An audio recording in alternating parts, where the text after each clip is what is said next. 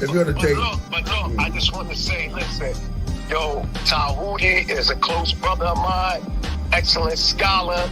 You know, y'all better watch out because he's gonna be straight chopping some heads off. Yeah, you got pops from the Hebrew, bro. The oldest known spiritual book to speak on the afterlife. Get that Palo Santos burning. Start burning that Palo Santos and that sage together. You can mix them together in the bowl. They go need some frankincense oil in there. Oh my goodness. What's going on? What the blood seed, Lord? brought out the holy tablet. Oh man. It's on. The Per M Haru.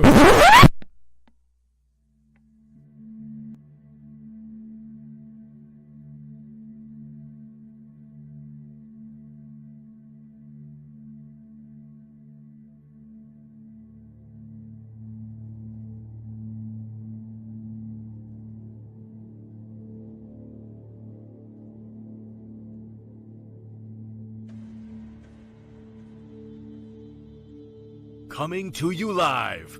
He has been teaching for over 20 years. A 9-0 record in official public recorded debates.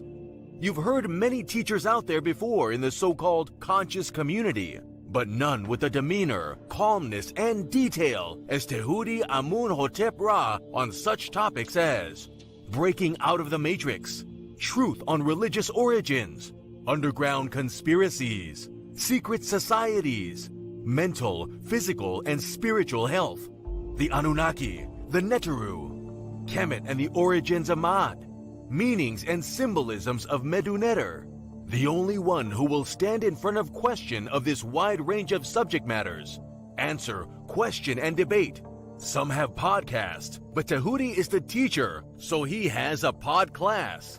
Subscribe to the channel for updates, classes, and much more. Join the chat, call in, participate live. Get your notepads ready. Welcome to the Tehuti Podclass. Open your mind.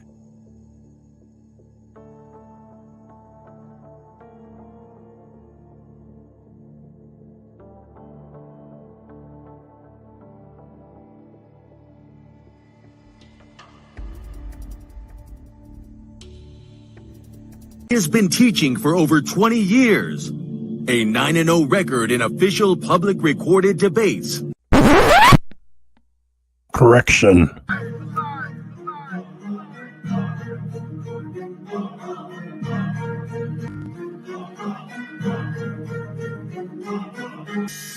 All right, man. You already know what it is. That's the anthem for the debate music. Y'all already know. We got our brother Tehuti in the building, and he is going up against a heavy hitter, who have been featured on this platform for a while now, Vocab Malone. I don't think Vocab, I hope Vocab put in his homework. I hope he knows a little bit about Tehuti and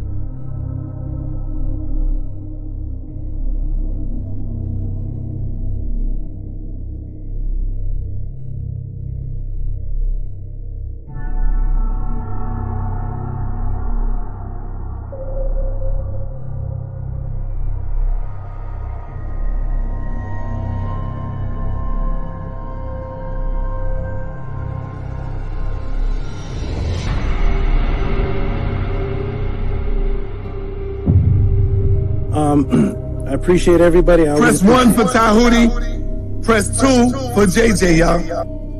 Yes, I appreciate always being here. It's fun, it's educational. It's good to hear all these crazy views and just hear where people are coming from. Peace and love, everybody. Check me out every Friday, 7 p.m. Pacific on the Tehuti Podclass on YouTube.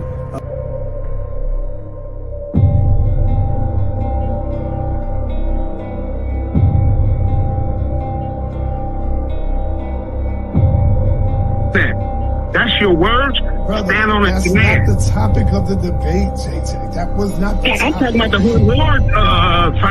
I'm talking about the whole misinformation. I don't give a damn about the topic of the debate. No, if you look at the community wall, I mean, damn, Tehuti is like dusting you on that shit. He killing you, Jay. And this is why you upset.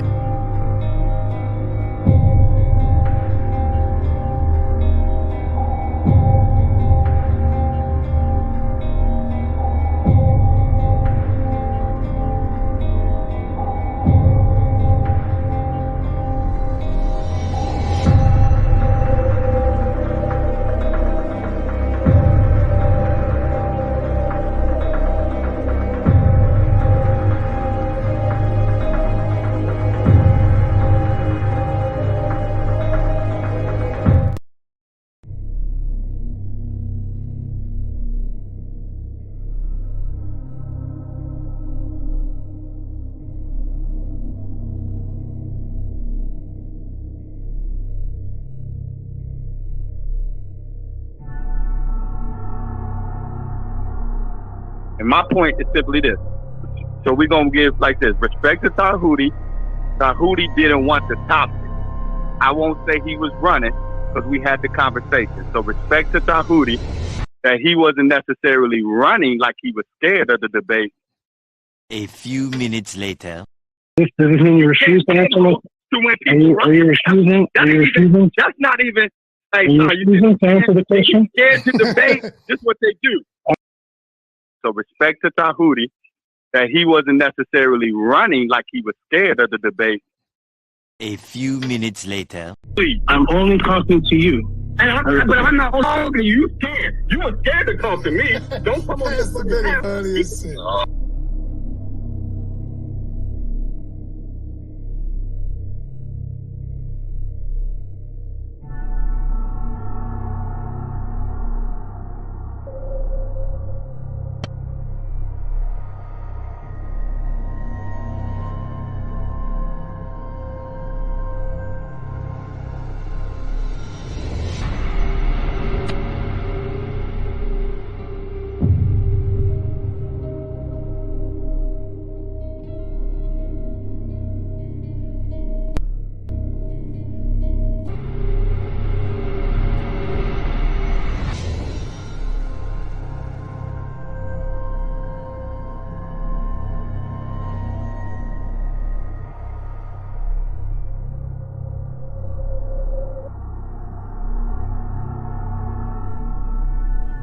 So he is God, the most high God.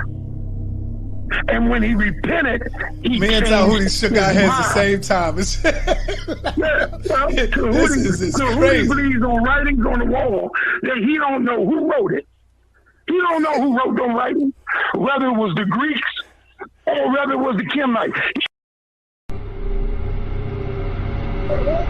I think I need to clarify that with you. I think I need to clarify. You should let me clarify. Because I wasn't talking to you when I was talking about the writings on the wall. There's no name given to authorship, and there's no date given whereby we know when those writings on the wall were done. That's all I said. I didn't mention anything about you.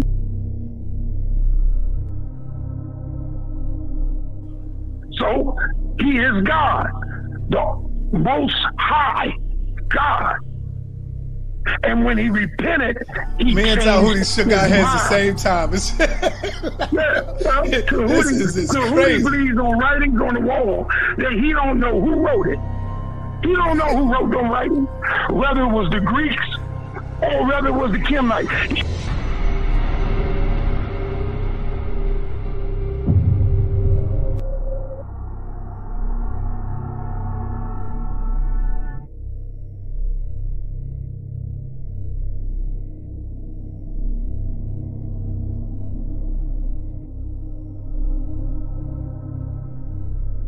Hold on. Okay. Hey, what is that? What does it say there in verse 9? And they that were with me saw and were afraid, but they heard not the voice of him that spake to me. Right. This is the same. Mm-hmm. So those that were with him, they heard the voice, or they didn't hear it? Now, according to what he's saying here to, who's he talking to here? Felix or Agrippa? Yeah. According to this, he says they heard the voice of him that spake to me. Let's go to the other one. Where's the other one in Acts 9? No, I just want to establish one thing. Those who were with him, they did not, according to Paul, not hear the voice that was with him. Yeah, you're right. I remember reading this recently, and I was like caught on that. I was thinking like, that's something that I don't understand because I don't see what, it sounds like a contradiction. Isn't it easy to understand? No, it's not. Wait. Have you ever heard of a liar? It sounds like a contradiction in Acts, doesn't it? Right. It sounds like a lie, doesn't it? No. When something is said and something is said the opposite, both things be true at the same time? If something is said the opposite of something, can they both at the same time? Yeah, Can I be 6'4" and at the same time be 5'11" at the exact same time? I want you to pick which one is the truth. You can try to make me look like a dummy, and maybe I am. That attitude. I just wanted to know which one. I still honor God above man, and I don't put my trust in man. Okay, I just wanted to know which one was the truth. I want to tell my son which one is the truth. I mean, that's fine. I've been up against the wall before. I know what it feels like. It's all right. It feels strange, right? No, it just makes you stronger. Do you feel stronger right now?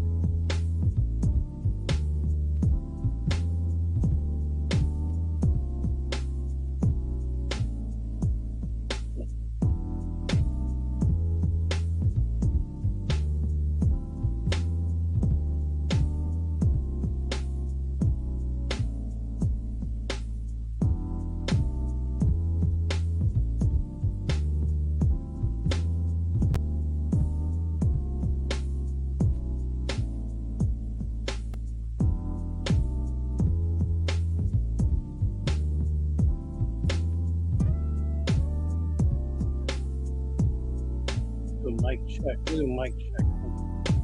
Visual. Mic check. Mic check. Oh, the camera real quick. Hold on.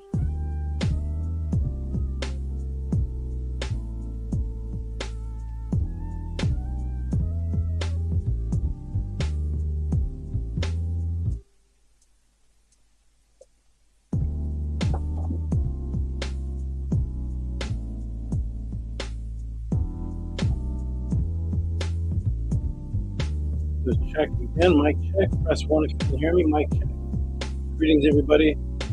What's up? Greetings. Mic check.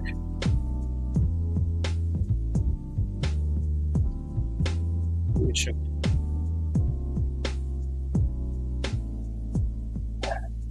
Check the room and see if you can hear me. See if everything's okay. Okay, we got the ones. Let's do them now. Mic check, everybody. Mic check. Greetings. Welcome to the Tehuti Podcast. We are here to get started. It's going to be, I have a lot of announcements to make. Peace, everybody. Let me greet everybody before we begin to do the affirmation. I got to call the heavy hitters today. I'm going to call out a little emergency to call out that I need the heavy hitters to come support with. I will announce it in a moment, but let me first give a shout out to Maat, one of the moderators, Arcad Infinite, great member of the team, one of the dedicated loyal, Eric That's It, Goody, Field Collab, finally got his Cash App today, working, Field Collab, shout out to you, King of Remove Production, shout out to you, Matt of Raw, shout out to you, Matter of Ron's question. Let's see. RPM. Beast. Shannon is always here.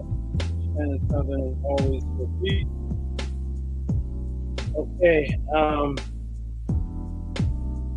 Keep shining light being. Oh, that's AJ Sumogo. Shout out to you. Okay. Phil's Ask Petty on YouTube. You just send the Cash App to you. Your Cash App, go to your Cash App and you or your PayPal, you send your Cash App to $TTM Moon or PayPal at Rocky FP. You just send it to the Cash App. And the Cash App, it comes to me, and then when I get it, it's in line, I post it up. All right. Pretty simple. Shout out to everybody in the room. Shout out to Jody. Where's Freddie Cali at? Freddie Cali's always here. Freddie Cali says, here we go. And Freddie Cali again says, here we go. Shout out to Maurice Waller. Whatever happened to the good brother Sal Vega? Oh, I think his name was also XA. XA. Where's XA at? I need to call him today. Oh, Freddie Cali, I got to put you on the list too of good supporters. I got an announcement to make to all my consistent supporters. Robert, Shannon, Kemetic. Shout out to Kemetic. Kemetic, you owe me one, good brother. Kemetic, this is I saw your email at the end. I saw your email and interesting questions, and it's gonna be a movie.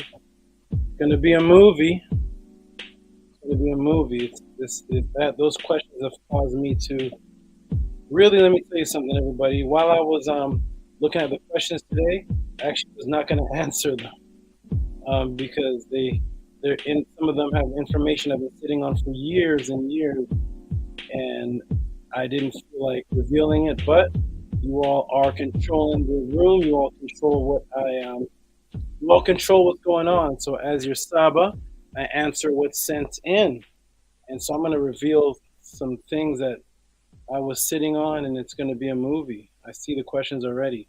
Shout out to Boss Nation and Kemetic. Kemetic has 2 questions in, I see. Shout out to Kemetic. Oh, Kemetic, tonight's your night. Shout out to Fight HL, who says, Rahul Bat. I haven't heard of that greeting in a long time. Rahul Bat. Rahul Bat, back to you. I haven't heard anybody say Rahul Bat.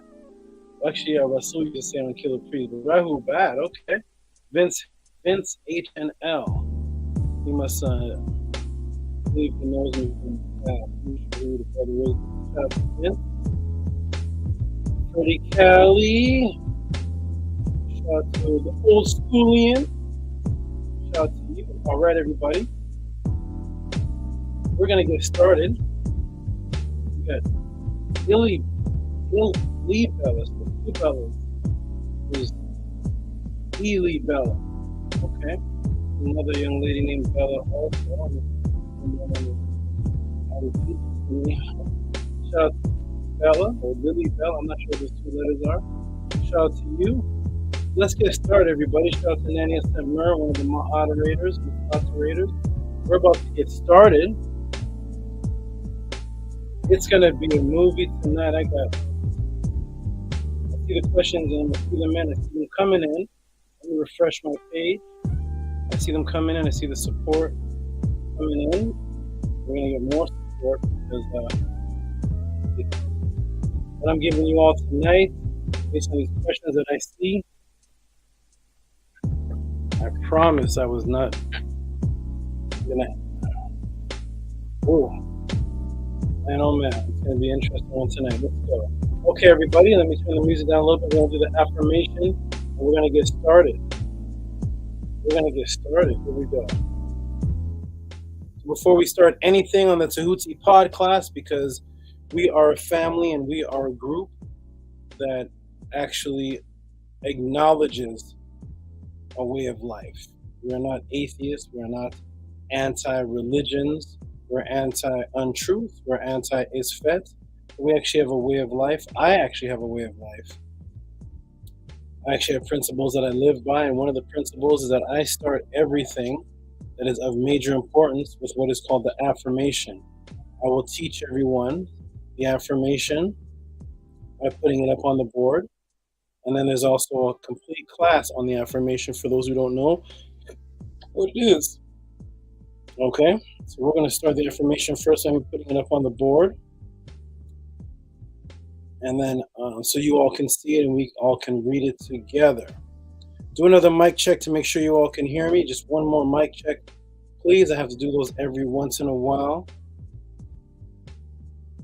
Okay, let me check the room. Just press A1 if you can hear me. Ooh-wee. I'm going to reveal something tonight that about, oh boy. Shout out to Mike Sowers. Peace. It says peace to Uti. Peace to you. Peace to you. Okay, so we're gonna get this in. Let's go ahead with the affirmation, and we'll get started. Here it is on the screen. Let me take the comment off the room. And here we go. Let me get this comment. Shout out to Mike Sowers. Shout out to Mike Sowers. Okay, here we go. We're going to start on the count of 3. 1, 2, 3. Anki Maat, Un MS, Nin Tet Aset and Mayat, Nin Habapet and Mayat, Ern Hukiui, Ikut. I live from Maat. I exist within her. I do not speak in the place of Maat. Every day I advance towards Maat. My being is surrounded in darkness. I come forth as conscious light. That is the affirmation, everyone. Let me introduce what's going on here to all the new people, to all those who are common people that come here frequently, know what's going on. But I'm going to introduce what's going on. First of all, let me introduce who you see on my hat. That is Neath, all the way from South Africa. Her name is Neath. She is a unicorn spider from what they call South Africa. And her name represents the word knitting, or bringing together energy, unseen energy. Amongst the Natiru, there was a goddess energy called Neath, and that was the subatomic energy that brought things together, that scientists, quantum physicists stole her symbols and made the string theory symbol from Neath, and she was called the Weaver.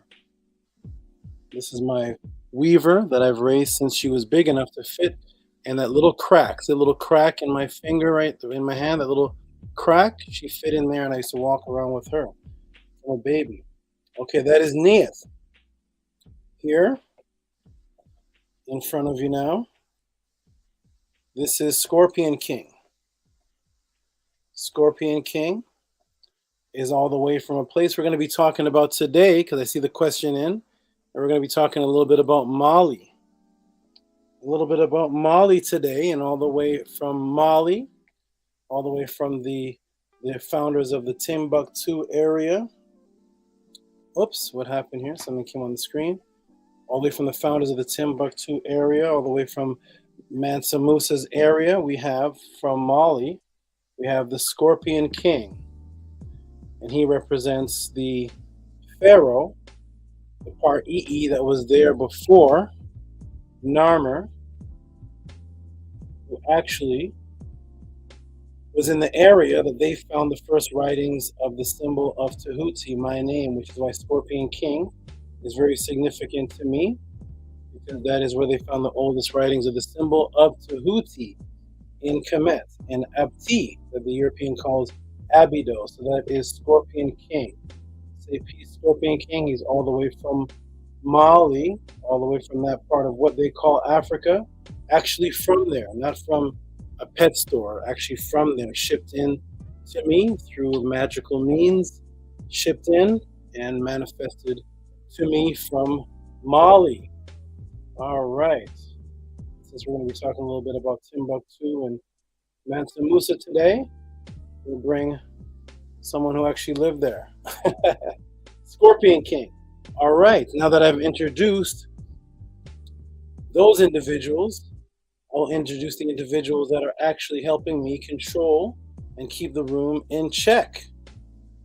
And who are those individuals? Those individuals that you see that have wrenches by their name, those are called the moderators. Not moderators, but from where the word moderator actually came from. Moderator comes from the word ma'at, or mat, or to be in the middle, met, to be in the fair. These are the moderators. They are Nania Set Mer. They are Anki Maat, Anki M Maat, which we're going to be talking about Anki M Maat today because the affirmation actually made it in the news today. We'll talk about that. Anki M Maat, Ahati Maat. It didn't make it in the news today. I'll be reporting it today. I made it in the news a week ago or so. The scribe. Peace to the scribe. He's a technician. He's the one that put together our wonderful website. And for all those who don't know what our website is, I will show you the wonderful website that you can keep up to date with what's going on with the teachings of Tehuti. So we have the scribe, who's a technician, Ahati Ma'at, who's a team leader and also security, Anki M Ma'at, the wonderful Anki M Ma'at, who's helping control the room, and the beautiful Nania Set Mer, who's helping control the room. Those are the moderators here to keep things calm and controlled. So there's no chaos here. There's no yelling. There's no ad hominem. There's none of that. Okay, now as far as what the scribe is, he's over the website.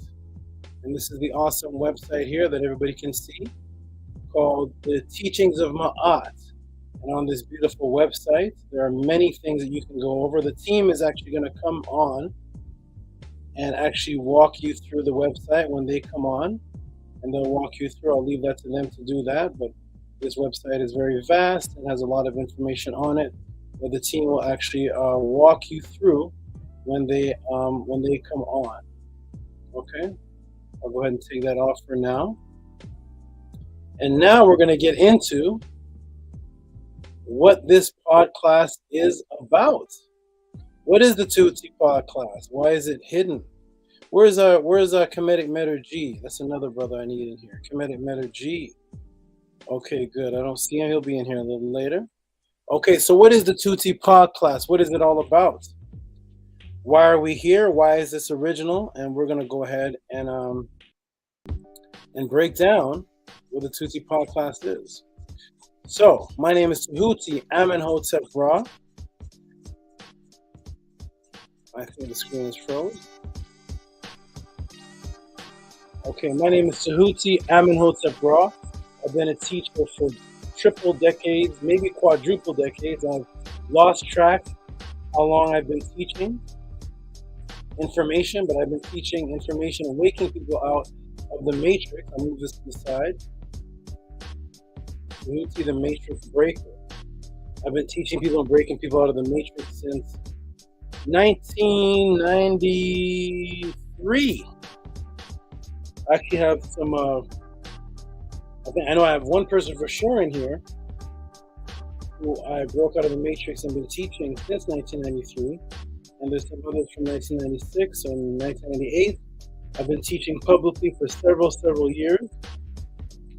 And I was a part of an organization. When I woke up into the truth, I decided to become a part of an organization. And that organization, I accelerated to the top of the organization as far as teaching.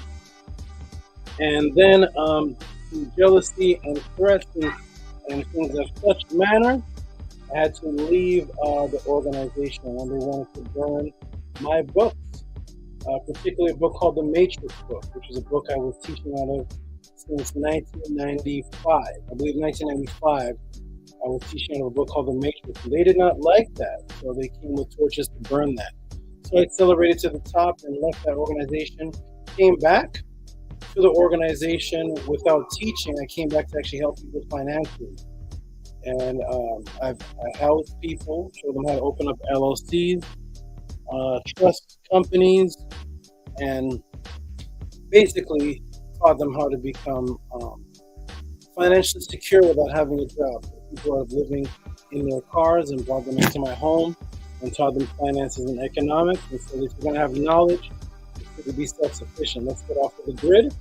And I taught them that. The same people in the organization. I held no bad feelings, and I taught them. And then those individuals robbed me. They robbed me of over $27,000. And then I went into seclusion. And I only trusted my animals. Only the animals. No more human trust.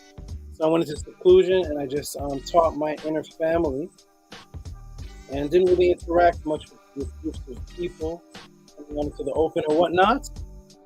And then I ended up moving to Canada, back to Canada, because I lived there before. I moved back to Canada, started a family there. Only taught my family and a little bit on the streets while I performed. And then I moved here to California, where I met a brother named Maat, and he was the only brother that I decided to teach who was not in my inner family. And in teaching Maat wanted me to teach the public, and I told him no. I'm only interested in teaching my inner family, not the public. And he said, you should really come out. There's a lot of teachers out there that are misinforming the people. So I decided to come out into the public, and I became public again.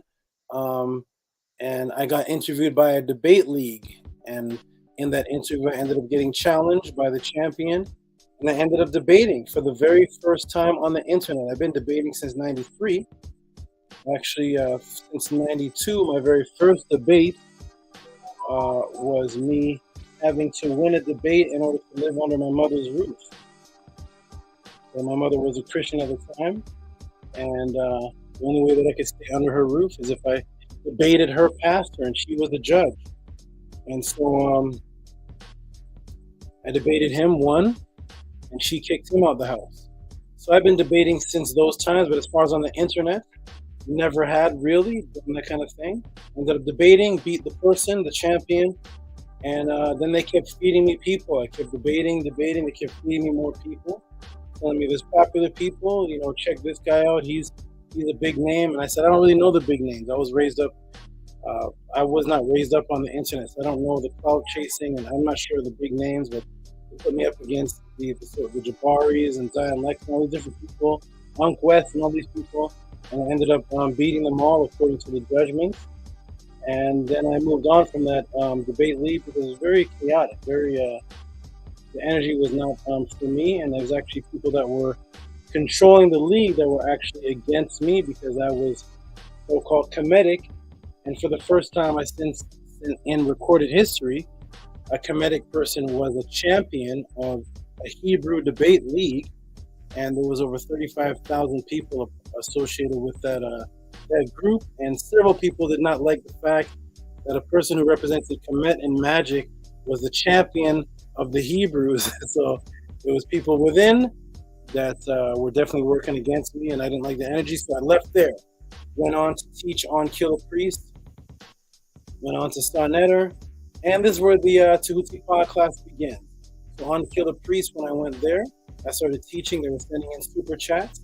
None of the super chat money went to me. I went all to perform the Killer Priest project. And so one day I said on the Killer Priest show, I'm going to have a pod class because many people are trying to have one-on-one classes with me. And it was taking up a lot of time. A lot of my day was taken up by the one-on-one classes. So I ended up announcing I will have a free YouTube. Hold on 1 second. Scorpion King, I got to put you over here a moment. Just for a minute. Over here. It's okay. Go over here. Just for a minute. And go right over here. Nice. Okay. So I said I will have a free YouTube, and instead of people having one-on-one sessions with me and paying me, people are paying me very generously because I do this professionally. This is what I do. It is all that I do, really. And people are paying me, but it's taking up too much time. So I said, you can come to the pod class for free on YouTube, but you will send in your questions of reciprocity that will help keep me functioning, help keep me alive, and motivate me to teach on the level that I teach on. For those new people that are in the room, when you see me start to answer the very first question, you will understand exactly what I mean. So the way the 2T pod class works, it works off of what we call reciprocity. So of course you have the people that started the movie The Secret. You have Tony Robbins. You have a lot of speakers. You have different people that do lectures and speeches and such. And to go see them is around $150, $200. They do a lecture, not really much information, more pep talk. The night is over, and they walk away with thousands of dollars. What I ask my people is, if you respect me and what I do, even as much, not even as much as them, and even as much as your neighborhood waiter, if you respect what I do as much as the guy that comes out and brings you your steak, who's actually the chef that made it, and when he brings you your burger, your steak, your fish, you tip him $10. Sometimes brothers show off for their girl, they tip $20, $50, and the person just brought out some eggs and steak, and you tip the waiter $20, $30 for just going like this. And that's literally all he did. And he gets $30 for that. And what I tell my people is, if you appreciate what it is that I do, the hours that I spend in actually answering these questions, I'm going to be here for another 5.5 hours answering questions straight with visuals, videos, neon glowing script with newspaper articles, religious sources, archaeology, anthropology, doctors' web. We're going to be dealing with doctors' web sources, ancient maps, things that you can take home and make personal, meaning that you all control the way the chat goes. By sending me in the question is personally designed for you. I basically put a book together for your question. And the way you send in questions, I see someone was asking, how do you actually send in a question? Well, that is actually very simple. How you send in a question is PayPal, Rocky SV. When you actually send in a PayPal, they actually give you a section, and I'm going to show it on the screen, where you can write in a whole paragraph. You can also just send in support, just like you tip the waiter, just like you bought bubble gum and weed and drinks and Bacardi and the Knicks games and Netflix and Hulu and all the things that we spent money on, hundreds of dollars worth of donuts and potato chips and all kinds of things. You can just send in support if you appreciate what I do. There's also a Cash App. It's Cash App TT Amun, and that is a Cash App. It gives you a little less space to write, but enough to write in a question. So you can actually write in questions. This is my AI moderator who's pointing up with her natural. She's in support with Cash App. TT Moon, $TT Moon. When you send in the Cash App or the PayPal, and the reason I do it like this is because YouTube has removed my super chat abilities, which is actually great because when you send in a super chat, YouTube takes a chunk of that. I do this independently. I don't need YouTube to take a chunk of anything that my supporters send in. So Cash App and PayPal is actually better than super chat. So I invented this concept on YouTube as far as I know. I don't see anyone else doing this. So when you send in a Cash App, it pops up like this. Even if we have Muslims, we have Christians, Catholic, people of all walks of life, we have Buddhists, everybody sends in support because of reciprocity. So, for example, this is a brother or sister, I believe is a Muslim, Tamir al-Mallah, sounds like an Islamic name, and sends in support. Thank you for all that you do. Tamir sent in $10. So this is what it looks like when you send in the Cash App. Okay, now, when you decide to send in something with a question, it now pops up like this. Let me get the, let's see if it shows up on the screen. So, for example, the good brother Raphael Gary, who says, does the white man come from black women or monkeys? Oh, interesting. I remember that question. I'm interested. I do remember that question. I thought it was this man come from women or monkeys, but does a white man come from women or monkey? I may have answered both because several questions are sent in. So many questions, I can't keep track of them. So that is $25 from Raphael. Gary sends it in for support. Random questions. So look, a question like that about European coming from black women or monkeys. And I'll show you the variety of questions. So for example, E-Manifesto. Let me take this banner off the room. E-Manifesto, completely different topic. The importance of totems and totem poles. How do you find yours? That was an awesome class. The question asked from E-Manifesto, he sent in a 20 for support. So as you can see, for the new people that are in the room, one thing that makes the Tehuti podcast very unique is that the questions are of a wide variety, which means that I don't claim to be just a Kemetic teacher.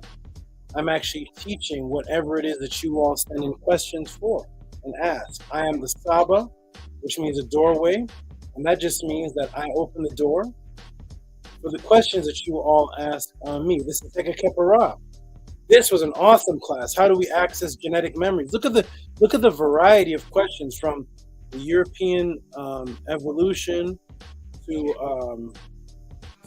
accessing genetic memories. So many different topics. Black Sun asked about the Black Sun. We got Owen Hyphy asked about the Nicene Council. And some people may say, why would somebody send in $43.72 for the Nicene Council? Actually, in all reality, this that's sent in is not for the question. The question is in there, but they're sending in as support for what it is that I do. So some people send in $5, $10, $43, $110, $8, $9, $4, $40. There's no set amount. But this brother who asked this question, when he comes in the room, you can ask him what he got from this answer. Was it anything he ever heard before? And it's no. The answer that I gave him on the Nicene Council, we went all the way into the working of the woman's placenta. That's how deep it is that I teach and how specific and precise. We got brothers like, things are popping up a little bit slow in the room. There's a little lag in the room. I don't know if it's showing up. But we got brothers, the monsters like Kemetic.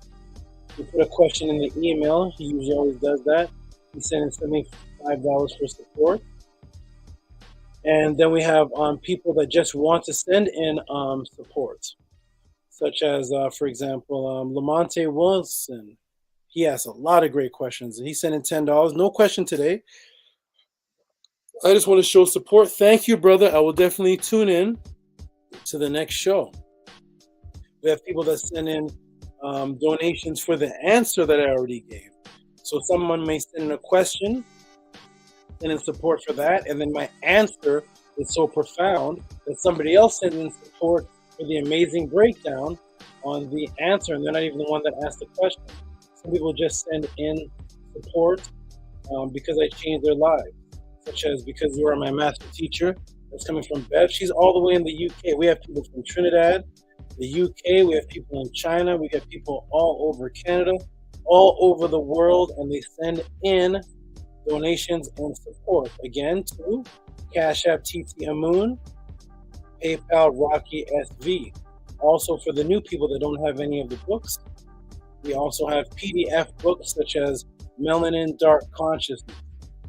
Melanin Dark Consciousness you can get off of the website at teachingsofmaat.org. There it is on the screen. Or you can email me directly. You can email me directly and I will send you the information. Also, we have Stepping Out of the Matrix. Okay. Those who want to email me directly, my email is mysticaltelevision@gmail.com. mysticaltelevision@gmail.com. This is a book that took off. It was really just a book that I put together for myself. It was my own personal notes. I put it out and it exploded, and now everybody is getting it. It's on PDF right now. It's available at teachingsofmaat.org or directly from me. Okay? So this is what the Tehuti podcast is all about. It is about reciprocity. It is about respecting the student, respecting the teacher. No question is silly. Nobody's insulted. There's nobody cursing anybody out in here. This will be completely different from any of the channels, the so-called conscious channels that you all may be used to. There is no drama here. The challenge is, can Tehuti teach from 7, 8, 9, 10, 11, 12, 30, 5.5 hours straight without screaming at anybody, insulting anybody, arguing back and forth with disrespect ad hominem, just straight information, regardless of the question, which means I have to be ready for questions on multiple topics that are sent in, and that is a big challenge. So my name is Tehuti Amenhotep Ra. I will check my emails now and see if there are people that sent in donations and support, because that is what keeps the podcast going. I'm going to go ahead and check the comments to see if my heavy hitters are here, because I have an announcement to make. Oh, this is a good brother here, Vinny Black Lodge. Shout out to Vinny Black Lodge. Please, appreciate you, my good brother. Okay. We got Bean Frank. Bean Frank, shout out to Bean Frank. Andromeda, I just saw his name, Andromeda Miserabilis. Yeet, yeet, yeet, yeet. That's such an interesting name. Yeet, yeet, is such an interesting name. Shout out to Yeet Titi. Shout out to you. Let me get some water. Let me go check I'm gonna check the donations and the support, and then we're gonna get into the first question. Everybody, please send your support in if you're watching this to Cash App T.O.M Moon, PayPal Rocky SV. After I answer the first question, I know support is gonna come rolling in even more. Usually, always happens from the new people that say, "Wow, what in the world?" I know questions that could be answered like that. I know answers could be given like that. Shout out to you all for asking me the question to stimulate that. Okay, so let's get to it, everybody, because time is definitely running out. Time is of an essence, and time is running out. And let's get to it. Let me go and check my email. I'm going to refresh and see the support that I've gotten so far. Give a couple of shout outs. I'll give like 3 shout outs, and then I'll get right into the first question, because tonight it is. Woo! I already see some questions in here. Whoa, whoa, whoa, whoa, whoa. It is going to be... We didn't even want to... Oh, boy. Let's get to it, everybody. Let's get to it. Let's get to it, everybody. 1 second. We're going to put in this. I always give respect to the people that give the donations. We're going to put that in. For them. I'm going to put this in and get ready. Tonight is the night. Tonight is going to be woo-wee. Let's see. Check the donations. Give us some shout-outs to the donations. And let's go, everybody. So, we're going to go all the way down here to Who's the first one? All the way down. Who's this? Shout out to, ooh, look at this question. I don't know when I'm going to get to this. Either late tonight or, oh man, I have so many piled up. But look at this one here, right off the bat, from Atum. Whoa. Look at this question here, just to show you the variety of questions here. Let me rename this and put this on my file. Shout out to Atum for this question. Look at right off the bat. Look at the questions in, everybody. Let me go ahead and put this on the screen for everybody to see. And where did it go? Shout out to Atum. Trenton Donaldson, he's the one that asked the question about, the last question about the Septuagint. And there was another one he asked that created very good classes. Let me go ahead and put it in the room for everybody to see. Everybody, I always give. Let me get that up again. Hold on. Let me get that. Let me fix that. I did not screen share properly. Let me fix the screen share all the way. There we go. Boom. And shout out to Trenton Donaldson. Let me go and put that in the room. Always give a shout out and respect to the donators. So here's the first one. Already in. Already starting big. Let me go and put in the room like this. Share. I don't want to do that kind of shit. I want to do share. Okay, good. And shout out to, here it is right here. Shout out to the good brother right off the bat, starting off the night with a donation that came in actually before the class started. This is from Trenton Donaldson, also known as Atum. He said, Saba, can you break down the possible hermeticists John D. and Edward de Vere? Oh man, these two along with Francis Bacon may be responsible for the KJV of the Bible using hidden Kemetic teachings plagiarized by the Ptolemies. They may also, like a speech here, they may also be behind the works of Shakespeare. Hotep from Atum. Wonderful question right off the bat, everybody. Look at the variety of questions all the way from Atum, and I believe he's from the UK as well. So shout out to you, Atum. Much respect for that one. We're going to get to these questions in order because already questions sent in prior to that one, so we're going to get them in order. So shout out to Atum. That's a great question just to start off the podcast. How beautiful is that? Okay, 1 second. I think my screen is locked. One moment. I mean, my email is locked. Okay, the next donation. I don't know if this is the Bella that's in the room or the Bella. I know which Bella this is, but I don't know if it's the same Bella that's in the room. So shout out to Bella right here. We're gonna get this in the room. Shout out to you right off the bat. Look at that. First one was 27. The next one, which one? First one was 27. And the next one right off the bat, boom. Bella sends in 25. Shout out to Bella. If you're in the room, shout out to you. Let me know if you were in the room. If that's you, shout out to Bella. Hand clap. Bum, bum, bum, bum, bum, bum, bum, bum, bum. Wonderful. Much respect to you, Miss Bella. Appreciate it. Shout out to you if you are in the room. Shout out to all the heavy hitters are here. Shout out to Ascari, one of the heavy hitters. Dashe. And Bella, there's peace and love to Tehuti. There is two Bella. There's Eli Bella and there's Bella. Okay. Shout out to you, Bella. Wonderful. Appreciate the respect. Appreciate the support. This is beautiful. I'll do one more and then we'll go right into the questions. And then after the question, I'll go ahead and do the 3 more or so and get right into the next one. Shout out to somebody purchased a shirt. Scribe sent me a shirt purchase. Okay.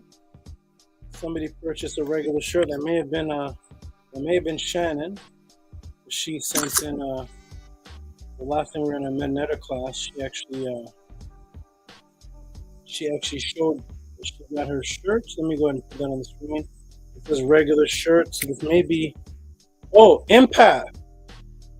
Oh no, empath is Scrap. I thought it was the other empath. I thought it was someone else. Okay, shout out to whoever purchased the shirt. We don't have a name of the person who purchased it, but shout out to the purchaser of the shirt. Let me go ahead and put it on the screen. Where are you? Boom, boom, boom. Shout out to whoever purchased the shirt. Regular T-shirt. That was the shirt is worth more than that, but that's what comes off of the sale. So shout out to you. The shirt was probably about $40 or so. Shout out to you. Shout out to you.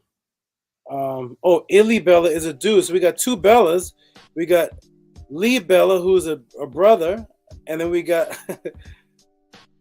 Bella, who's a young lady. So we got two Bellas. I've never seen this before. Shout out to Bella and Bella. Bella the brother and Bella the sister. Two Bellas back to back. That is very interesting. Shout out to you. So as far as the purchasers, shout out to you, and I want to show you all what shirt everybody has purchased. And the shirt is, let me see if I can get on the screen. Move this out the way. The shirt is Teachings of Maat. That in the room? This is the shirt, everybody. Teachings of Maat.org. Can everybody see that? Okay. Teachings of Maat.org. I have a moving neck. Teachings of Maat.org. You all can purchase the shirt off the website. It is a beautiful shirt. It's actually the intro to the Tehuti podcast. If you can see that. Teachings of Maat.org. Go ahead and purchase that off of the website. Thank you, whoever that purchaser was. It was probably Shannon, who says, I'm wearing the shirt right now. You can come to the screen when I do my break and show people you're wearing the shirt. Big Vase picked up. Ooh, he did something interesting. He can show his shirt if he wants to come to the screen. I can't even describe what he did. His shirt was based off the inspiration of a class that I did that actually got him the most interested. Shout out to that brother Big Vapes. Okay, now I'm gonna go ahead and let me do this. Let me get this off the screen. We're gonna get right into the information, and then I gotta give an announcement. I may give the announcement first. Let me see something here. One moment. Let me check something here.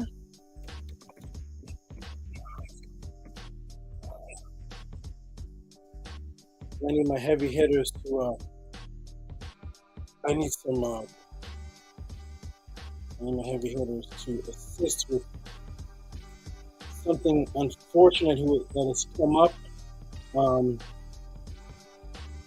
no problem, because I know I will get the support. And let me go ahead and see something on the screen and see.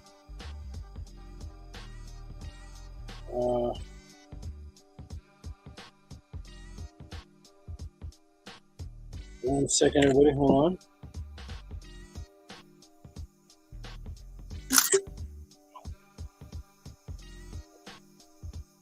One moment, everyone. Let me fix something here before I.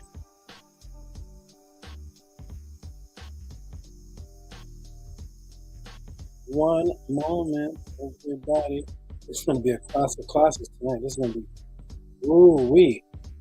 My screen is a little bit locking up for just a second, so let me be patient a moment. I don't know why it's. We'll try it again. It is not interesting. Okay, no problem. So I can do this another way. I'm going to do this another way. No problemo. I will do it another way. How about like this? I know there's probably names I'm missing here. Okay, I'm going to go ahead and do the announcements. Silent K. Why does that sound so familiar? Shout out to Silent K. Silent K. I see that name on when I go teach on Sonetta. It says if it's the same person, that's the name of one of the moderators when I was teaching. Silent K. Shout out to Silent K. If that's you, shout out to Silent K if it's not you. I don't know, but shout out to Silent K if it is you. Shout out. Okay, here we go, everybody. We are going to get into. So first, I'm going to do an announcement here, and then I'm going to go ahead and get into the first question. I'm going to give you a little teaser of what the first question is going to be. Actually, put it on the screen. Ooh-wee, they put the first question on the screen. Shout out to the brother Kemetic, Kemetic 101, who actually has two of them in. Whoa. Kemetic 101, who has two of them in. I'm going to go ahead and put that on the screen, do a little teaser, and then get into my announcement. And 1 second. Whoop. Come on. What's going on here? My computer. I'll be getting a new computer soon. Okay, here we go. All right, here we go. Shout out to Kemetic. I'm going to go ahead and put his questions in the room as a little teaser as to what's coming up. So first of all, shout out to Kemetic 101, who sends in $27. He asked me about one question, turned into two questions, and he reminded me of a past question. Shout out to Kemetic. Shout out to you, my good brother. Appreciate the support. He sends in the first question that I'll be answering tonight. And the question I will put in the room. The question is, let's see if it's here. Here's the question. Please, Tehuti, break down the second brain for the class. And then he said, also cash up long time ago about Mansa Musa and the Kemetic pilgrimage and how people in that region wear the Maat feather. If you choose not to answer, it's okay. It supports the fact that all a cable line followed Maat peace. So the question that was actually before this first one here. 1 second here. Let me turn down the hand claps. Okay. So the question actually that's you see in the room. Let me see if it's in the room. Yes, it is. So the question that you see in the room is break down the second brain. I'm gonna actually get to that one, but the Mansa Musa one was actually asked before that one. So this brother's gonna have a night tonight because he gets two questions answered, thoroughly broken down. The second brain is that's the one I didn't want to answer. That's gonna just blow everybody to smithereens. But the Mansa Musa one we're gonna get into. Shout out to you, my good brother. Appreciate that. Shout out to you. Okay, let me get that off the screen. Appreciate that. Okay, here we go. So what I want to do is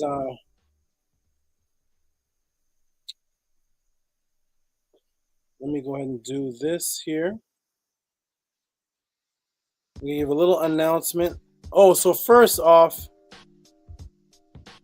no, I'm gonna do that afterwards. So much going on tonight.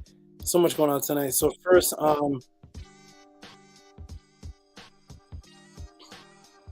I want to give a shout out to these brothers right here because these brothers, I'm going to ask for a project of assistance because of something that has come up, unfortunately. A glitch in an error due to the silly, foolish, predetermined, pandemic COVID nonsense that I've been dealing with. I have not had COVID, but as far as what is shut down, as far as my work and everything, and what is shut down and affected the living condition and everything I had to tough through. So there is a situation that has popped up, and I'm calling out for the assistance of the heavy hitters.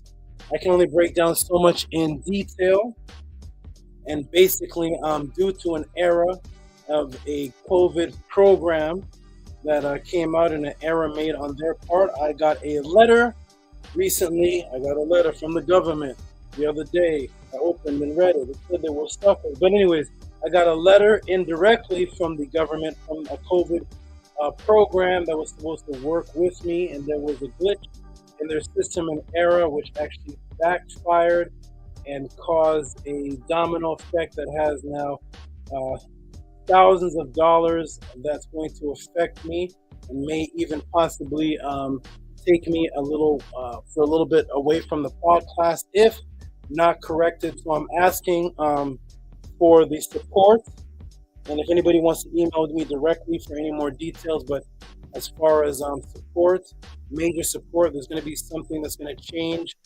between now and January 22nd. I can't say too much detail, but I'm asking for Hika Kempera, Nito Campbell, Kamit 101, Askari, AJ Magul, Ahati Maat, Scribe, Arcad Infinite, Boss B, who is also Black Alucard, Amun Ma'at Ra, Stephen Escalar, Anthony Drain, Netter Unkotep L, Anthony Peden, E Manifesto, Stranger, Rigo, Robert E. Williams Jr., Ron Millenrose, Sal Vega, XA, Raphael Gary, Shinbo Shane, Bev, Michael Godfrey, and there's more heavy hitters on the list. These are the people that are constant supporters and some big time supporters. Also, Tehuti most, but he's stuck in China. I just recently found out that they blocked Gmail in China, so Tehuti most can't even email me. His Gmail's actually been blocked there. A lot is going on, but I'm asking for major support. If you want to do it confidentially and send the support through the Cash App or PayPal for the situation that the government is trying to put me in, I can not announce it. If you want it to be discreet, if you want it to be announced at the room, it can be announced. But I'm asking for the support, major support, not just the regular podcast support, but major support from all of these big time names that have helped out so much. And now Tehuti is in a situation where I'm always fighting the opposing forces that want to wipe me out. And they took me out of one particular area of expertise, two of them so far, and they're trying to take me now, which will result in the Tehuti podcast pausing or removal, or something will definitely happen, and it's all going back to the silly COVID situation, and they're on it, and I'm asking for the support. You can contact me individually. I just want to shout out these names and let you know that I need major support coming up for the next 22 days, or there will be a definite change in or the removal of me. They always remove me and make me disappear for a while. So these are the names of the heavy hitters, calling out the heavy hitters. Shout out, send in some big support because I need it or I will be gone. Boom. Always respect for everybody that sends in regular support.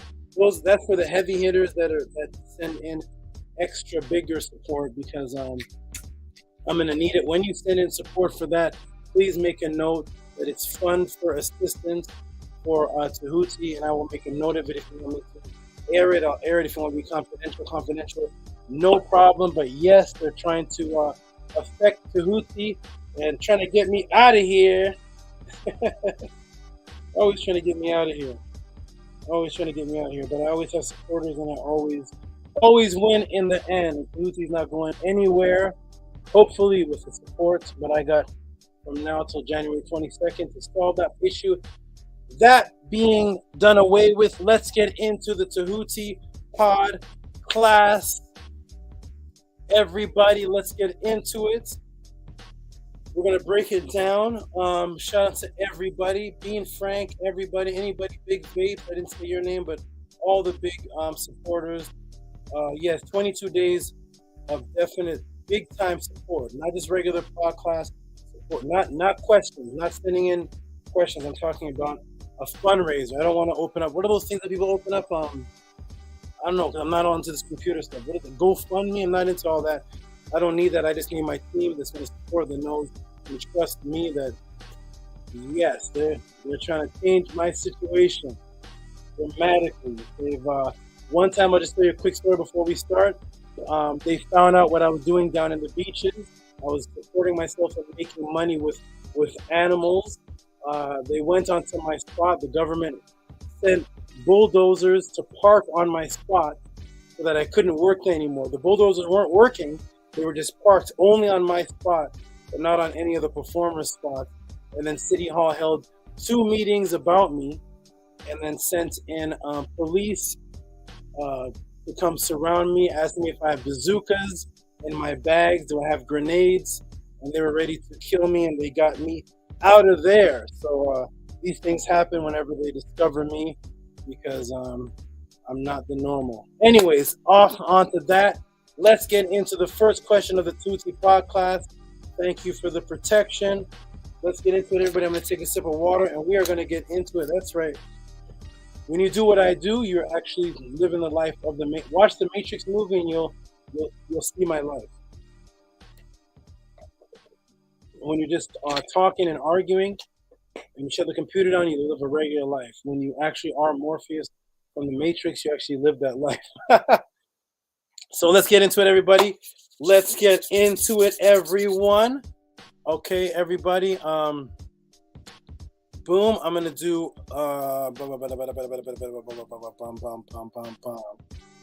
There's E-Manifesto, one of the heavy hitters. So let's get into it, everybody. Yeah, that's wild. You'd be surprised. You would be surprised at what goes on in Tehuti's life. I don't live a regular life. Here we go, everybody. All right, everybody, let's get into it. What is the first question? Let me do this. Hey, Shannon, are you able to come to the screen? I want you to show everybody Shannon and Big Vapes your shirt real quick. I gotta go over there for just a quick second, then I can come in and give my undivided attention to the question, because the question is going to be a nice long one, and I have to be undivided, so I got to do some over there. And I'm going to ask you or the brothers to come in the room for a quick second. So when I start going, I can just go. I don't want to take a break. I'm going to go, because these questions here, heavy-hitting questions. So go ahead. There is the link. It's in the room. Jump on the screen. Talk about your shirt. Talk about when I met you. Whatever you want to talk about for a couple minutes. I have to run over there, do something, run back, and teach this awesome class about to go down. It's about to go down. Let's go. All right. Jump in the room, Shannon. Jump in the room, the other brothers, and then I'll be back, and we're going to blow this class. This class is going to blow up. I already see some more questions in. Shout out to Lisa Marie. Lisa Marie, contact me. I heard you're trying to contact me. Shout out to you. I already see the donations coming in. Wait till you see the answers, everybody. I'm excited. When I saw these questions, my heart started beating. So go ahead and jump in there. I was like, especially when I'm going to expose from a brother who can't expose it now because he passed. He's one of the popular teachers that I was talking about. I never talk about, because the level that he talks about is not, the nose is wide, the lips are big, and all that stuff. But I'm going to show something that he showed before he passed. But nobody sees. Wait, this guy's going to make people scream. All right, everybody. Yeah, jump on, Shannon. Jump on. I got to go over there just for a quick second. It's going to be a class tonight. Jump on. Jump on, Shannon. Jump on. Where's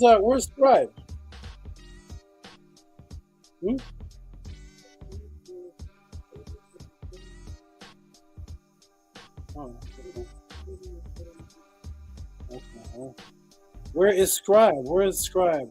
Where's AJ Magul? Jump on, people, for a quick second. I gotta step away for just a second so that I can go. Once I get going, I don't want to have any breaks. So go ahead and jump on, Shannon. There's a link in the room. Jump in. Let me let you in, and then I gotta go somewhere for 2 minutes. Come back, and then it is on. Nectar, formerly known as, I can always defend that he's gonna jump on. There he is. He's gonna get his. You're backstage. I don't see you. I do not see you backstage. I don't see you, Shannon. Nectar, formerly known as, is here. I'm gonna get rid of this screen. And there's nobody backstage. You may be in. Did you see the link that I put in the room? You may have clicked on some other. Let me put this on again. Because if you jumped on another StreamYard link, you'll be in a backstage of another There she is. Boom. Okay, good. Now I can step away for a quick second. I'll be back. Look at Shannon glowing. Look at her. Shannon is glowing. Okay. Looks like a whole nother person. What's going on? Looks like you just came back from the Bahamas. What's happening? All right. Maybe it's my. Okay, can you hear me? Yeah. Maybe it's my backlight. Okay, good. You look like your skin's shining. I need the light. Okay, there you go. You look great. Let me put you on the. Thank you. Thank you. Hold on. You look. Oh man, you look like Erykah Badu's sister. All right. I'll be right back. No, I feel great. I've been waiting. Friday. This is the highlight of. This is my weekend. I spend Fridays with you and everybody else on the chat. Saturday is like my spiriting day. Sunday I spend with the brothers on the book study, and then Monday we have the Meta Netter Monday. So this is the start of my weekend. Peace, Shannon. Peace. Saba wanted you to show the chat your T-shirt. We see you shining with your T-shirt. Yep. Tell us about your T-shirt. What you got going on? So this is the Teachings of Maat.org T-shirt that I was sent to by Mr. Scribe, and this is my Friday uniform. So every Friday you will see me sporting this amazing shirt, passing out cards to the people. Just making connections with people. Seeing the light in them, asking them if they are interested in knowledge, and then passing them the card. And then it's just up to them to join us, see what we're about, and hopefully it resonates with them. And then we raise the collective consciousness. That's what's up. You look different. You look strong. You look powerful. You look happy. So, respect to you. We appreciate your dedication, your contribution, your positive energy, all of those situations that you mentioned. I'm there with you, and it's been so great to have you be a part of the team. And so, what is the back? Is your name on the back of your T-shirt as well? No, I don't have anything on the back. The back is just a black tee. It's a long sleeve.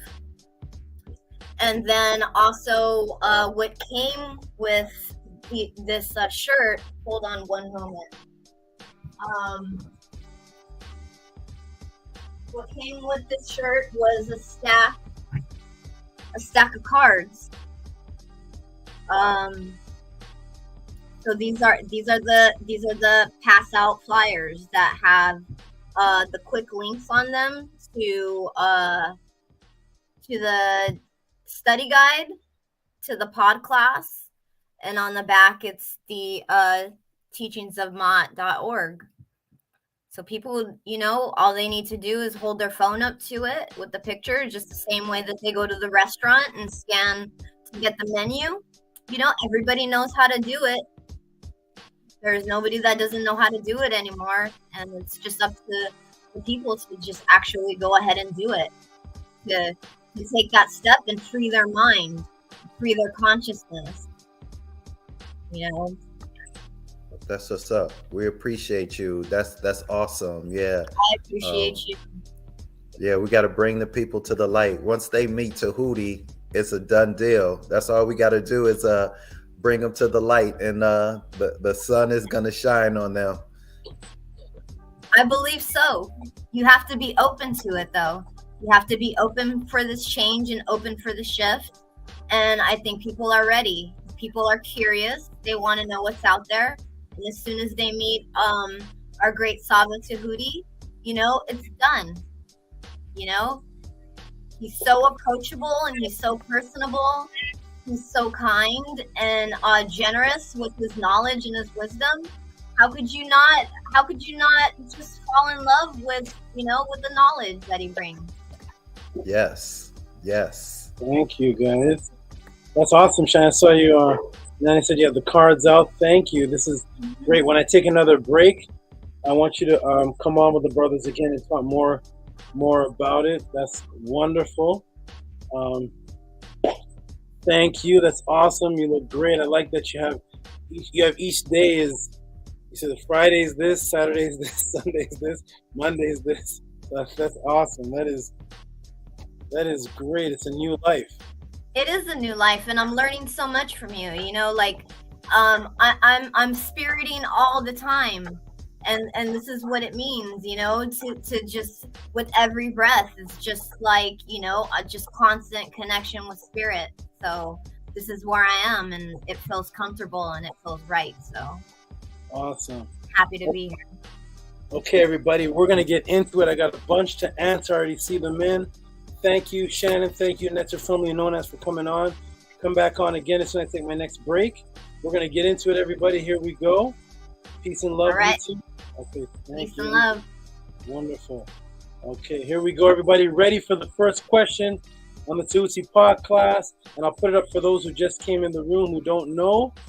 It was the brother Kemetic 101. Gave $27.72. He actually put in 2 questions.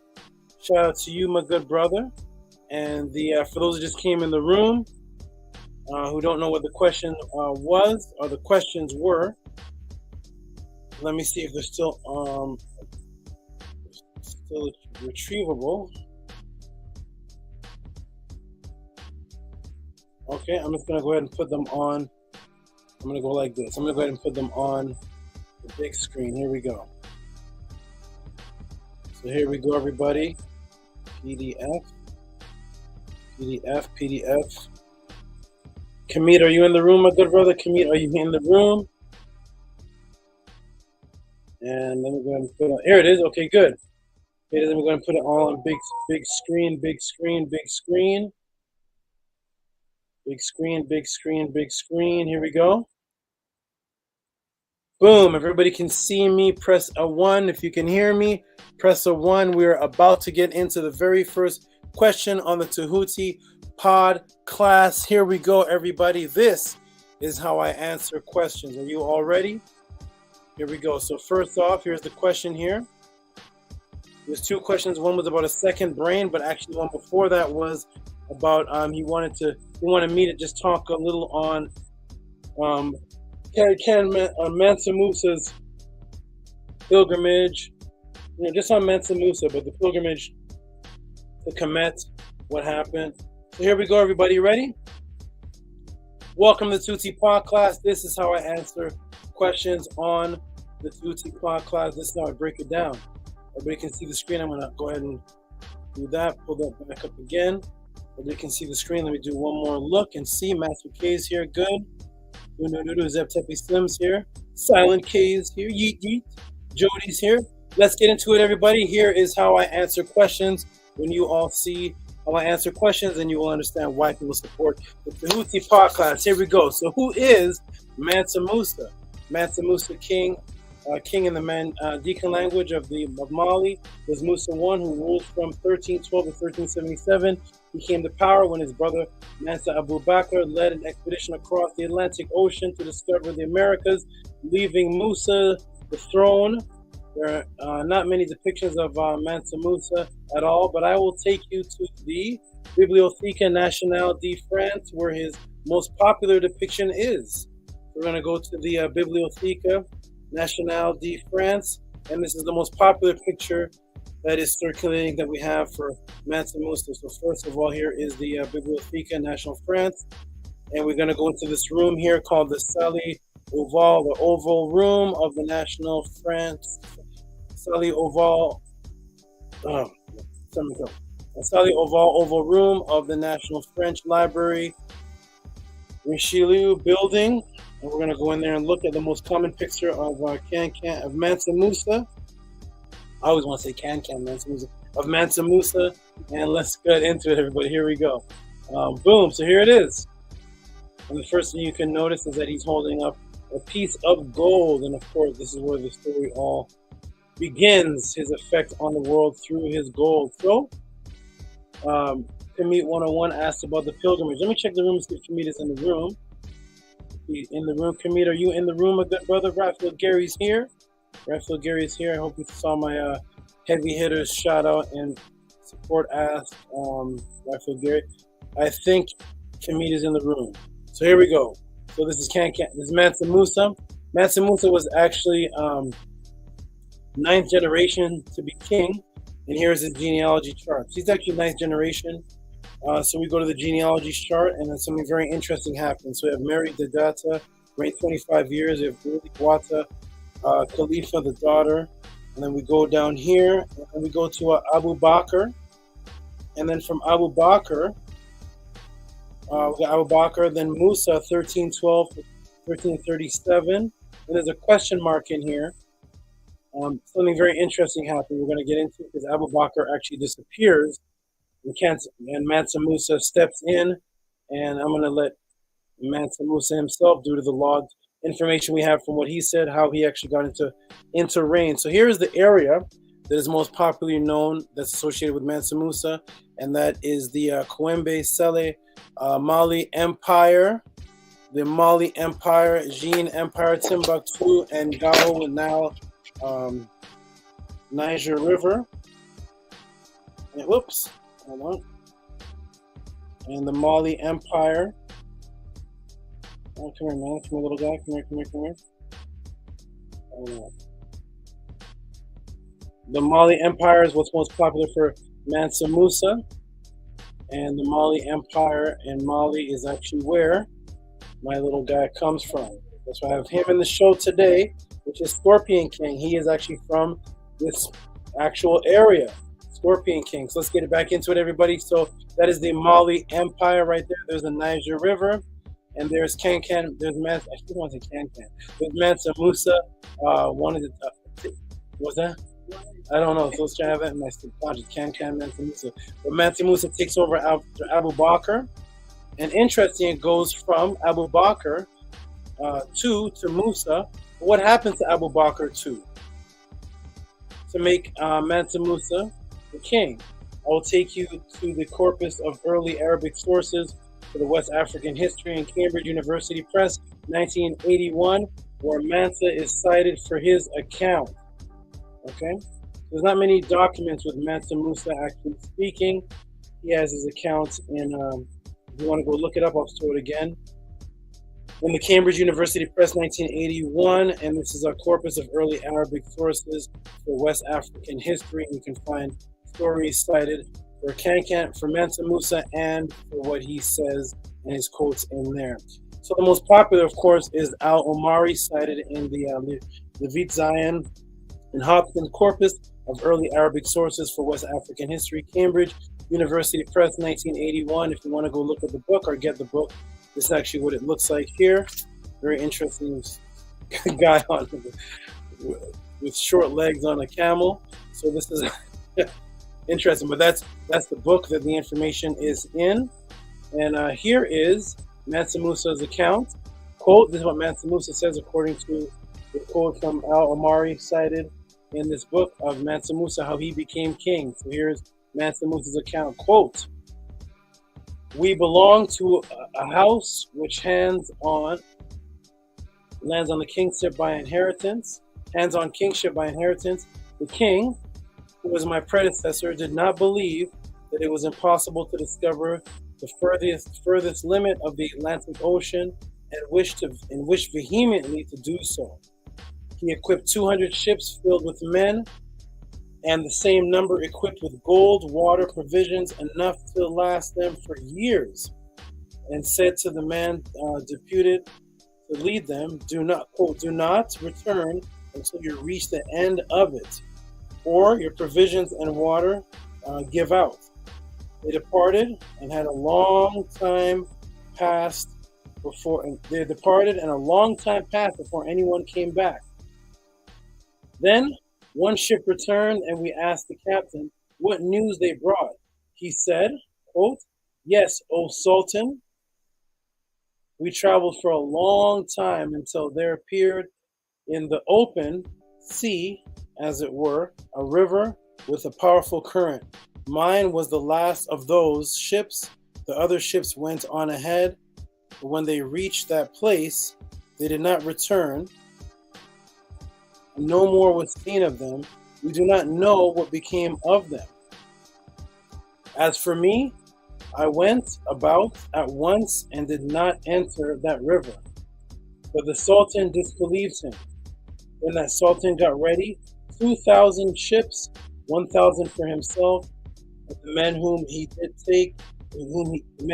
took with him, and 1,000 for water and provisions, he left me to deputize for him, and embarked on the Atlantic Ocean with his men.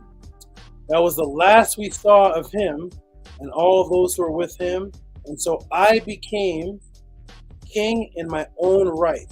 So that is how Mansa Musa became king, because Abu Bakr took that travel and he was not seen again. And the deputy came and reported the story that they disappeared after they went past a particular river. He saw that happened and he did not want to go. I don't blame him. But so in 1324, Mansa Musa set out from Mali with an entourage of 60,000 people. 12,000 servants accompanied him, which were wearing valuable silks and carrying a 4-pound bar of gold. 80 camels carried between 50 and 300 pounds of gold dust. So this becomes his starts his travel and his pilgrimage. And here's a depiction of that pilgrimage. We don't have much of it other than this depiction here. And so it goes on. We're going to go back to that same book, Early Corpus of Early Arabic Sources of West African History. And let me shrink it down. Cambridge University Press, 1981. We're going to go to page 269 to 273. Al-Omari account of Mansa Musa. Mansa Musa's Hajj. The Hajj is what Muslims do when they want to go back to Mecca, but Mansa Musa actually stopped off in Kemetic. So, from the beginning of my coming to stay in Egypt, let me blow this up a little bit. Okay, here we go. From the beginning of my coming to stay in Egypt, I heard talk of the arrival of the Sultan Musa on his pilgrimage and found the Carinus eager to recount what they had seen of the Africans. Prodigal spending.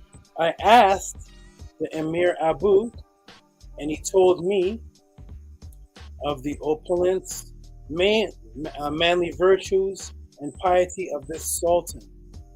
When they went out to meet him, he said, that is, on behalf of the mighty Sultan Al-Malik al-Nasir, he did me extreme honor and treated me with the greatest courtesy.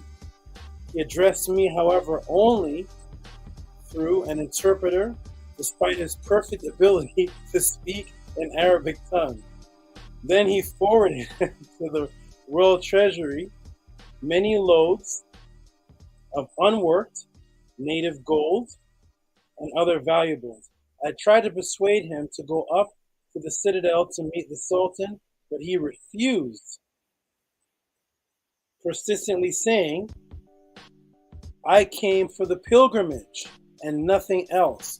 I do not wish to mix anything else with my pilgrimage. He had began to use this argument, but I realized that the audience was repugnant to him because he would be obliged to kiss the ground, here we go, and the Sultan's hand. So they wanted Mansa Musa, African brother, to come in and kiss the hand and kiss the ground. I continued to cajole him, and he continued to make excuses, but the Sultan's protocol demanded that I should bring him to the royal house presence, so I kept on at him until he agreed. Okay. When we came to the Sultan's presence, we said to him, kiss the ground. But he refused outright, saying, how may this be? I can imagine Mansa Musa saying that in that West African accent. How can this be? How may this be? How may this be? Yeah, one of my stepfathers was Nigerian, but how may this be? Then, an intelligent man who was with him whispered to him something we could not understand, and he said, I make obeisance to God who created me. Then he prostrated himself and went forward to the Sultan. The Sultan half rose to greet him and sat by his side. They conversed together for a long time. Then the Sultan Musa went out. The Sultan sent to him several complete suits of honor for himself and his courtiers and all those who had come with him, and saddled and bridled horses for himself and his chief courtiers.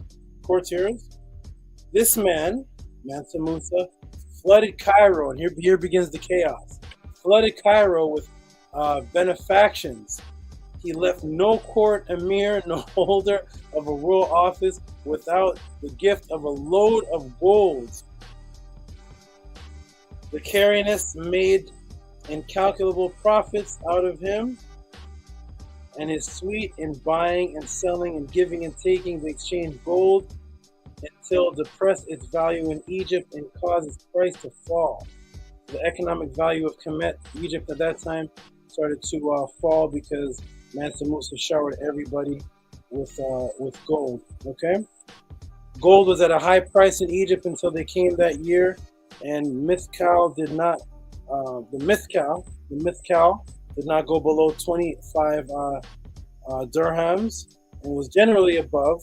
But from that time, its value fell and it cheapened in price and has remained cheap until now. The Mithcal does not exceed 22 dirhams or less. This has been the state of affairs for about 12 years until this day, by reason of a large amount of gold which was brought into Egypt and spent there by Mansa Musa. He kind of crippled the economy at the time. Okay, so here we go. So how was Mansa Musa able to even do all of this? How was he able to cripple the economy? By simply just going somewhere and making a Hajj.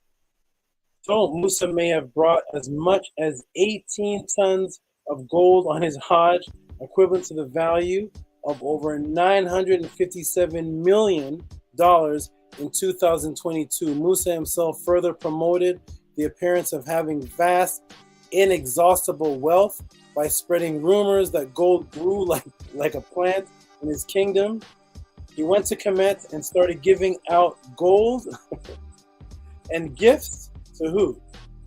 To government officials and to the poor people and to the scholars, and ended up crippling Egypt's economy on his Hajj or on his pilgrimage. How was Mansa able to do this? Well, who do you think of when you think of the wealthiest men on earth today? Who do you all think of when you think of the wealthiest men on earth today? Who are the wealthiest men on earth, would you say? Let me go in the chat and see. Who would you say today are the wealthiest men on earth? Go ahead and type it in the room. Who are the wealthiest men? Name 2 or 3, 1 or 3. Go ahead and type them in the room. Mansa Musa made it rain. Glad you're here, Camille. Here we go. Bill Gates. Look at these names. Elon Musk. Are these even real names? Elon Musk. The Rothschilds. There we go. Lamont. Shout out to Lamonte. Okay, so we got Bill Gates. There we go. Jeff Bezos. Who's the guy that has Facebook? Looks like Data from Star Trek.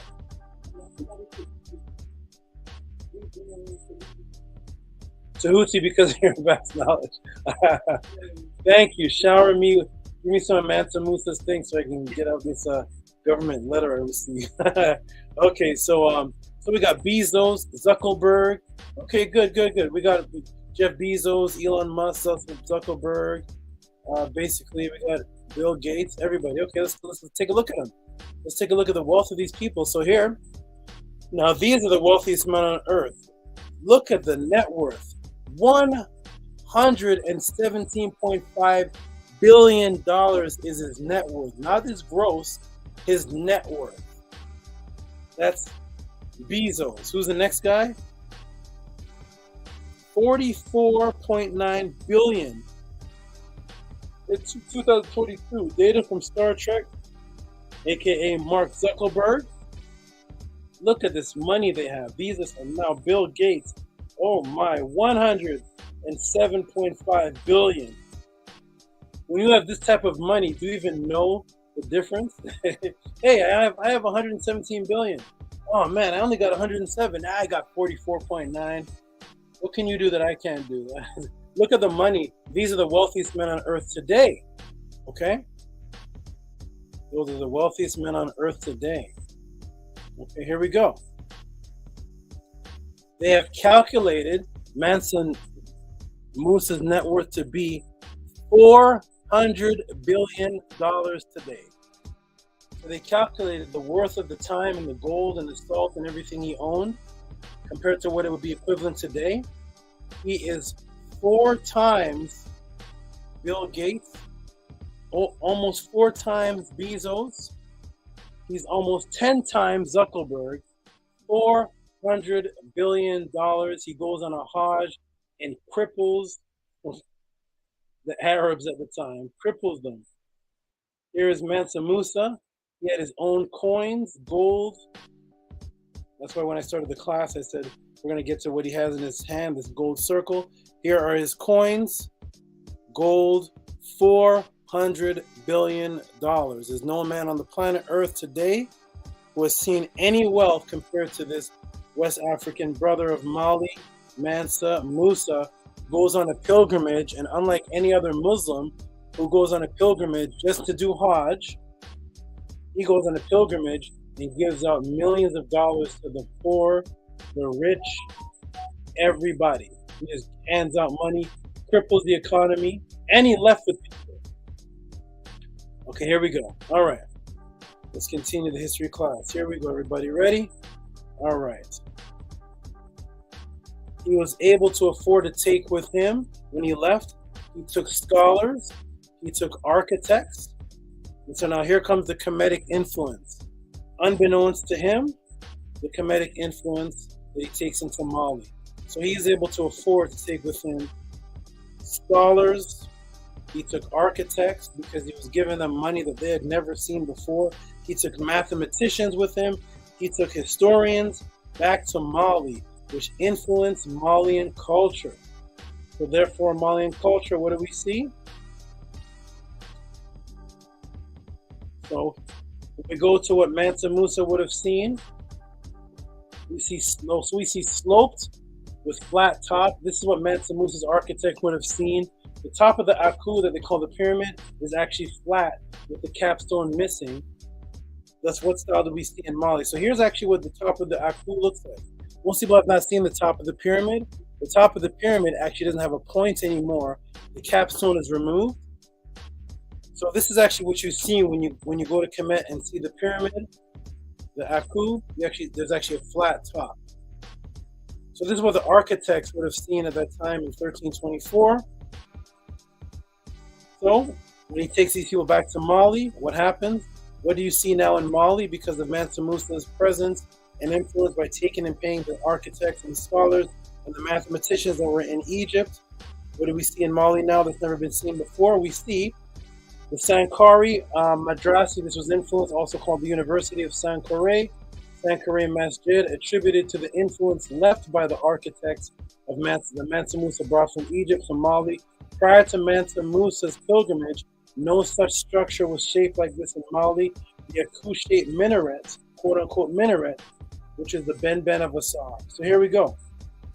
So now we see these shaped structures in Mali, and this is the minaret, what they call the minaret. We're going to explain why it's called the minaret and how the Kemetic influence even influenced that name. So here is the old picture of it, going back to this old picture of Timbuktu.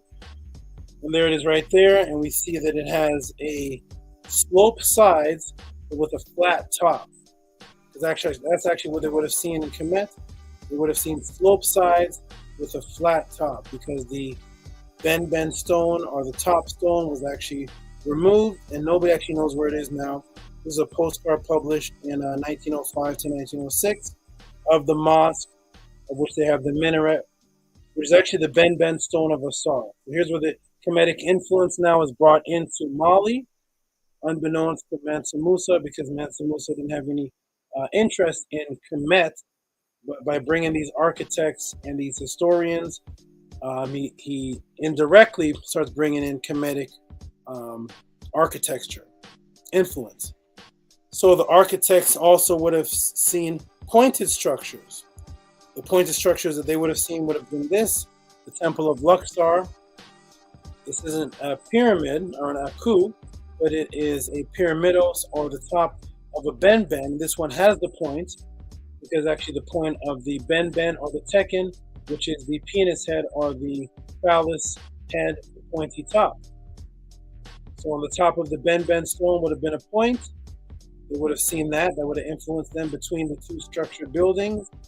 Where the top of the aku would have had the flat top. So they came in, slope with the flat top, and then this long structure with the point. And so what else do we find in Mali? Boom! We find the pyramid-shaped quote-unquote minaret, were all ideas introduced by the architects Mansa Musa brought to Mali. So what do we call these? So we see this one is long with the point at the top. What are these actually called today? What are they called? What are they called today? One moment, everybody. Hold on. Thank you. What are those things called today? Let me fix them real quick, if I can. Okay, good. What are these structures called today? They call them minarets.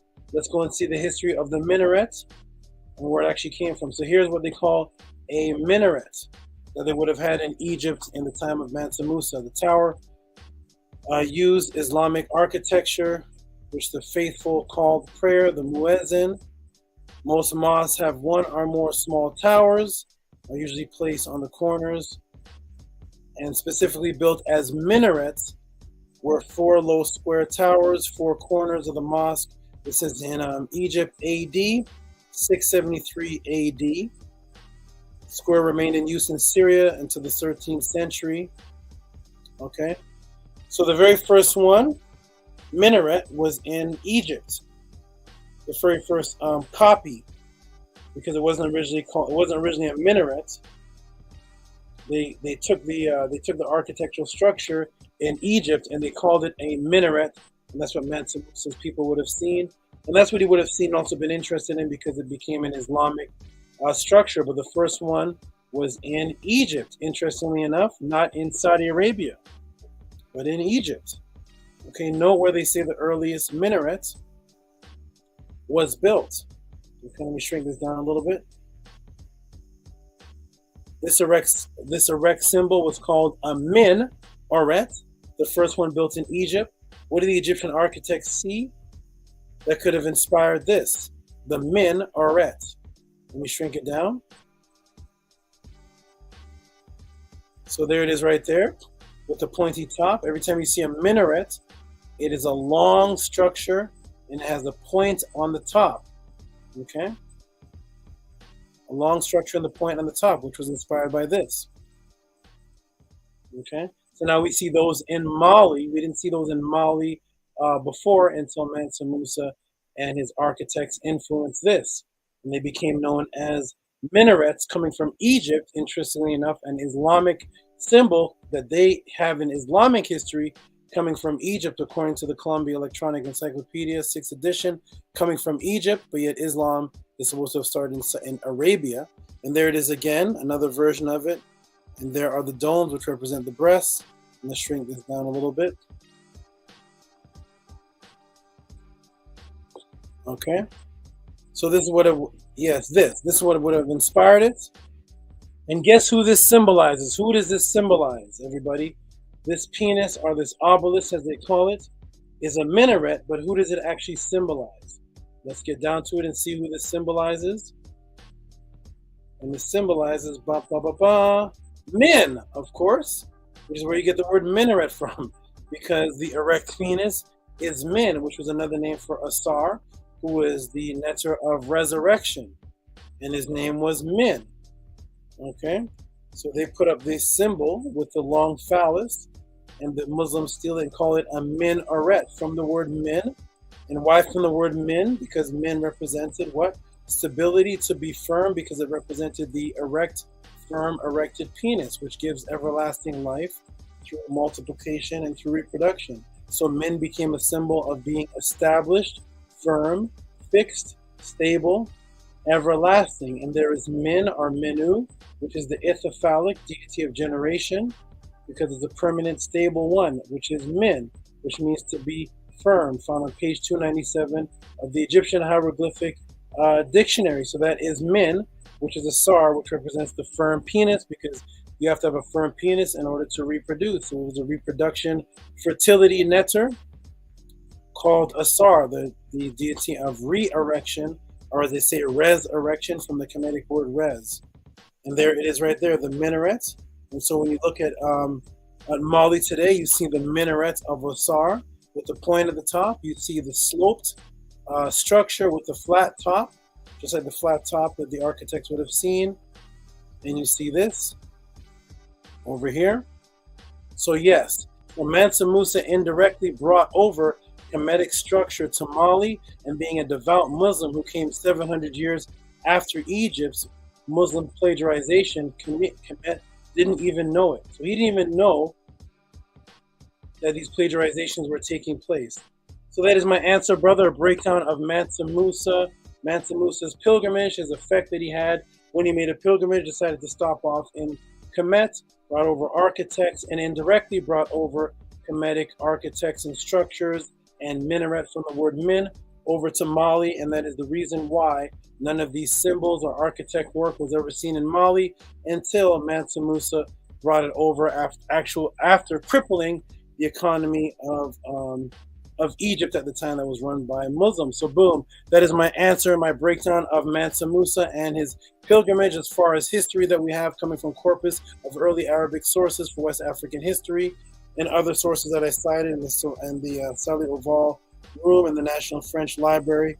And that is the information on Mansa Musa. Boom, that is my answer, my brother, and that is why, let me turn this off, that is why there is Kemetic influence in Mali, not because Mansa Musa had any interest in Kemet, but he indirectly brought over architects which were influenced by Islamic plagiarists who took symbols of the dome, which was Aset's breast, the five-pointed star, which was a symbol of Aset, the minaret, which was the symbol of Min and Or, the word Or meaning light, because the word Min and Or, Minor, in the Mennonetta is actually a word for incense that you light and you burn when you're doing rituals to Osiris, who was Osar, who was Min. So boom, that is my answer. I hope you appreciated it.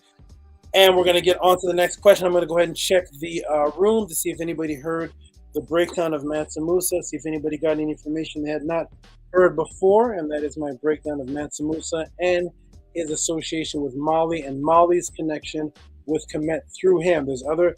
I did a whole class on the Dogons, but that has nothing to do with Mansa Musa. That is Mali's connection of Kemet through that particular individual. He did it indirectly without even knowing it. So boom, that is my answer. Let me go ahead and check the room and see who heard the answer, who appreciated, who liked it, and then we're going to get on to the next question. Boom. Okay, we got Rigo put Minaret Tekken. Let me see, Ben. Okay, we got Rigo putting hand claps. Thank you, my brother. Glad you appreciate it. We got Min equals my spirit name. Excellent breakdown. Thank you, Lamonte. Lamonte, you have a question in here too. I see. We got Kemet, who's actually the one who brought it up, who said, peace, great answer, and it shows the power of Kemetic knowledge. That's right. Kemetic knowledge directly and even indirectly, it's affecting the world. They didn't even know they were doing that. Boom. We got Saba Musa. Saba Musa. Nice. We got RPM clapping. Thank you, everybody. Appreciated that. For those who appreciate how I break down answers, and that's the lightest one. Wait, the next, it's coming, crazy. All right, for those who appreciate my breakdowns, appreciate the time that I put in, that is my Cash App. Send in questions, send in support. Heavy hitters, again, I announce you. Please send in major support for the situation that the government is trying to set me in. But go ahead and send your support to PayPal, Rocky SB, send in your questions. I'm going to go ahead and check the email, shout out a couple more donators, and then get into the next Question. Okay, so the next donator was Netzer Unk L. Let me get some agua. Okay. You like that? You got your Molly. You got your Molly Molly breakdown, man. Okay, we're gonna set you down for just a moment. Just a moment. Which one of your teachers teaches with a scorpion on his hand, huh? Go in here for just a little minute, man. Just a minute, so I can use both hands for just a moment. Boom, boom, boom. Okay, good. That was good. All right, here. That's PayPal. I'm going to go ahead and check some of the donations. So we got Netzer Unk Hotep L threw in a donation of, let's see what this is here. Boom. Netzer Unk Hotep L throws in a donation of, what is this? This is just a donation, no question attached to it. Just some support, which I appreciate. And it is for $7. Shout out to the good brother Netzer Unk Hotep L. He says for pet food.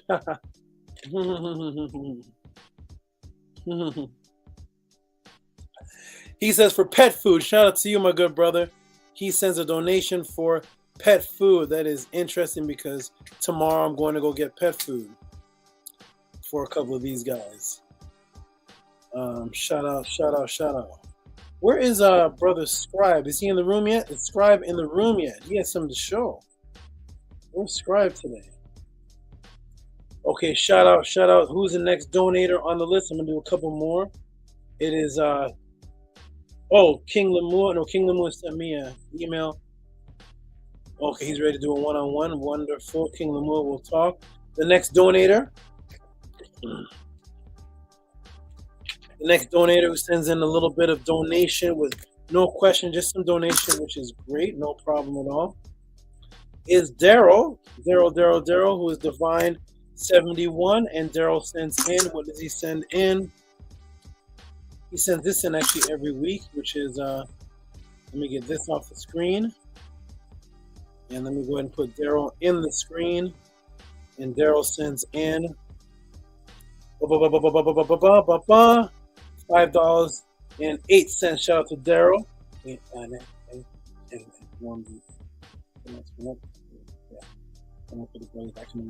Okay. Shout out to Daryl if you're in the room. Shout out.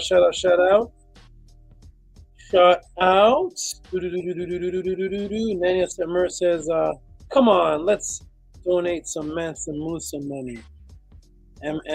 Huh? I missed a part of the breakdown. His brother went to the Americas first, yes, and then was never seen, so we don't know what became of it. That was Abu Bakr. Abu Bakr II was on his way. We don't actually know if he arrived. We don't know what happened because we never heard back. There's no historical document of what happened afterwards. And even Mansa Musa knows what happened. Okay, shout out to you. Shout out to Brittany Gomez. There's a new... I think I know Mommy Wealthy Magnet, but I'm not sure. Brittany Gomez. Shout out to you, Brittany Gomez. I got people from all over, all walks of life, who I've never seen before. Let me give a shout out to Brittany Gomez. Thank you. Appreciate you. I'm gonna do a couple donations. I'm gonna put the link in the room for the team to jump in a moment. I'm gonna take another 5-minute break after I got a couple donations. Then we're gonna get into the next question. Crazy question. And shout out to Brittany Gomez who sent in the nice $16. She sent in $16 and she said, "Just appreciating you." Thank you, Brittany Gomez. Mommy, the wealth magnet. Wonderful. She sends in a snake, the scales of Maat, a scorpion, and some books. Yes, Brittany Gomez, that all represents me. Shout out. Wonderful. Okay, and the next donation sent in is from. Okay, so first, hold on a second. Where is the team? Where's Ahati Maat? Where is Arcad Infinite? Where is Scribe? Netter Formula. Have you seen them in the room? Arcad, Ahati, Scribe. Yeah, I saw Ahati and I saw a Scribe in the chat. Okay, I saw Scribe. Arcad earlier. Okay, Scribe and Ahati, jump on. You guys got to be ready. You all got to be ready to jump on after I answer the first question or so. You know you're going to jump on. I'll tell you a little story about my teacher. Let me tell you the story, Netzer, formerly known as. When I had my teacher, I used to do construction work. I told the story before. There's Arcad Infinite. I used to do construction work, building buildings, temples, and all type of construction. And he would come, he would tap me on the shoulder. He would say, in 30 minutes to an hour, we're going to have people in from London, Jamaica, Trinidad, Canada, parts of America. Could be about 500 people coming in. I can't go to teach right now. You go open up the class for me. They're coming here to see me, but you step up there and you teach and hold them down. And they're coming to see me. And I had to go scrub off, take off the clothes, shower up, take off the construction boots, grab the staff that you see me with the video, throw on the cloak, run up there, unprepared, and just stand in front of 500, 600 people. Anybody have any questions? I'm still wiping vermiculite off my neck. That's how I had to be ready. So brothers, be ready. Saba, I personally want to see video of any of those times if you would be open to sharing with me. I've seen videos of the temples and a little bit of stuff of the Nuwabians, but I would love to see any old footage that you have. When you come here, actually show I have it on VHS. I want to see. Yeah, when you come up here, I'll show you it because I have it on VHS. I gotta convert it to this is before laptops and before all this era. The VHS era. So I have all that stuff on VHS, and you can see me and all kind of stuff I got collected. But okay, Vince put Baba. Okay, so okay, let me do a couple more, and then I'm gonna take a couple more donations. And the next question is gonna be crazy. Woo! Okay, so we got Anthony Drain. Anthony Drain, who always donates, always donates before every class. Let me go ahead and put him in the room. Shout out to Anthony Drain. And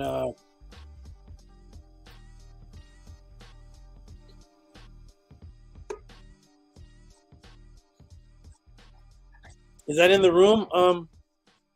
Yes, it is. Shout out to Anthony Drain, who always gives a 1072 before every class. Him and Nito Campbell. Thank you. Always donate right before the class starts. Shout out for the consistency of you all. You are excellent, wonderful. Appreciate it. Wait till y'all see these next questions in Lamonte. Woo-wee. Lamonte sent in a question about this. I see it about the Sphinx here. Ooh-wee. Hey, peace, Saba. Peace. Greetings. Greetings. I need to share the screen again, so okay. I want to let you know before you forgot. Okay, no problem. Shout out to Owen Hythe. I don't know if he's in the room. Owen Hythe, who is a Scary, one of the heavy hitters. Shout out to you. Let me go ahead and put this donation in the room. Shout out to you.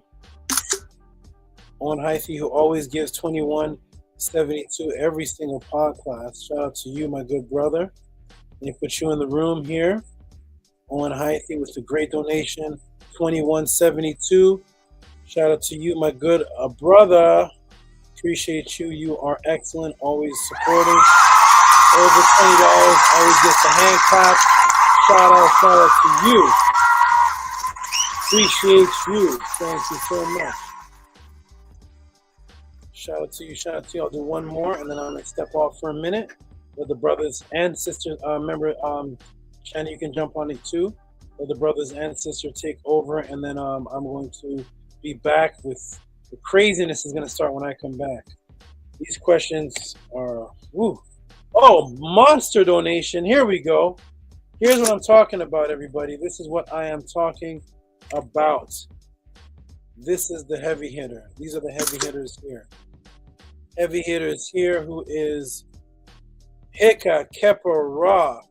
Let me go ahead and put him in the room. Hika Kepa Ra.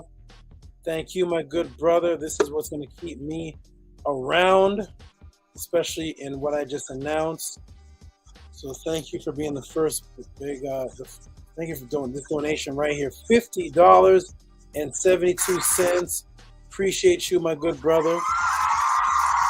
Thank you so much. Appreciate that. $50.72. Thank you, my good brother. Appreciate that. Thank you.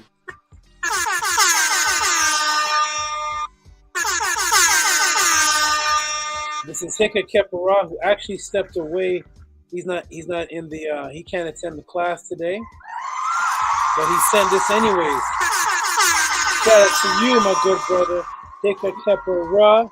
Appreciate you. Thank you so much.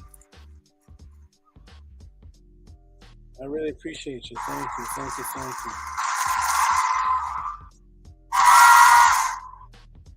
Okay, so now with I'm gonna stop right there. I'm gonna let the brothers take over. I see more people, a couple more people donating. Something here is pending. John Presley, check your PayPal. It says yours is pending. I don't know why that is. Review of certain payments or posting. Okay, I'm not sure what that is, but shout out to John Presley, who always sends a donation of $19 to $20. But this one says pending. Not sure why that is. But anyways, we'll get to it when I come back. Shout out to you all. And before I go, let me get this off the room. There we go there, Shannon. Before I go, everybody, let me do this one more time because this is extremely important. Like I said, where'd it go? I am asking from everybody really, but the big time supporters, Higa Kepara, who already shot in 50, Nito Campbell, Kemetic 101, Askari, AJ Magul, Ahati Maat, Scribe with the 3 eyes, Arcad Infinite, Boss Fee, who is Black Alucard, Amun Maat Ra, Stephen Escalar, Anthony Drain, Netter Unkotep L, Anthony Cash Peden, E Manifesto, Stranger, Rigo, Robert E. Williams Jr., Raw Mineral, Sal Vega, XA, Raphael Gary, Shimbo Shane, Bev, Michael Godfrey, and there's some others. These are the heavy hitters, are the consistent donators. I am asking, like I said, when the class started, I received a very unfortunate letter indirectly from the government due to this silly pandemic, whatever this chaos is, that has caused a glitch and caused a mistake that now has reversed something that has me having to get into some big donations to fix the situation, or I will be, or I'll have to go away from this situation for a while. So there's going to be a change starting January the 22nd.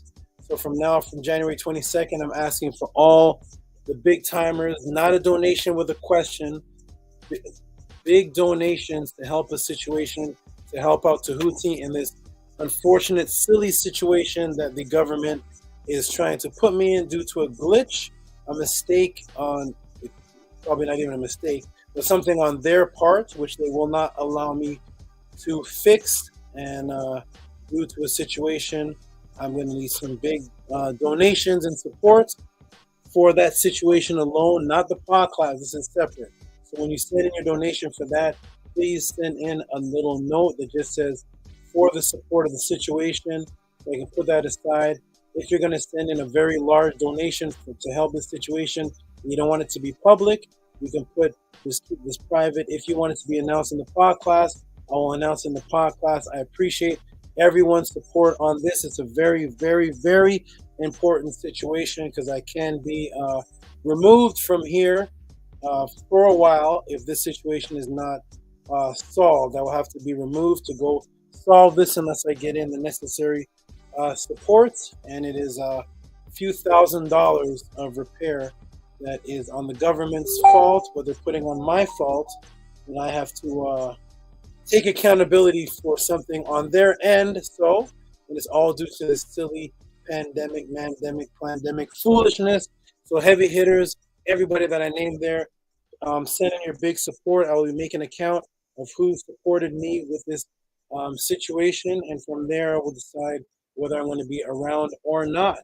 All right, everybody, I'm going to give it to the brothers and I wish I had some sisters' names to put here. That's sad. I don't know what's going on with females, but I wish there was some female heavy hitters, but for some reason there's not. But for the female heavy hitters, if you want to jump in as a female heavy hitter and throw big support to help out with this situation, I would appreciate it very, very much.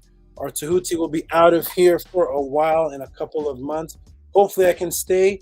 That is what I have to say for now. I'll let the brother and the brothers and the sister take over from here. I'm going to step away for about 8 minutes. When I come back, I'm going to come back with the crazy, crazy questions with some information that I was not going to reveal, that I was holding on to for years, that as I was even putting together this answer, when I saw the question, I was withdrawing myself, but I'm going to release this information from a brother that actually passed away, who can now no longer release it or let it be known. I'm going to release it. Shout out to everybody in the podcast. I'll be back in about 8 or 10 minutes or so with some mind-blowing answers again and again. All right, everybody, brothers and sisters, take over. And also, Scribe. How you doing, Scribe? You doing okay? Peace. I'm doing great. All right, you got anything you want to talk about or show or anything going on over there different in the world? Sure. Yes, sir. There's a lot going on different. We'll make What's going on over there, Scribe? We're going to make a reveal. Uh-oh. Uh-oh. What is that? What is that, Scribe? We have the amazing Zebra. Uh-oh, let me put you back. Who's that? Zebra? Uh-oh, sorry, remove them. Hold on. I got so excited I removed them. Zebra? There's your baby. What is Zebra? What's that, Scribe? This is the Tehuti icon Podclass serpent. What? The black and white king snake. Huh? Very beautiful. You have the Tehuti emblem snake over there?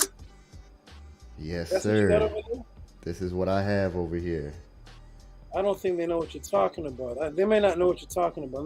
Let me show something to let everybody know what you're talking about, because they may not know what that is that you have right there. Let me update them. They may not know what that is that you have right there. Let me go ahead and show everybody. So there is a Tehuti emblem snake that me, Tehuti, has wanted since I was 8 years old. And I got the snake and made it the Tehuti emblem snake, the Tehuti logo snake. So when the podcast first came out, when I was on Kill the Priest, when I was doing debates on originally on Sonnetter, my emblem was this, and it actually is the emblem of the podcast today. So around my neck, you see the black and white, very dear, special zebra snake that I wanted since I was 8 years old. And the brother Scribe took a plane from Tennessee all the way up here, sent in a donation which was combined with the purchase of a snake and sent in shipping fees, and had the Tehuti pod class snake sent, the emblem logo snake sent to him. And now, and this is the beauty of this family, you do not see this on YouTube anywhere. You do not see any snake transfers, and animals have nothing to do with anybody's conscious channel. Now holding in his hand the snake that I visualized from when I was 8 years old. And he is now holding it in his hand for the first time in the Tehuti pod class. My snake is in someone else's hand. All right, I'm going to step off a moment and let the brothers and sisters continue on with this beautiful moment. When I come back, it's on. I'm out of here. I'll be back, everybody. Peace and love. And go ahead, Ahati, share your screen so I can go ahead and share it before I step away. Let me get this off the screen. So that's 2 people on the panel with Tehuti snakes. 2 people on the panel with Tehuti snakes. All right, go ahead, Ahati. I pressed the share button. Okay, there it goes. Okay, good. I'm going to step off. Go ahead, brothers and sisters, take over. When I come back, we're about to blow this room away. We're about to blow it away. It's going to be an awesome class tonight. I'm stepping out. Peace and love. So real quick, can I stop this so the scribe could share the website first, or would I have to share? I have to share this first? Go ahead and stop it and see. Stop it and then put it back on. Let me see. Okay, try to put it back on.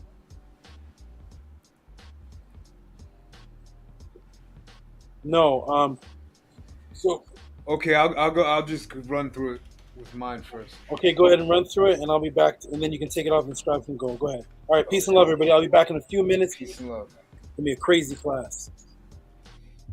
All right, peace to the chat. Peace to everybody. The scribe in a minute is going to show the website where you can put your email in, and you can get this great newsletter that we've created.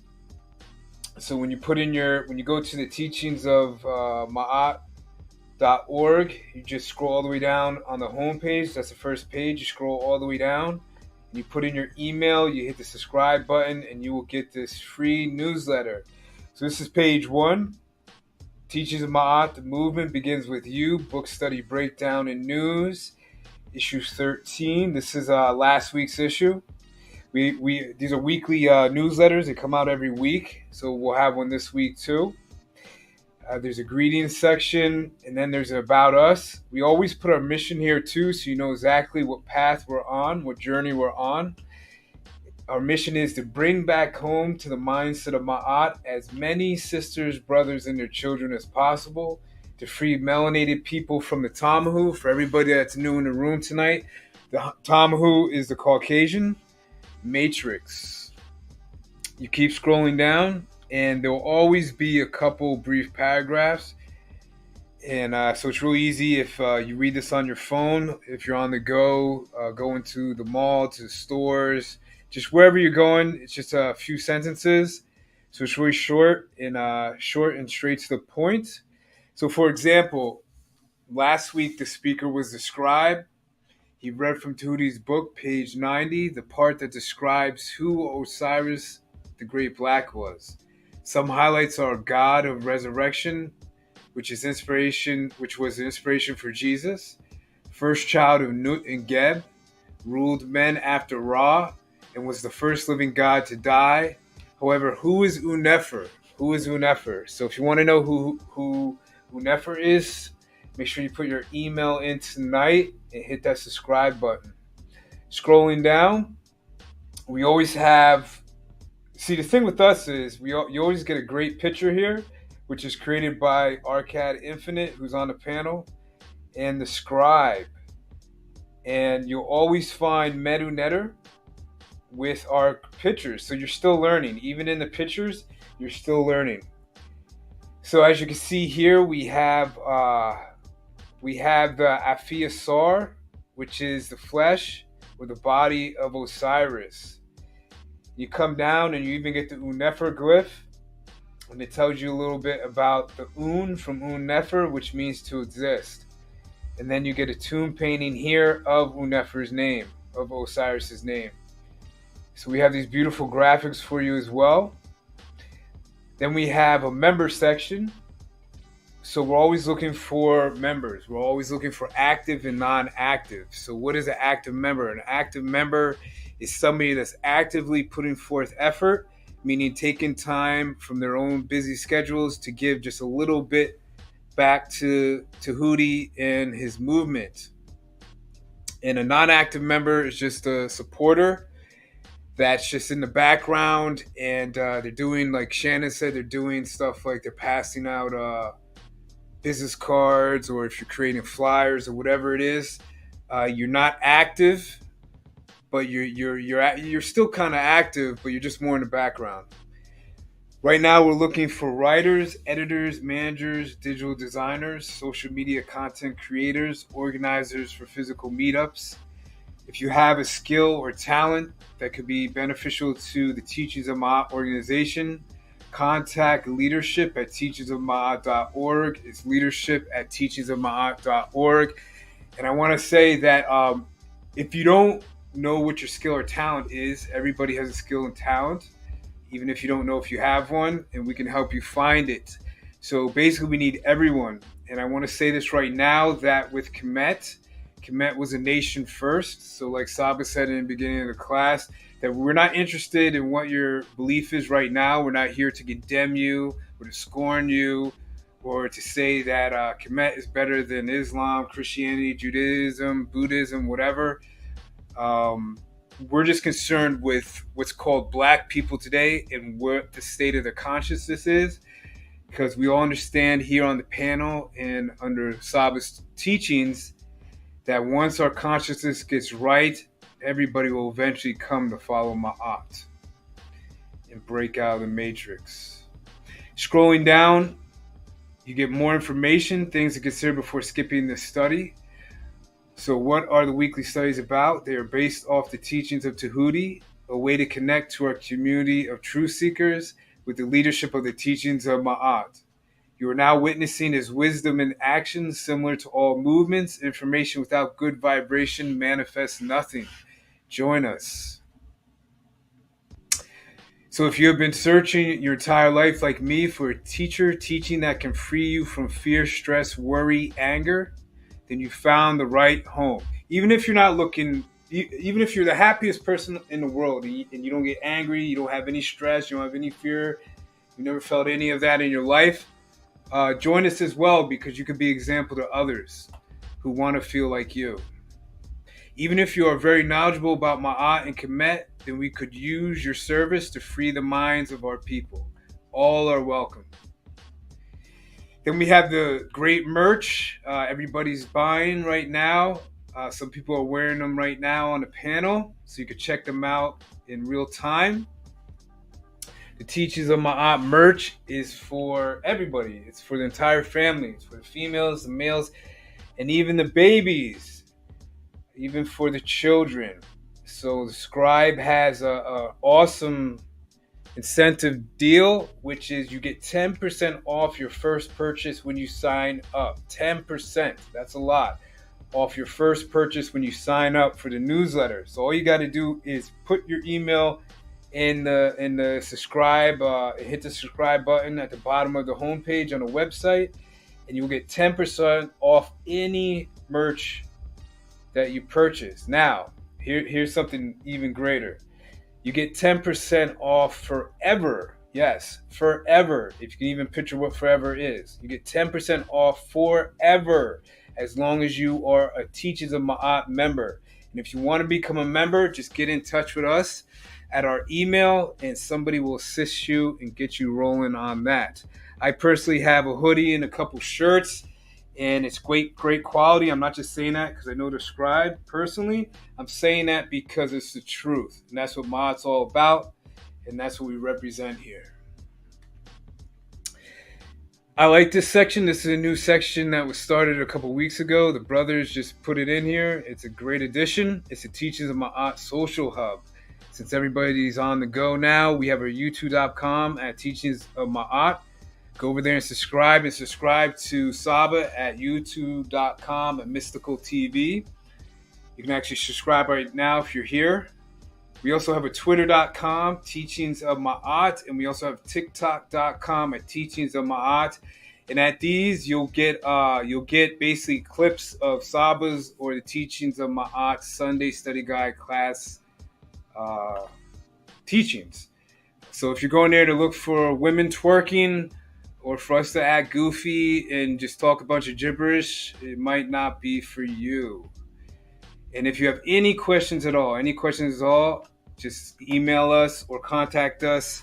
There's one of these little contact tabs that you could just click on real easily. Like when you go and you're trying to buy something from a store and they ask if you want to chat with them, we have that. We have a chat box, and somebody will be in touch with you very soon. You can also use a QR code too.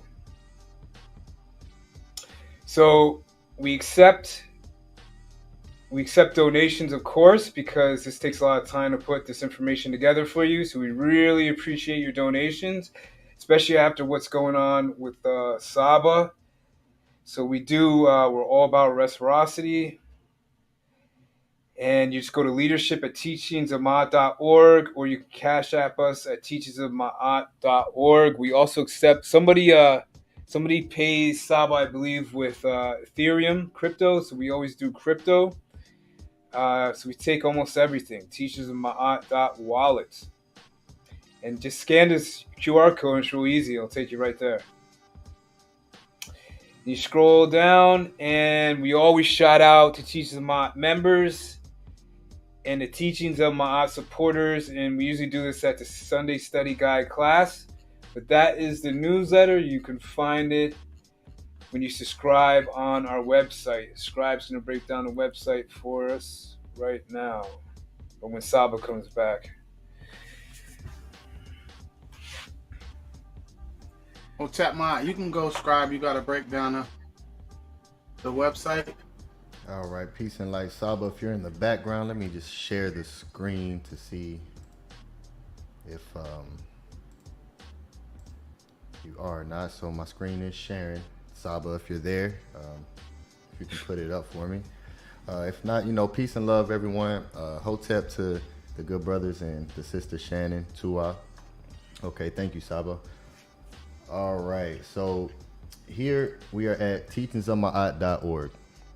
So this is the website that we post about every week. And first and foremost, before I get started, I want to make sure that everyone is sending in their reciprocity. Don't just take in the information and not give anything back. As Saba stated, it's essential, especially at this time. So please do your part and send in your reciprocity, because that's what the Teachings of Maat is about. So as Ahati stated, when you go to the home page, here, we have a beautiful picture of the Neter Maat, the Netert. So if you scroll all the way down to the bottom, see all this information here, you'll see subscribe right here. And then this is where you put in your email address, and it states right here, get 10% off your first purchase when you sign up for our newsletter. So this is how you get 10% off your first purchase of the Teachings of Maat, Tehuti's Teachings of Maat merch. So that's all you have to do. It's simple. And you'll start receiving the newsletter every Saturday. We send that out. And as Ahati just went over, it's full of wonderful information. So, let's be a part of that. And also, as he stated, there's a messaging system right here. So if you ever need to get in contact with us, all you have to do is just go to this website here, bookmark it into your browser, your phone and your computer browser. Go ahead and bookmark this website so you can get to it quickly. And all you have to do is just hit this right here, and a messaging system pops up, and you can type in your question, and we will get back to you fairly quickly. We're fairly quick with this. So, any questions that pertain to the website or joining us, as far as questions that belong in the pod class, I will always forward them to Saba Tehuti, because we don't answer these questions here. These are for Saba. So if you have any questions about anything that you want to know specifically, make sure you send that to Saba. So here we have the Study Guide Sunday we just finalized the Saba Tehuti's book, the Stepping Out of the Matrix book. So right here, we have the hub for here. So you can go here and watch, get a click to our live stream here. And it'll take you directly to our live stream. And then here's the shop section. The shop section, of course, has all the merch that the great brother Ahati just went over. And this is also where you can purchase Saba Tehuti's ebooks. So this is this disclaimer. Do not upload these writings on any website for any reason. By downloading these writings, you agree to following the rules. All writings, teachings, and downloads are free for your personal only. Do not resell or re-upload these teachings anywhere.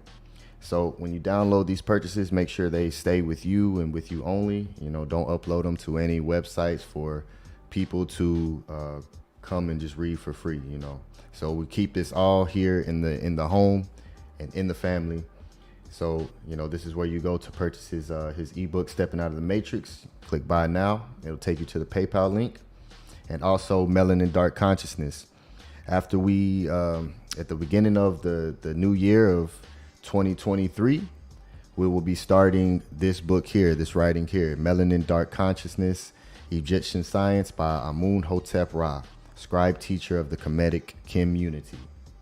Right, so make sure if you don't have this book, you go ahead and purchase this now so you can be prepared and start reading up before we go in and start breaking it down at the beginning of what they call the new year. So yes, so thank you for everyone who's supporting. We have a lot to offer you guys. Here's Tehuti Podcast live section, so you can always go back and you know, watch some of the previous episodes.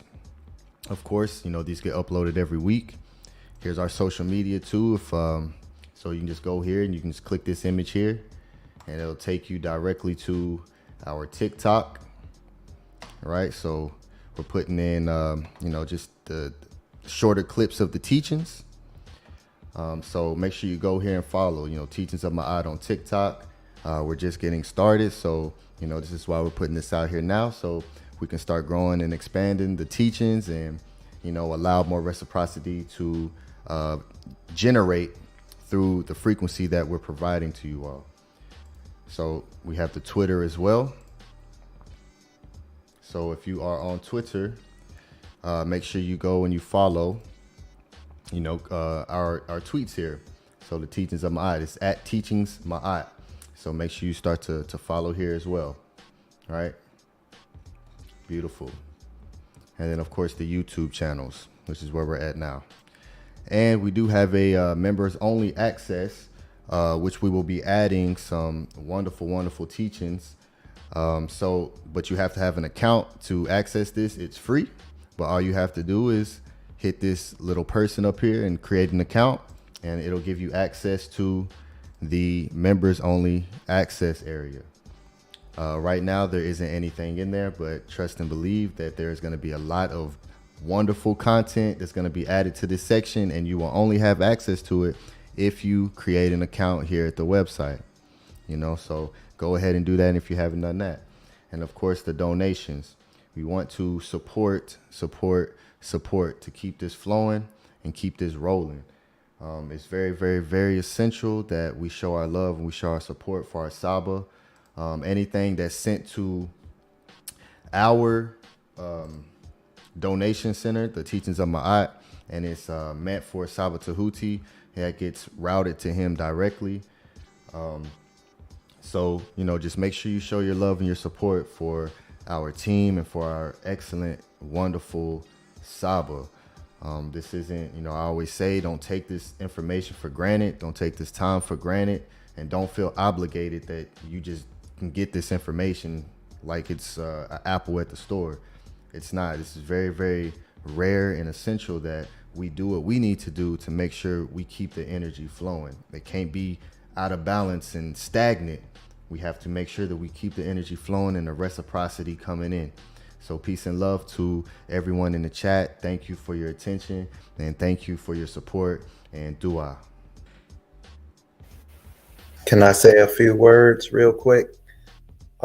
Next week, Friday, is the 1-year anniversary of the Tehuti Podclass.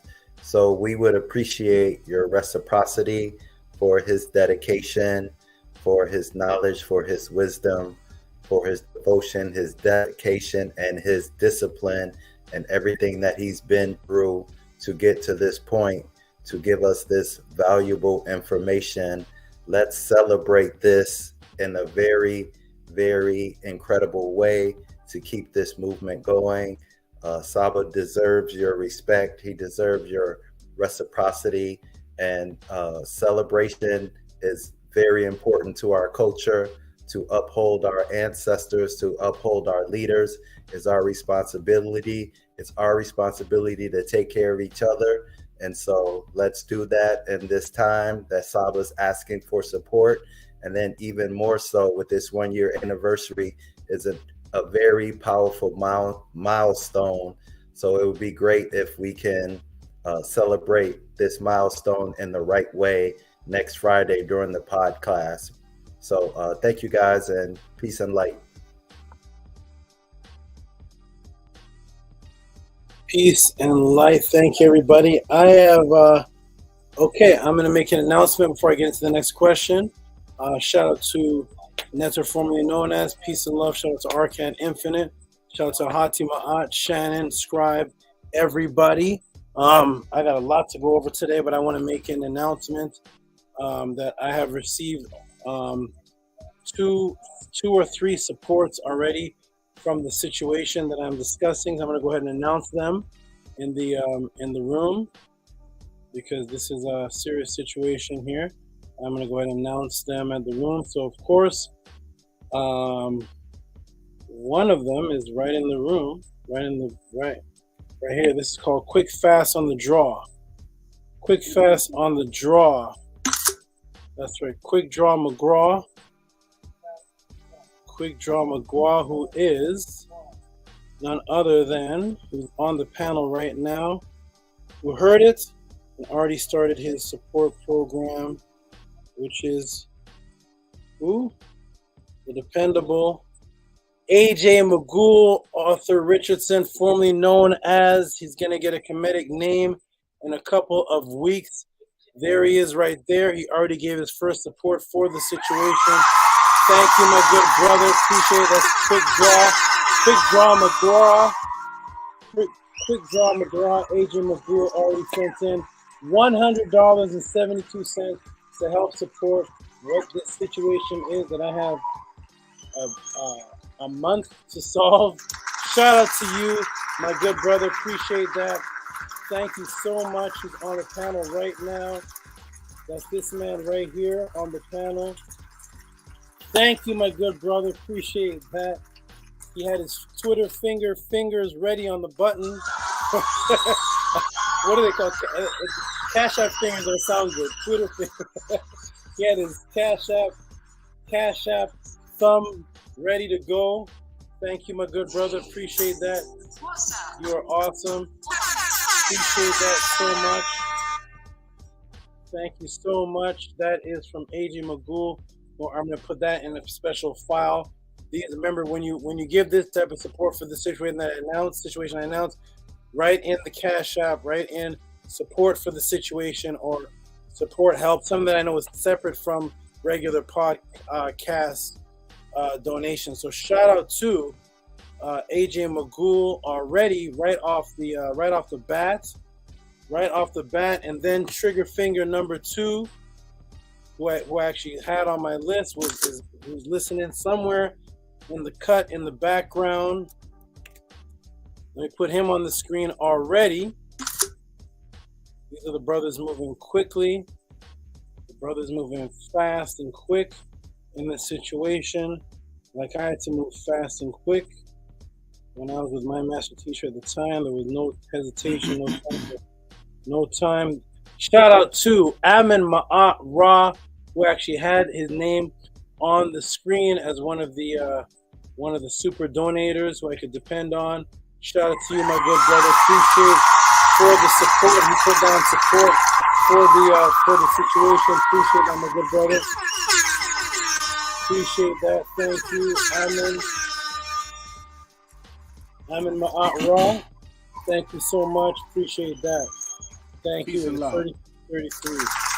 Saba, peace and love. Saba, can I say something real quick? Who said peace and love? I'm Me. not looking at the screen. Somebody said me. Hold on, I can't see the screen. I hear me, but I can't. Arcad. Okay, Arcad. Let me take this. Okay, yes, Arcad. Peace. Yes, sir. Hey, I'm gonna send you some support and from my crypto account, but I have to send it to Scribe because I have his number. So Scribe, I'm about to send you whatever's in my crypto account. It's a few dollars. I'm gonna send that all to you because I haven't gotten paid yet. But I'm sending you this right now, and this is going to Scribe. This is from the crypto account. You know what to do with it. Okay. Thank you, my good bro. Peace and love, Saba. Hey, can I just say one more thing, too? Yes. I just want to say that if we don't celebrate our leaders, then what are we supporting? We support all the foolishness. We support all the rappers with all the kill, murder, death, kill. But we don't support our leaders. Then what are we supporting? If we're not supporting the truth, we're supporting the lie. Scribe, let me know when you got that, brother. Peace and love, Saba. We are with you, and we are always going to support you because we love you. And it is 80-something people in this chat, and I know that these are the same 80 people that was in here last week. So peace and love to our Saba, and support our leaders, and support truth, and support Maat. With that, peace and love, Saba. Thank you so much, Arcad Infinite. Appreciate that.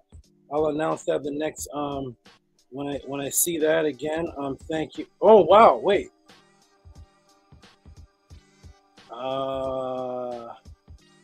Maat lives? Wait, so I'm oh, stuff is rolling in. Who's who though? Wait, hold on. Let me slow down. Eduardo. Hey, that's Big Vapes. Eduardo with support for the situation. Stuff is starting to roll in. Okay, here we go. Eduardo, thank you, my good brother. Let me go ahead and put you in the room, sending what he can to support the situation. I appreciate that. Let me go ahead. I see some huge one called Matt Live. Let me first of all put it in sequence here because they're starting to roll in. This is Eduardo. Shout out to you, Eduardo. Appreciate that supporting the situation. Thank you so much, my good brother. Appreciate Eduardo. Appreciate. Thank you. Any supporters, appreciate. Thank you so much. Thank you. Can I say something really quick, Saba? 1 second. Hold on. Thank you, Eduardo. Wait, I'm not on the screen. Thank you, brother Eduardo. Appreciate that. Thank you. Let me see if it's on the screen. I got so many screens up. What does it say? $10 for situation. Thank you so much, Eduardo. Appreciate that. And well, that has to be only one person has that voice. It has to be. Okay, they appreciate. Okay, Shannon. Yes. Wanted to say something? Yes. Yeah, I did want to say something. What I want to say to everybody. First of all, thank everybody for their support. I'm basically here holding space for the people that are hesitant to come forward and show their support. It was never my intention to get on a live stream and show face and be present in that way. But I felt called to do it. So I'm just reacting to my initial response to doing the right thing. So I just urge everybody to, set the hesitation aside and act from within your true heart space, and show the love and support and the gratitude and the reciprocity to show your appreciation and your gratitude. Thank you so much. Thank you, Shannon, for those words. Thank you. Mm-hmm. Thank you very much. I'm going to do one more, and then I'm going to get the next question. I see something huge here, but I don't know. 1 second. Hold on. I'm going to put support. I'm putting them in separate files in the regular podcast support. So that was hold on.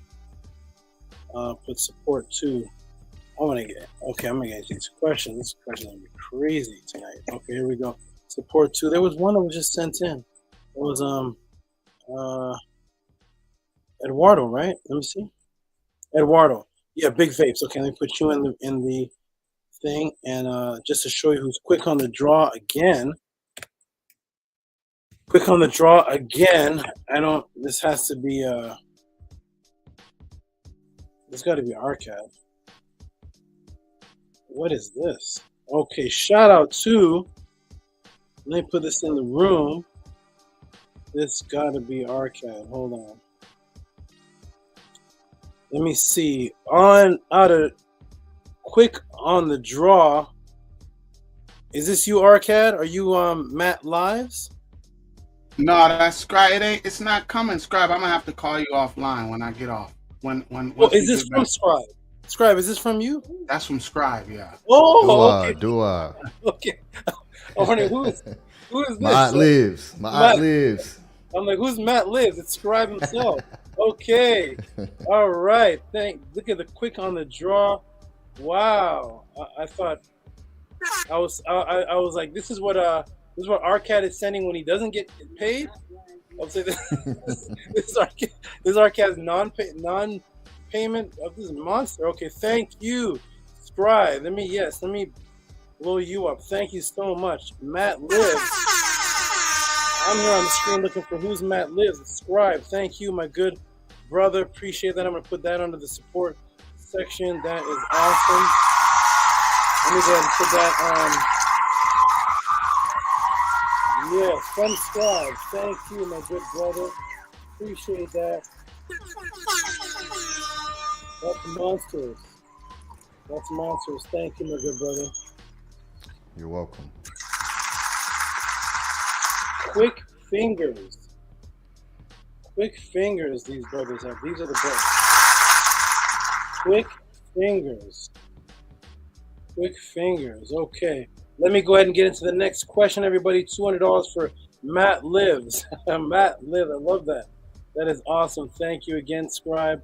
That is fabulous. We're about to get into the next questions in the Tehuti Podclass. Let me close all this down until I see I'll see Arcad. We got Ninja Vortex. Oh man, quick on the draw again.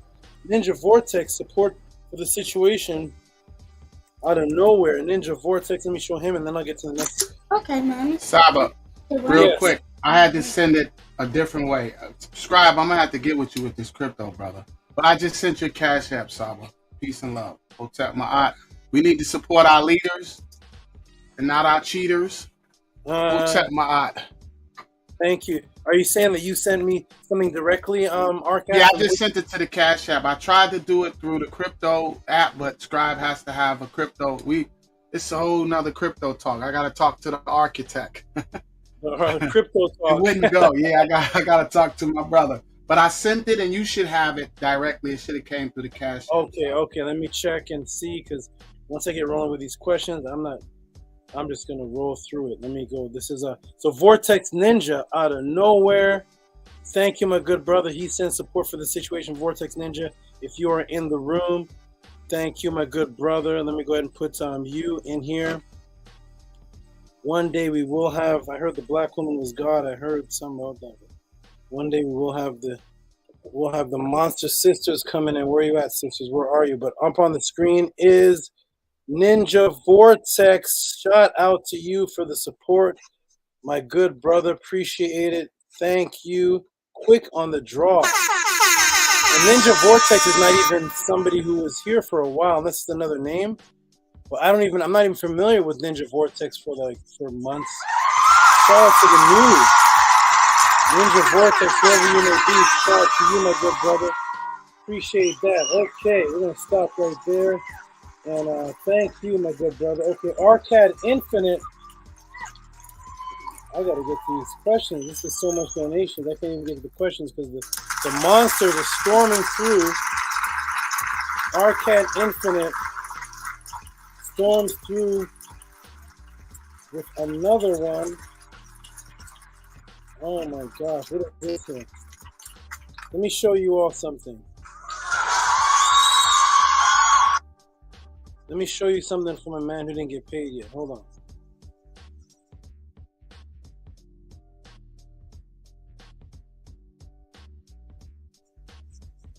Am I on the screen, Shannon? Yeah, that's coming. Yeah, it's loading. Am I on the screen, Shannon? It's You're spinning. loading. It's loading, Saba. Oh man, sometimes. Shannon, can you see me? Can you hear me, Shannon? It's loading up. Can anybody else see or hear me? It's Yeah, loading it's up. loading, Saba. If you can hear us, we could see you. You're not frozen, but the screen is spinning.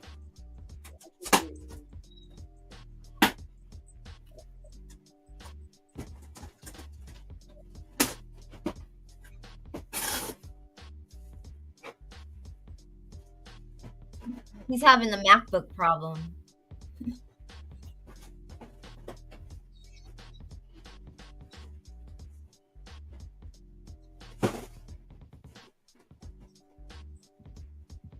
No, Scribe, keep that. Send that to him. It told me it failed, but keep that. That's from my crypto account.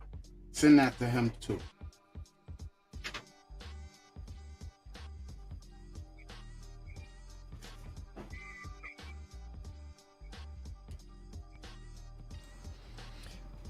The way you sent it, brother, I can't have access to it, so I'll talk to you about it after.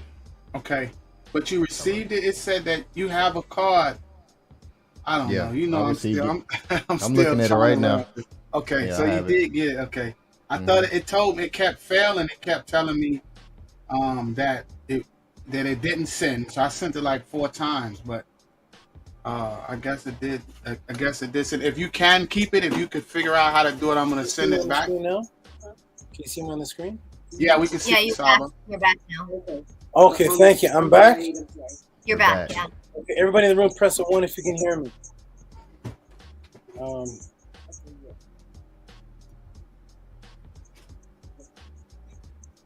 they just doing it again? Oh wow, what's happening? Okay, Scribe, can you hear me? Can you see me? Yes, I can hear and see you. You just froze just now, though.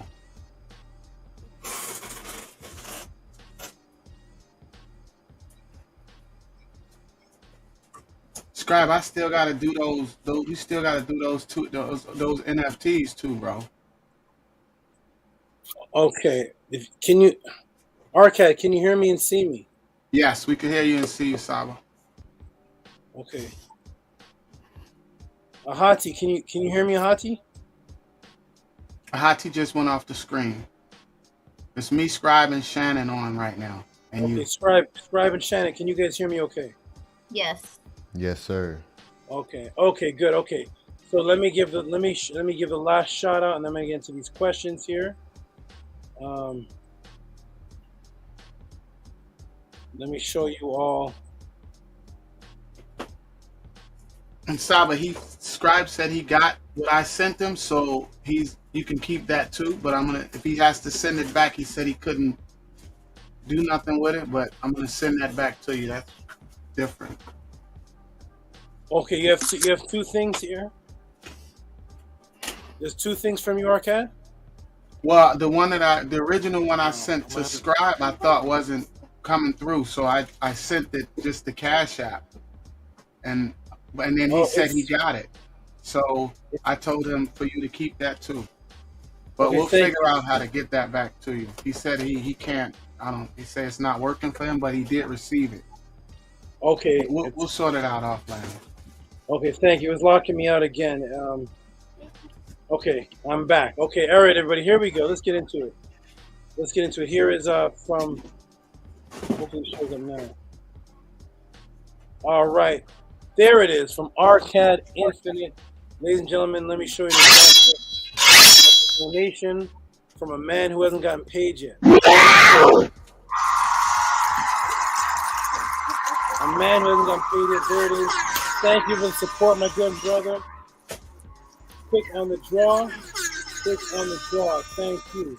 I have a situation to take care of, and thank you all for helping keeping me here, because the forces that be definitely want to interrupt all this that I am trying to create. Creating here. Shout out to you. Thank you. Okay, with that being done now, we're going to get into these questions because it is 9 o'clock here, and I definitely have 2.5 hours to straight teach. So let's get into it.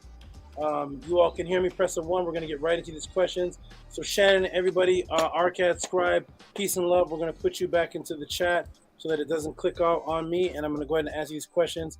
Peace and love. You all are excellent. Everybody in the room, 86 people, if you're hearing this and you want to support with the situation that I'm in and the podcast, either one is acceptable. And I appreciate all of your support. And sisters, if there's any female estrogen in the room that has any appreciation for what I do, I appreciate you all too.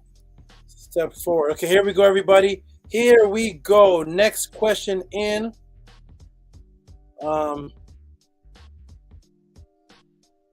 Okay, we got next question in. Okay, there we go. Next question in. Let me go to the next question, which is from who? Let's take a look and see, because it bounced me out. It bounced my file out. And the next question is from, who is it from? Daughter. Oh, next question is from Maat, daughter of Ra. Okay. Maat, daughter of Ra. Let me go ahead and put this in the room here, everybody. Maat, daughter of Ra, sends in a question. This is going to be quite interesting here. Very, very interesting. Is Maat, daughter of Ra, in the room? Is Maat, daughter of Ra, in the room? Let me go ahead and put the question in the room for everybody to see. Here we go. This is going to be quite interesting here. I don't think this has ever been discussed before. And this is, there it is. 1111 from Maat, daughter of Ra. And here's the question. Was colonialism prophesized in ancient Kemet? Which is a very, very interesting question, because if the Kemetians were going to prophesize or talk about colonialism, it would be about what would happen in Kemet, because Kemet was first colonized before the Americans, before anywhere really. Kemet was first colonized. So here we go, everybody. Was colonialism prophesized in ancient Kemet? Coming from Maat, daughter of Ra. Let me see if she's in the room. All right, wonderful. And Maat, daughter of Ra, do me a favor. Just type in the year that I first taught you. Type in the year that I began teaching. Just type that year in. That's a good question, isn't it, Big Vapes? Let's see, because a lot of people are saying that think that I'm new to YouTube or I popped up out of nowhere. What is the year that I first taught you? Type that in. Okay, here we go, everybody. We're going to get into the question here. Beautiful question here. Let's get into it, everybody. What was the year? That's my question. What was the year that I first started? When I first taught my daughter of Ra. Let's see. Okay, so let me get into let me share this in the screen here. Boom. 1992, everybody. How old was everybody in 1992 when I first taught my daughter of Ra in 1992? How old was everybody? How old were your favorite YouTube teachers? The young Pharaoh and all my children and stuff. All right, here we go, everybody. Ready? Let's get into it, everybody. And peace to us, Saba. Nini Oktua to you. And she says Tua again. And she puts 1992. 1992 is when I first started teaching my daughter of Ra. Let's get into it, everybody. Boom. Welcome to the Tehuti Podcast. Here is how I answer a question. I graduated high school in 1999. That's my birth year, yes. Scribe was born. Scribe was born, and I was teaching. Nice. Okay, awesome. Here we go, everybody. Welcome to the... Boots was in second grade. Welcome to the Tehuti Podcast, everybody. Here is how I answer questions. Press A1 if you can hear me. Press A1 before I go in, because once I go in, I'm not going to stop. Here we go. There was no YouTube in 1992. Thank you. Thank you very much. That's why people say, hey, he's a new teacher. He's new on YouTube. I was teaching before there was no YouTube when I was teaching. All right, everybody, press a 1 if you can hear me. Let's get into it. I am excited because this question is very, very difficult to answer. Never been answered before. Nobody here has ever heard anywhere talking about a prophecy or the Kemetians prophesizing of a colonization. Where was it restored? Where would it be? It's hidden somewhere, but you would never think to look. Let's go, everybody. Let's see. All right, boom. All right, a very interesting question arises, usually due to the fact that Christians and Hebrews love to weigh the credentials of their Bible and Torah on quote-unquote prophecies. One thing they tout is the prophecies in the Bible are happening right now and are pertaining to us. That makes it real. And they say, where are the prophecies in Kemet writing? How come in the Kemet writing there's nobody that foresaw anything happening? No prophecies. How come? Why not? Okay. I would like to give some history to give you a true perspective of how these prophets, how many papyruses, scrolls, wisdom books were actually collected by the Ptolemies. Before we move on, how many scrolls can you guess there were? Let me introduce you to the Library of Alexandria Center of Learning in the Ancient World, edited by Roy McLeod, page 5 and page 7. How many scrolls, everybody? How many scrolls do you think there were in the Library of Alexandria of mixed Kemetic scrolls, mixed with the Greek scrolls from what they learned from Kemet and the information that the Greeks had and put together from their learning? How many scrolls do you think were in the Library of Alexandria? Let me go in the room. I want to interact with everybody. How many scrolls would you think were in the Library of Alexandria? Peace, Mary Bona. Oh, from Trinidad. Peace, bye. All right. So, how many scrolls would you say are in the Library of Alexandria? Matt, daughter of Ray, says, "Changed my life, brought out of the Matrix. Changed my life, broke out of the Matrix because of Saba." All right, nice. You were 30 in 1992? Ooh, okay, man. Or 30. No, he was 30. I guess he just answered, maybe there's a lag. He was answering the question from when how many scrolls? Thousands. Oh my goodness, thousands. 72 scrolls? 500,000. Oh, look at some scrolls here. Thousands. T-Dog put thousands. Oh my goodness. Let's go, everybody. Welcome to Tehuti Podcast. We're going to go to the learning. Let me put the timer on this. Put the timer on this, everybody. Boom. Scribe, you're still putting in the timestamps in the room, I hope. In the when it drops. Okay, here we go. I would like to give you guys some history to give you a true perspective of how many papyruses, scrolls, wisdom books were actually collected by the Ptolemies before we move on. How many scrolls can you guess there were? Let me introduce you to the Library of Alexandria Center of Learning in Ancient World, edited by Roy McLeod, page 7 and page 5 and 7. Here it is right here. By the way, everybody, this is what some of what's called the Fayum look like. One of the Fayum looks like. Matt, this looks like Jamal, right? Is that Jamal? Okay, so this is the Fayum. So a lot of people that were in Greece and in Kemet at the time actually look like this, like how some of the Egyptians look today, because before the Arab invasion, the Ptolemies were invaded and mixed in and started producing some of your light-skinned, Kid and Play, Will Smith looking, Terrence Howard looking brothers that were still calling themselves Greek. So when you say Greek, it's not necessarily a race of people. I want everybody to know that.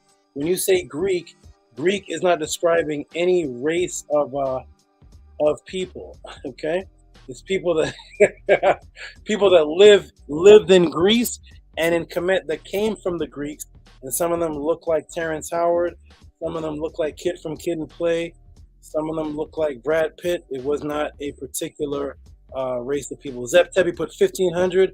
Robert put 10,000. Oh my God, tens of thousands. Wow, 144,000. Hilarious. Darius McNair is hilarious. I want to find out who's Darius McNair here. Hilarious. All right, here we go, everybody. Ready? So we got Jamal.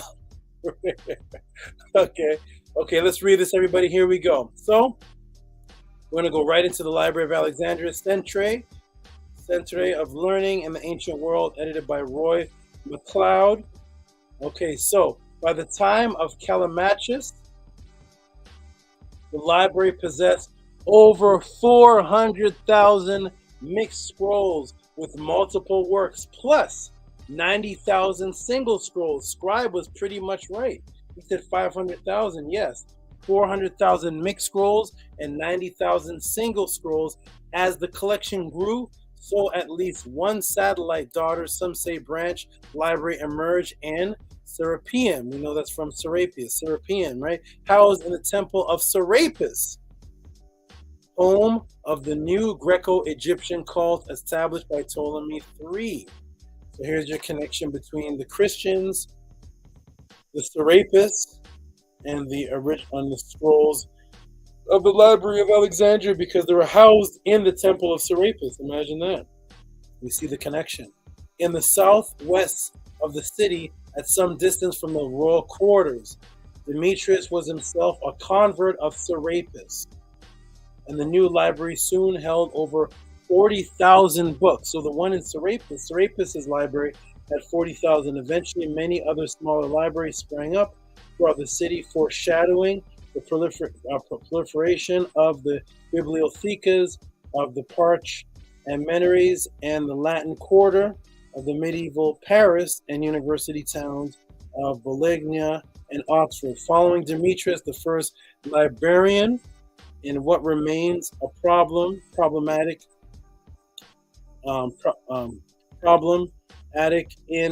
incomplete list was Zenondotus of Ephesus in 283 to 245 BC. Amongst his most famous assistants, Callimachus of Siren, who may never formally have held the position of a librarian, but who began for the library the first subject catalog in the world, the Penicus tablets.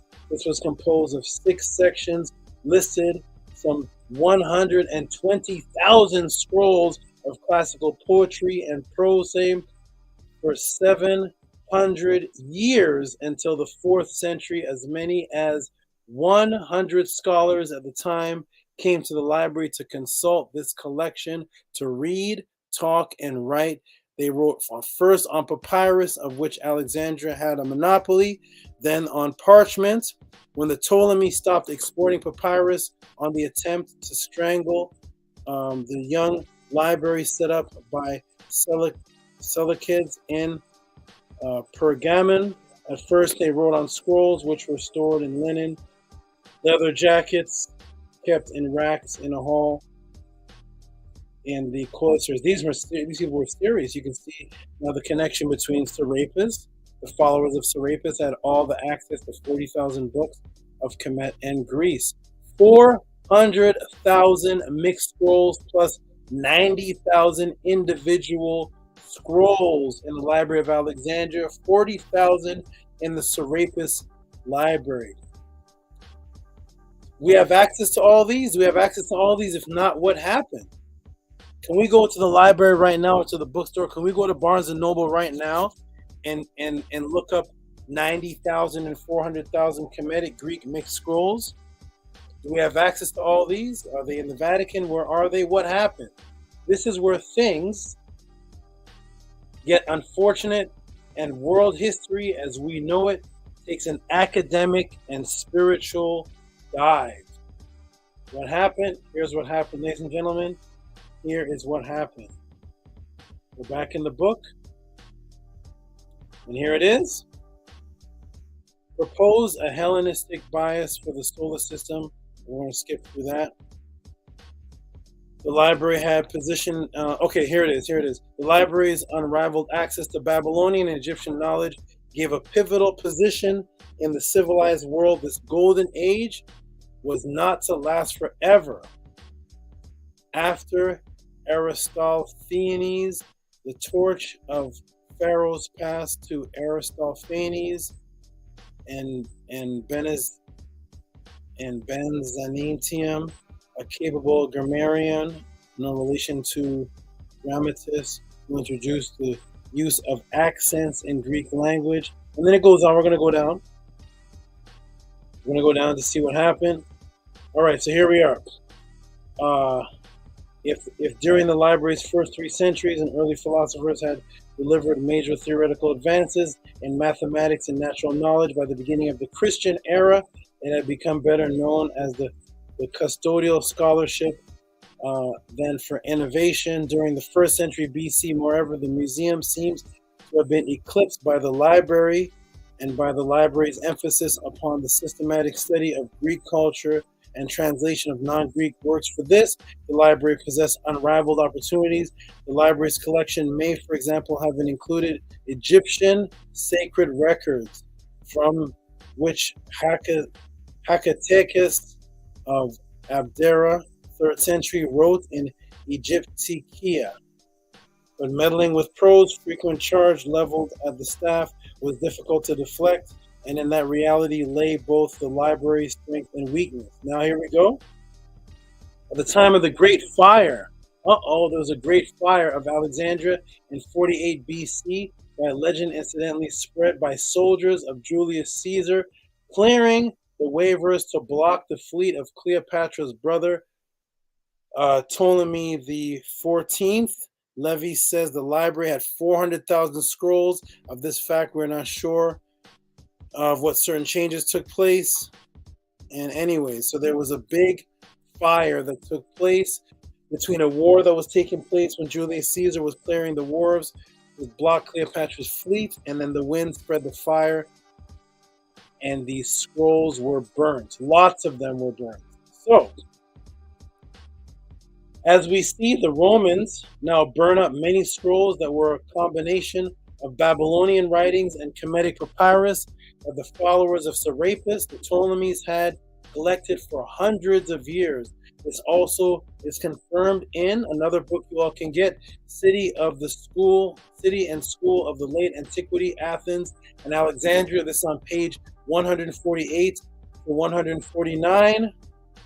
These are good historical books to get. Here it is, City and School in Late and Antique Athens and Alexandria by Edward J. Watts. What does it say?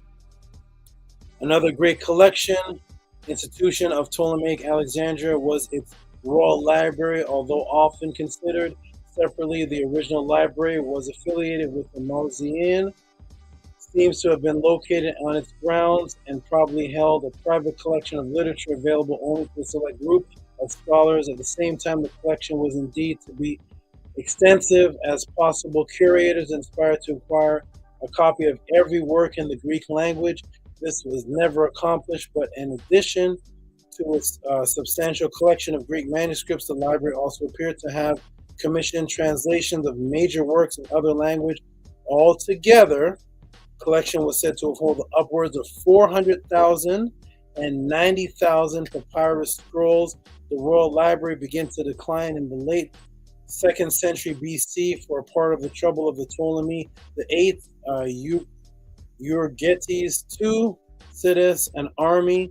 Spearmen served as its head. By the 1st century BC, librarians were so insignificant that the exact dates of their terms of office were of little interest even to the contemporaries. Further difficulties occurred when Julius Caesar arrived in the city in 47 BC and burnt the Ptolemaic fleet as it lay docked on the harbor. Wind carried the blaze into the city, and ensuing fire destroyed storehouses along the warfront, as well as a large number of books belonging to the royal library. Okay, so burnt by Julius Caesar. Okay, so you can't go to the library today or any bookstore today and ask for 400,000 books from the Library of Alexandria. So, Ron, how many books were destroyed? Now we're going to see something very interesting, ladies and gentlemen. How many books were destroyed? We're going to go back to the library of Center of Learning of the Ancient World, Alexandria, by Roy McLeod, edited by Roy McLeod. And when was the library destroyed? Here it is. One of the most controversial questions about the library is how many books were destroyed, and when was the library destroyed, and how much. One of the most controversial questions about the library is how much of it may have been destroyed in the fighting between Julius Caesar and Cleopatra. On one hand, Ptolemy VIII on the other for the control of Alexandria in 48-7 BC. Is worth setting out on the main ancient story sources, some detail. Let's go down and see. Okay, here we are. So the sheer number of them burdens does not instruct the one who wants to learn, and it's much better entrust to yourself for a few authors than to wonder, though many 40,000 books were burned in Library of Alexandria. And it was 400,000, 40,000. It's according to page 70 of this book right here. If you want to get Greek history, very important history on what took place with the Ptolemies, Alexander, and the Library of Alexandria, you can get that book there.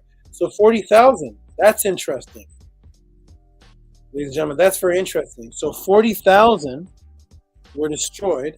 That still leaves over 300,000 that we don't have access to. We have access to maybe 1,000 Kemetic books, but the rest of them are gone where? More than likely still held in the Vatican. Here we go. That's over 40,000 sources of information we have lost. Now here is where it gets interesting. The Greeks, according to them, kept their own rendition of Kemetic teachings they had received over 700 years of being taught, taking the concepts of the neter, and as stated by Herodotus. So now we're in book 2 of Herodotus, and what does it say? They said, moreover, the Egyptians were the first who brought the appellations of the 12 gods to the Hellenes, took up use of them, and they were the first to assign altars and images and temples to the gods, and who engraved figures on stones, who regarded the greater number of these things showed evidence that it happened so. They also said the first man to become the king of Egypt was Min, and that was the time of all Egypt. And that in his time, all Egypt, and then it goes on. But it says they took the names of the deities and they took them for themselves, but the Egyptians were the first who brought the appellation of the 12 deities, and then the Hellenes took them up from themselves and then renamed them, and then the Greeks started storing Kemetic stories in the name of the Hellenes gods. Here we go. Welcome to Tehuti Podclass. Here's how I answer questions. And thus begins the Greek collection of the god stories in their own writings, where they changed the names of Tehuti and Imhotep to Hermes and Acephalus, and preserved writings for themselves. Now, I want everybody to know that the Greeks took this information very, very seriously. And when they took the writings, they did not rewrite them in Medu. They wrote them in their language for their culture and their people to be able to write. And they started preserving them in their writings. Okay? Of course, I do not go by all the Greek writings at all, but I look and see and verify which ones are preserved and match the Kemetic teachings, and those are the ones that I would adhere to. So here we go. Here is where the transformation began. When they took the stories and they put them inside of the Hermetica. Timothy Freak, Peter Gandy, I picked this book up years and years ago. They put the wisdom, some of this wisdom in the lost wisdom of the pharaohs in the Hermetica. And that is by Timothy Freak and Peter Gandy. I picked that up years ago when I went to Bobby Hemmett's house, and he was talking about it. Okay, so, and thus begins the Greek collection of the god stories in their writings, where they changed the names of Tehuti and Imhotep to Hermes and Acephalus, and preserved it. So Imhotep became Acephalus, and Tehuti became Hermes, and preserve the writings for themselves. Again, I want to be very clear. I do not promote these as authentic Kemetic sources, but Greek renditions of what they held sacred, although word for word, these are not Kemetic writings, but within them, there are remnants of truth. And thus, as a Saba, I have to unbiasedly open the door to all truth, and you take it as you may. With this understanding, I will show you now that in the Greek rendition of what they say the priest taught them in Kemet, there, yes, indeed, was a prophecy of colonizers, and not only that, but the people of Kemet giving up their racial identity. Let's get into the writings that the Greeks said they preserved, and also you can find this in the Hermetica from that they translated into Hermes Trismegistus. Once again, take it as you wish. Take it with a grain of salt.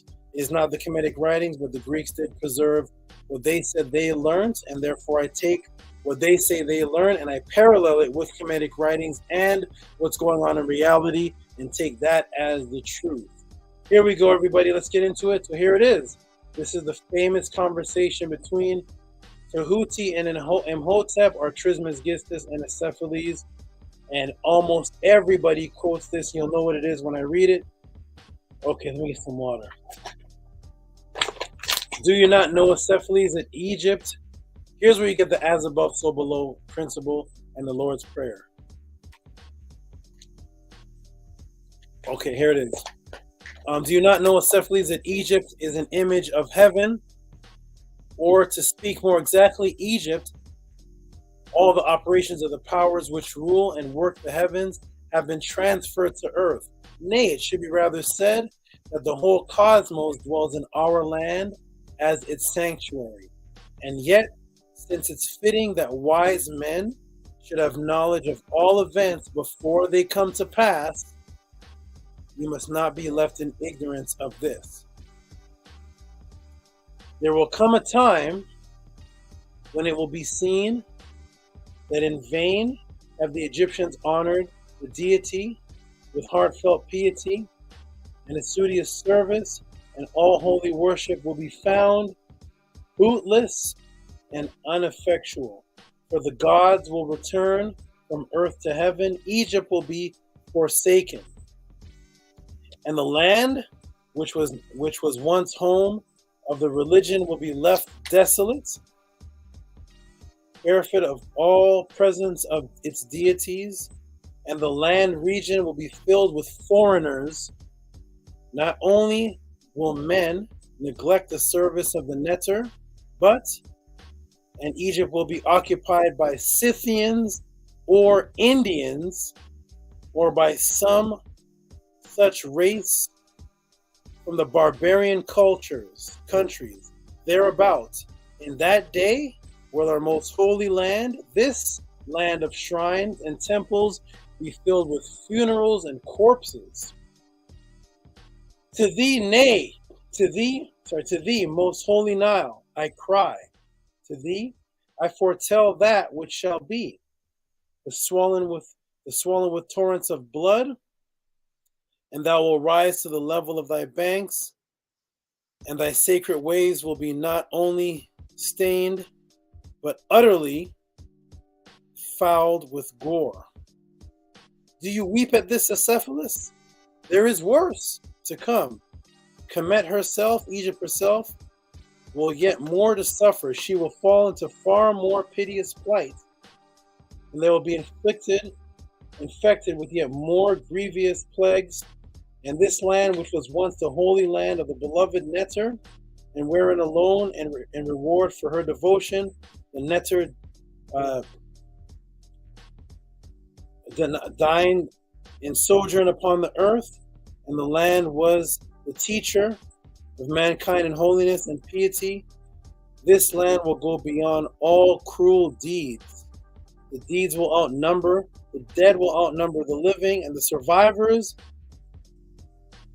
will be known for Egyptians by their tongue alone, but not their actions, and will seem to be of another race.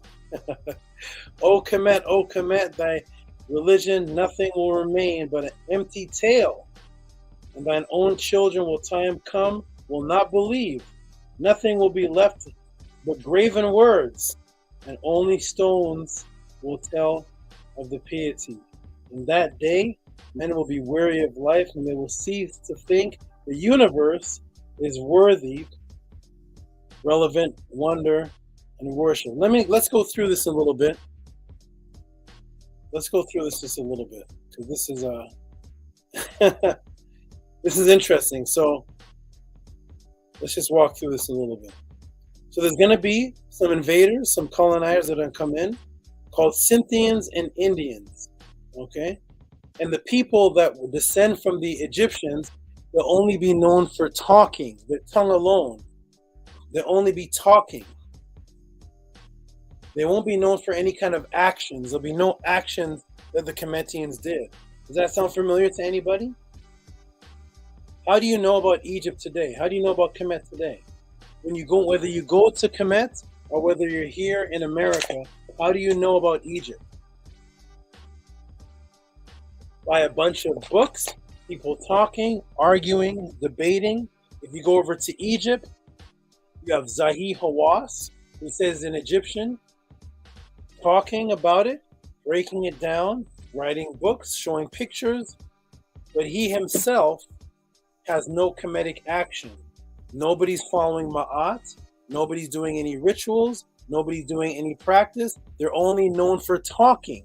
Does that sound familiar? Does that sound exactly what's happening? When you go to these other YouTube channels and you see people interacting about Kemet, are they talking about practices?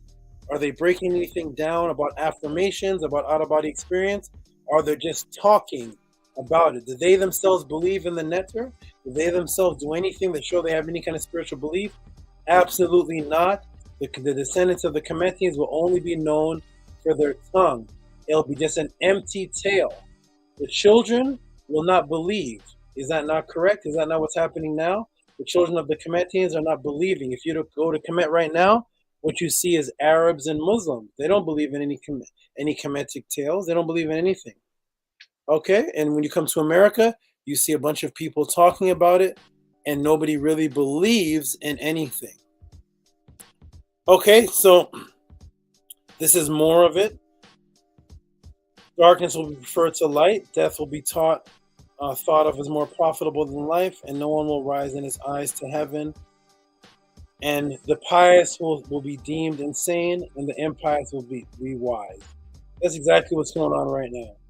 The crazies and the argumentative and all the chaos people, those are now your wise teachers on YouTube. All the people into drama. They have unks on. They're talking about Egypt, but they're into drama, arguing. I'm going to expose this channel. I'm going to expose you. You did that. I'm going to call you a name. Nobody's actually talking about what Ramesses' way of life is. They're only talking about what Ramesses did, who he conquered. What was his actual way of life? And that is the prophecy that is kept in the Greek tales, copied from that. They say they learned this from the Kemetians. It goes on. We're going to step by step get into the actual question, which was, does it prophesize about invaders? Because we noticed that it mentions invaders as Scythians and Indians. Okay, here we go, everybody. Welcome to Tehuti Podcast. Let's break this down like never broken down before. Let's look at some of this in detail, which we actually just did. We actually walked through some of it in detail, and let us continue. We're back to this is all again in the Hermetica that the Greeks kept. Let me walk you through each sentence except the Indian, which I actually just did. I actually walked you through the sentence, except the Indian and Scythian part. I'll walk you through that in detail shortly. So we already walked through that. Okay. So the Kemetians, everything will be seen as an empty tale. Nobody will be talking about the gods anymore. The Kemetians will only be known for talking. They won't be doing any kind of action. The children will become non-believer, and they'll just be graven words, and they'll just be tales. Nobody will be doing anything, and people will think that the universe, they will cease to think the universe should be revered. And that's exactly what happened. When you go on these YouTube channels, are they talking about revering any aspect of the universe? Absolutely not. It's just about slander and gossip and hearsay and nonsense. Let's get into it, everybody. Now, here's the sentence we want to go to, because this is what mainly confuses people. Okay, here it is. Egypt will be occupied by Scythians or Indians. Let me go into the chat right now and ask anybody, when you go to Egypt right now, or when you look at who Egypt is occupied by, is it occupied by Indians? Do you see Indians running around in Egypt? Let me look in the chat. I want to see. You guys see Indians running around in Egypt? Who's running around in Egypt right now? Is it Indians? Do we consider Indians? Nope. RPM put nope. Absolutely not. See? Nope. Not Indians. So what does this prophecy mean? What is this talking about here? We have to take and remember who's writing this. The Greeks are writing this. So we have to see in context what they'd be talking about at that time.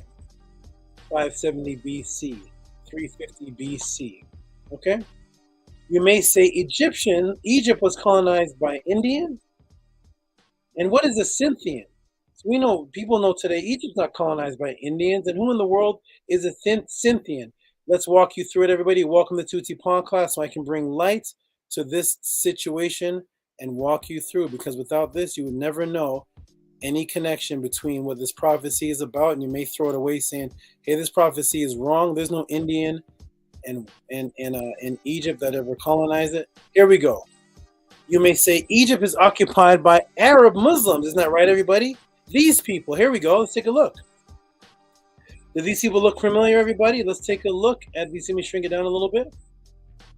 When you go to Egypt, who's ever either been to Egypt or seen a documentary or seen the people that live in Egypt today? Is it not these people? Let me go in the room. I can't really blow it up any more than this, but does this look familiar? When you go to Egypt right now, are these not the people that you see there, calling themselves Egyptians? Let me look in the room and see.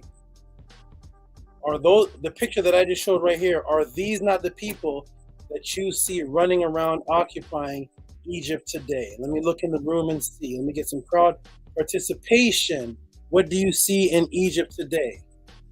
Is it these people right here? Is it these people running around in Egypt yelling Allahu Akbar? Arabic is all over Egypt now. You see turbans, robes. Do these people look familiar, everybody? Yes or no? You can type in yes or no. Matt Roth says, yep, pale Arabs, of course. Everybody knows those people. Yes, Arabs. Arabs, Ottoman, Turk. There you go, Darius.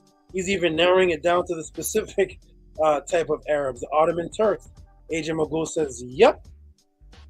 E-Manifesto was just there. E-Manifesto, what did you not, did you see this? Did you not see this all over Egypt when you were there? Are these not the people that run around with Qurans in Arabic? Right? Do they look familiar? So it is unanimous. T-Dog says, yep. Basically, I mean, this is common knowledge. Everybody says, yep. Pale Arabs, yep. Yep.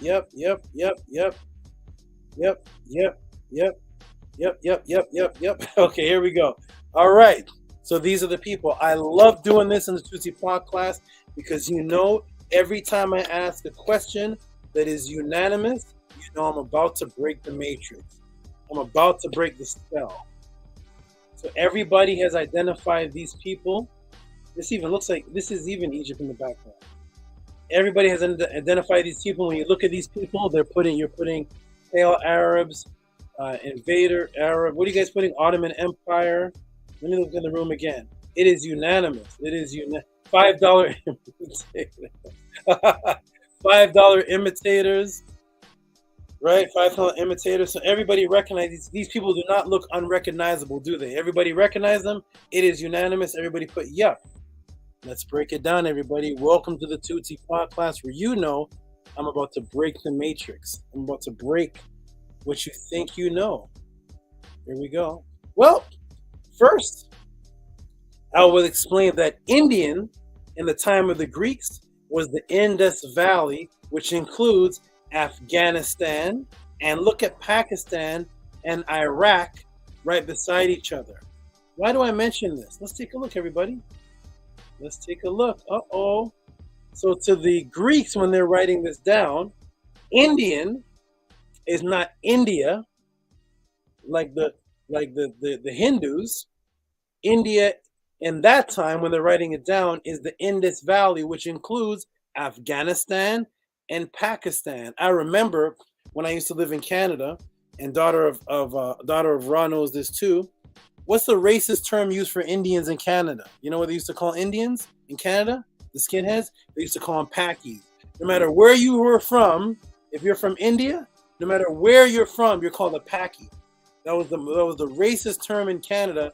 All Indians, you Paki, you Paki, you Paki, you Paki. That was isn't that right? Daughter of Ra, Paki. It was the universal racist term for all Indians. Remember? Paki, Paki, Paki. Why? Afghanistan, Pakistan, Iran, right beside each other. Let's take a look, everybody. Boom. Let's look at the history of Afghanistan. Everybody, you ready? Let's take a look. Uh-oh. Let me blow it up, everybody. Ancient history of Afghanistan, also referred to as pre-Islamic period of Afghanistan, dates back to prehistoric era and the Indus Valley civilization around 3300 to 1300 BC. Archaeological exploration began in Afghanistan, World War II. So Afghanistan is what the Greeks would have been calling Indians at that time, because Afghanistan, pre-Islamic Afghanistan, is the Indus Valley civilization. Let's take a look, everybody. Here's the map of Afghanistan. Look at Iran right here. Here's Iran. Here's Afghanistan. See that, everybody? Iran, Afghanistan. Let's look at this map. Look at this. Here's India right here. But the Indus Valley civilization is right here. Afghanistan, right up touching Iran and touching Pakistan. So Afghanistan, Iranians, Pakistan, these are the people that the Greeks would have been saying were Indians at that time of the prophecy. Very interesting. Let me walk you through. You got to walk through history step by step so you can see things in context. Because all those Arab Muslims that you saw on the images that we're all familiar with that occupied Egypt were not Arabs. Let's go back, everybody. All these people here that I showed you, that everybody acknowledged, those are the Arabs that are occupying Egypt. These are the Arabs everybody acknowledged that we've seen these people before, and these are the Arabs. E-Manifesto said he was there. He saw them in person. These are the Muslim Arabs that occupy Egypt. These are Arabs.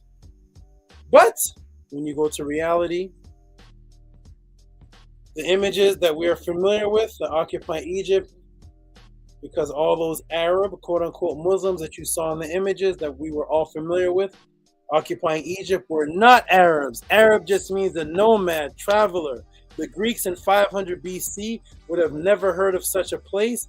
To put in the translation of the Kemetic prophecy, as a matter of fact, a quote-unquote Arab by nationality didn't exist until 1932.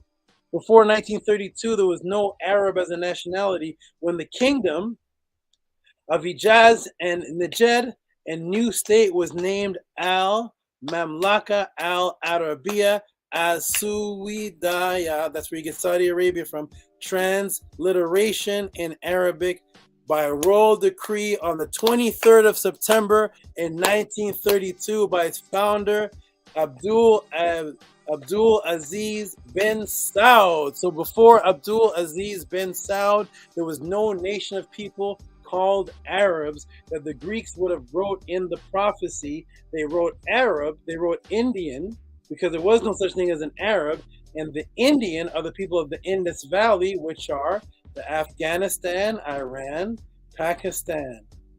There wasn't even a place called India yet. Let's go, everybody. Welcome to Tutti Podcast. Let me walk you through step by step. So who are these images? Who are these images that E-Manifesto swore he saw that are Arabs, that everybody says are Arabs? Who are these images and people of who colonized Egypt? Because we acknowledge it, it's people that look like this that colonized Egypt that we are all calling Arabs today. Let's break the matrix. Can you tell me? Can you tell them apart? No, let's shrink it down. Who are these people? They look like the Arabs that are in Egypt. Who are they, though? We all swore a minute ago these are the Arabs that are in Egypt right now. Right? But who are they? They're not the Arabs. Uh-oh. This is Afghanistan. Can you tell them apart, ladies and gentlemen? Here's Afghanistan. There's Afghanistan people. Over here, here's Iranians. Can you tell them apart, everybody? Go ahead and break it down. Tell me the phenotype different. Go ahead and tell me the difference between these three and these two. What is the difference in race? There is no difference. Iranians, Afghanistan, these are the people that we would have foreseen that the Greeks, when writing down, would have said Indians are going to occupy Kemet. And here are the quote-unquote Arabs. Can you tell them apart, everybody? Can you tell them apart, everybody? If all these people came to your house, would you be able to say, hey, you're the Iranian? Oh, you know what? You're from Afghanistan for sure. You're definitely not Iranian. You're the Iranian. You're from Afghanistan. Oh, you three guys over there, you're Arab. You would not know, and you still don't know. And that's why a moment ago, you called all these people Arabs. Can you tell the difference? Look at all these guys right here. Which one, everybody? Which one's Iranian? Which one's Afghanistan? Which one's from India? Which one's from the Indus Valley? Who's a Scythian? What's a Scythian? Here we go, everybody. And this is what makes the prophecy true, because there wouldn't have been Arabs that they would have wrote of, because Saudi Arabia and Arab as a nationality, as a group of people running around calling themselves Arabs, did not exist until 1932, September 23rd. Boom! So I showed you the quote-unquote Indians, that those people who would be known as from the Indus Afghanistan region, that we are mislabeling as Arabs today. They were your Afghanistan people, your Iranian people, your Pakistani people. They were the Indus Valley people. We're the ones today mislabeling them as Arabs because of King Saud of Arabia, 1932. Then they changed their name to Arabs. And the true identity, that is the true identity of the colonizers, that the Kemetians would have foreseen colonizing their landmass. But what about this part? Who are these people? It says Egypt will be occupied by Scythians. Who are the Scythians, everybody? Have you ever met anybody walking around today calling themselves a Scythian? What is a Scythian? What is that? What race is that? Have you ever met anybody called that?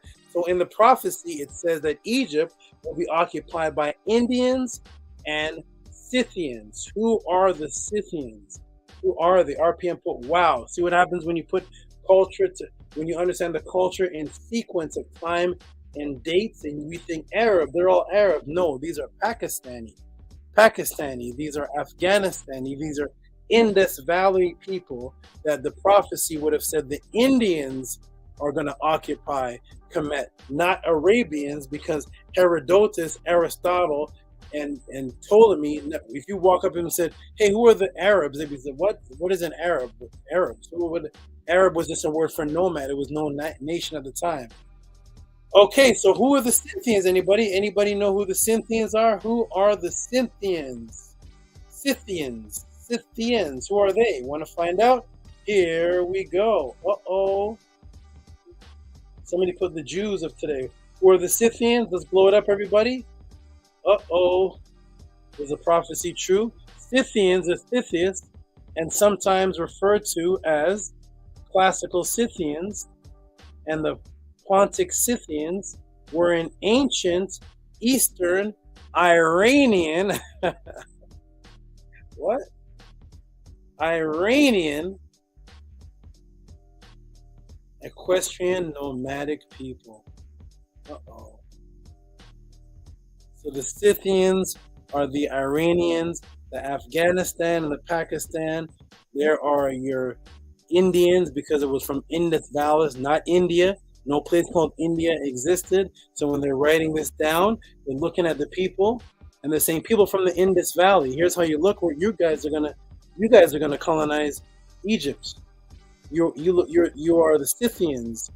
You are the Indians, which is people from the Indus Valley. They wouldn't have said Arabians. They didn't become Arabians until way later. And the Scythians, they're Iranian. Boom. There are your modern Iranian. It even says, quote unquote, nomad, which the word for nomad in that language is Arabia. Arabia means nomad. It means to move around. You even call a car an Arabia. Arabia is the name of a car because it means to move around. So they were Scythians by the Greeks, Iranians, and then eventually, when the language changed to what's called Arabic today, they call themselves Arabs in 1932 as a culture. Before then, there was no group of people running around saying, we are Arabs. No, it was, we are Iranians. Those are the Indus people. We also see in the Indus Valley map right under Afghanistan and Pakistan. We also seen in the Indus Valley map, it's right under Afghanistan and Pakistan. And to the normal eye, trying to describe these people would all look the same because they are. In this case, the Greeks preserved the prophecy of Tehuti right. Prophecy fulfilled. Boom. So there's your answer. Peace and love. That is my answer to you. In this case, the Greeks did preserve the prophecy. Everything word for word made sense. The colonizers, the description of the colonizers, people thought the prophecy was wrong because they were thinking that it's Indians. Indians is India, like Punjabi Indians, and where's the red dot in their head in Egypt? No, Indians are the Iranians, Afghanistan, the Scythians. Scythians are the Iranians, and the Arabs is just their new name, and they're originally the people from Afghanistan, Iran, and then they changed their name to Arab. They're known as nomads, and those are the people that invaded Kemet. That was a prophecy. That was fulfilled. Those are the colonizers the Kemetians would have seen come in, and they came in, and they're still there today, hiding under the name Arab. But now we know you are really Afghanistan people, Iranian people, and Scythian people. And the Greeks this time got it right. I'm not against the Greeks at this time. They got it right. They wrote it down. They got it right. And this part of the Greek writing of the Kemetic prophecy is correct. Thank you, Greeks, for holding that. To hell with you, Julius Caesar, for burning down 40,000 scrolls. But thank you to the Greeks that kept this part of the information that's still in the Hermetica. Boom, that's my answer. Let me check the chat to see if anybody heard this answer before or if you all appreciate it. Welcome to the Tehuti Podclass. Only here you can get this. Let's check it out, everybody. Let me check out the chat room and see who heard the answer. Let's see if Daughter of Ra heard the answer. And let's check it out. Boom! Let's go, everybody. I don't know. Maybe people are teaching this in other places. I want to go. Send me the link. Here we go. All right, we got Matt says, look the same to me. And you know, as a person, when we lived in Canada, you couldn't tell the difference between an Indian Muslim, an Indian Hindu Muslim, and Arabian, Iranian. Everybody looked the same. Everybody looked the same because they actually were the same people. All right, so we got RPM putting wow, wow, wow. We got Rigo putting interesting. Big Vase with All right, let's see what else anybody put. Yep, you can't tell them apart. Middle Eastern people. They're giving all these names to describe the people of Iran and Afghanistan. We're in the middle of East, right? Like here's a direction. Imagine being in the middle of right. How can you be in the middle of left? East is a direction, right? So how do you get in the middle of it? So I say go travel east, but stop at the middle. See all this chaos driving our mind crazy in the matrix because I want to know where the middle north is. Doesn't exist. So they have all these names to confuse you. But we caught you. We know who you are. The Greeks were right. You are the Scythians in the prophecy. You are the people from the Indus Valley. And long before it happened, it was written, and you guys eventually came in, and you're still there in Kemet today, hiding under Islam now. All right, let's go, everybody. Woo! All right, Big Vase put clap, clap, clap, clap, clap. Thank you, Big Vase, for appreciating the answer. Rigo put clap, clap, clap, clap, clap, clap. Woo! We got Brown Buffalo Salinas put Tehuti always with the complex answers. Let's go. Thank you, my brother. That must be Danny Salinas. Thank you, my brother. All right, Matt, Daughter of Ray put Tua Saba. All right, Shimbo Shane smiling. Greeks got it right. right. The Greeks got it right, man. Thank you, Greeks. Thank you for preserving it. Thank you for preserving it. You got it right this time. I got nothing against those Greek writings at all. I have actually nothing against Greek writings. I have nothing against any culture's writings. I'm only about the truth. I don't care if the Greeks wrote it. I don't care if the Indians wrote it. I don't care if the slave master wrote it. I don't care. When I get my when I get my vacuum, I just got in my cable weights. When I get in my cable weights and it had descriptions, and I get in my the things I get instructions for, it says English, French, Spanish. And I read the instructions, and guess what? It's right. And I was able to put the cable set together. I didn't say, I will not read that because it is written by a Tamahu. He will not instruct me how to set up this vacuum. No. Truth is truth. The Greeks at that time were very serious. The Greeks at that time were not about what the Europeans today are about. I need to make that very clear. The Europeans, when Christianity was established, they were purposely about distorting to manipulate people. The Greeks at that time worshipped the Kemetians. Their job, they wanted to preserve the information. They tried to preserve it in their culture. They took it more serious. The Greeks were more Kemetic than anybody you know. There's nobody on YouTube. There's nobody ever took you on a tour to Kemet. There's nobody that ever went on to Kemet with you. There's nobody on any channel, no author of any kind of book, black man, that is as serious as Kemet as the Greeks were. Nobody. Alexander the Greek would crush everybody. The Ptolemies and the seriousness of the Ptolemies in their Kemetic way, trying to be black, trying to be Kemetic, will crush everybody. That's how serious they were. So they preserved it right. Shout outs, hats off to y'all for preserving it right. Because we have over 40,000 scrolls that we can't get hands off. When the Kemetians wrote it, before the Greeks got their hands on it, but when the Greeks learned it, they wrote it, kept it. Thank you. All right, let's keep going, everybody. Let's keep going. Schlacken put thumbs up. Mistress Forgiveness, that's a new name. Shout out to you. I haven't seen you in the class before. Put beautifully done, as always. Thank you to you. Kemet put Tehuti be spitting magma knowledge, which is hotter than lava. Thank you, Kemet.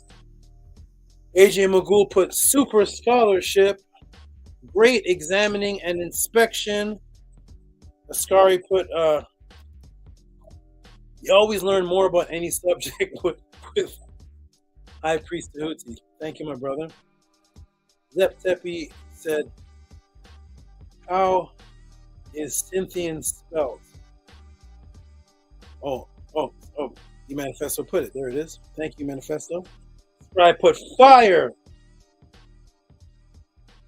Mistress put so macho. Love it. I'm not sure what that means, but shout out to Mistress. So macho.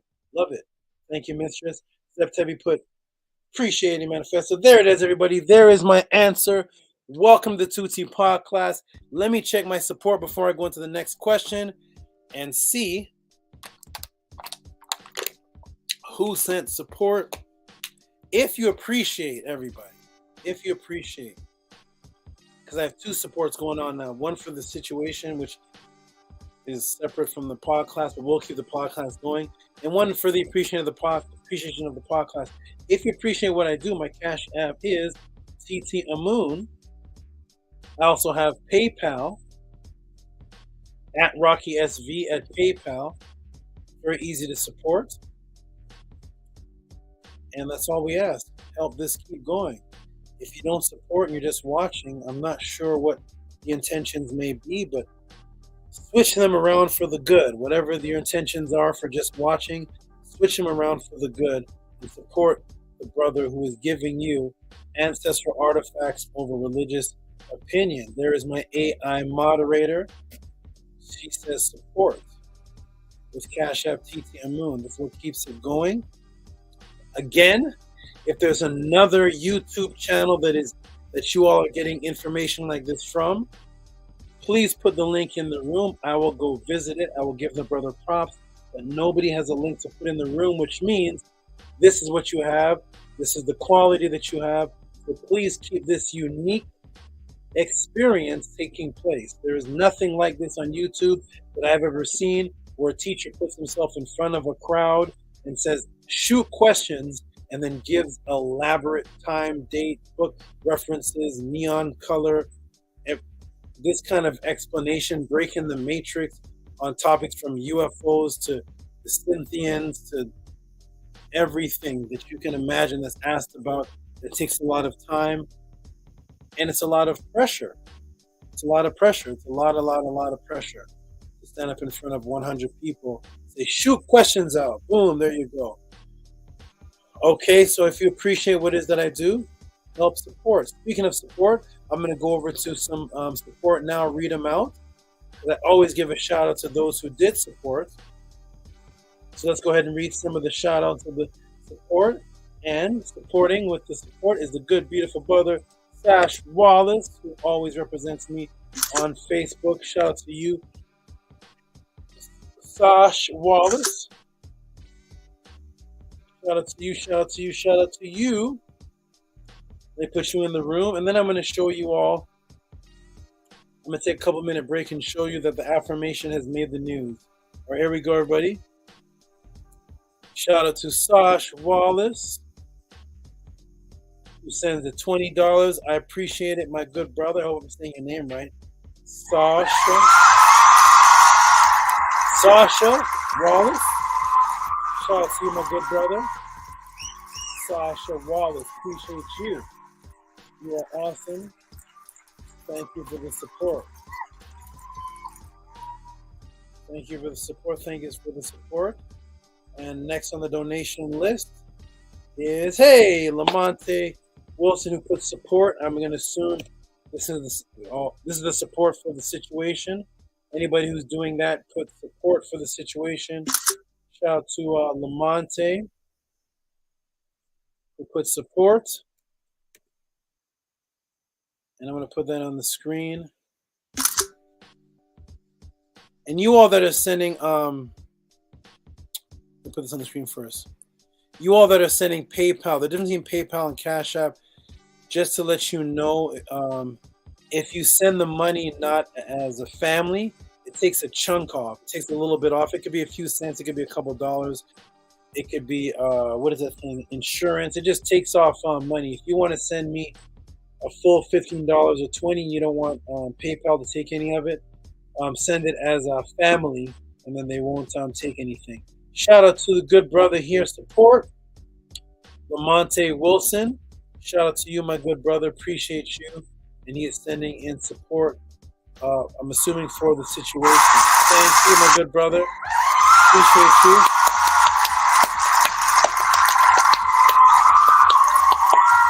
Thank you. Appreciate that. I don't know why I was just copying Planet Rock. Yeah. I want to listen to Planet Rock. My favorite tracks. Thank you, my good brother. Appreciate the support. Let me go and see if I have you on file. That was a 15. Let me see. Lamonte. Is this you? Support. The next two or three questions coming up. Oh, I'm going to show some unbelievable things on the screen. Support. Unbelievable footage is coming up. I see the questions, and I'm going to show some footage. Okay, thank you, my good brother. We got John Presley pending. John Presley? I don't know why it says pending, my good brother. It says a payment, John Presley, pending. I'm not sure why. It says a part of a security measure, we review certain payments more closely to ensure. Okay. So John Presley, if you see this or hear this, your donation for some reason is in pending mode. So shut up. Whoa. Shout out to John Presley for sending in $19, but I'm going to wait until it actually shows up. You may be over there trying to fix the situation. And shout out to Bella again, who already gave a donation, sending another donation of $7.72. Shout out to Bella. I don't even know if you're still awake. But shout out to you, Bella. Appreciate you. One of the most dedicated young ladies ever in this podcast. Seriously. I'm going to show you. Shout out to you, Bella. Appreciate you.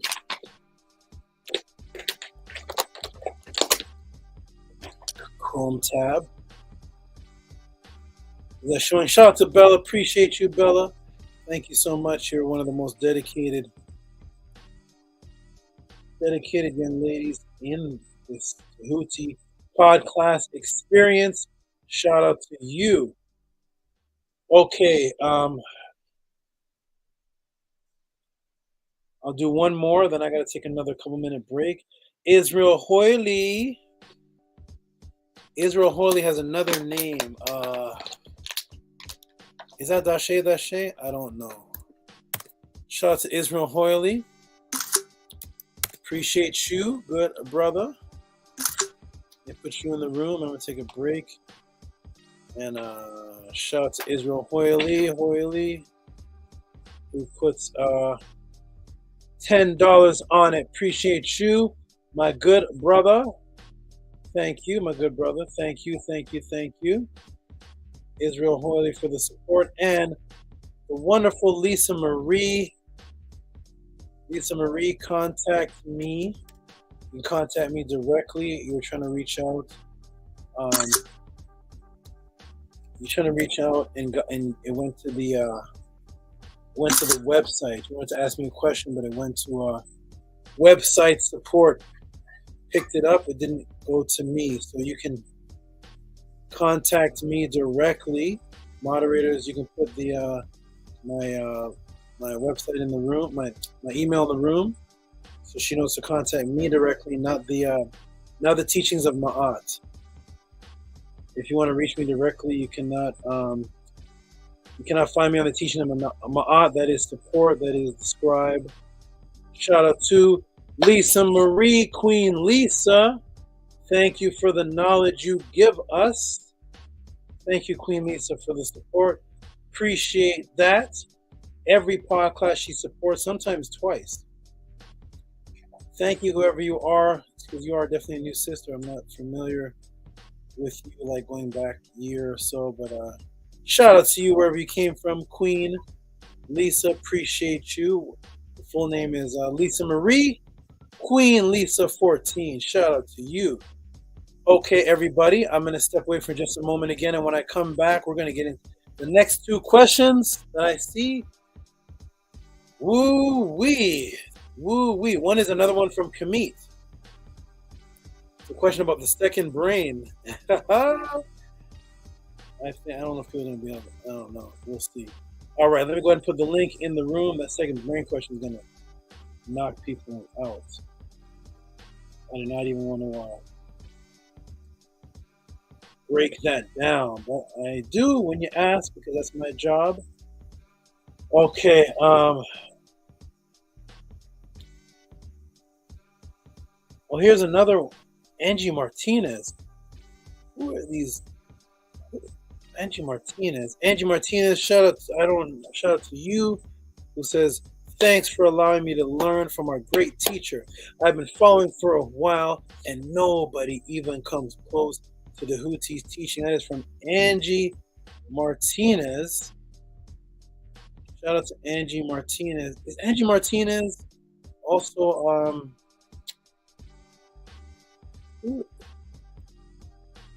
is that Wolf Mommy? I don't know. Shout out to Angie Martinez, whoever you may be. You are awesome, fabulous, wonderful. Thank you for the support. And brothers, jump in the room.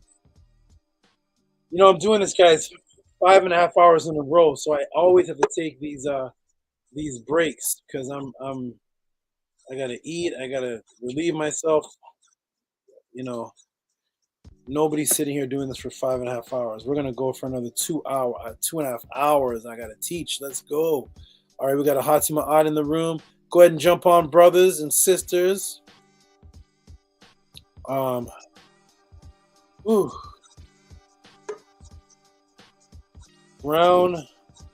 Buffalo says, gotta ask the right questions. Tehuti has all the questions. Lord, peace to the gods. That has to be Denny Salinas. He always says peace to the gods. And with a Z, so it wasn't Brown Salinas. Brown Buffalo.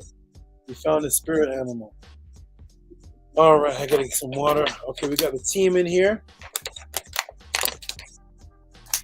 Who are we missing? AJ's probably asleep. Okay, I'm going to take a little break. The next question, everybody. What's the next question? Oh my, what is this? Prophecy? Mansa Musa was answered. Oh my gosh. Is Lamonte in here? The Age of the Sphinx? Is Beget Leisure in here? I may have to say Beget Leisure till next week if he's not in here. Oh, Beget Leisure asks a question about the straw man. Bringing straw men to life. Oh boy. Okay. Oh my. It's gonna get deep.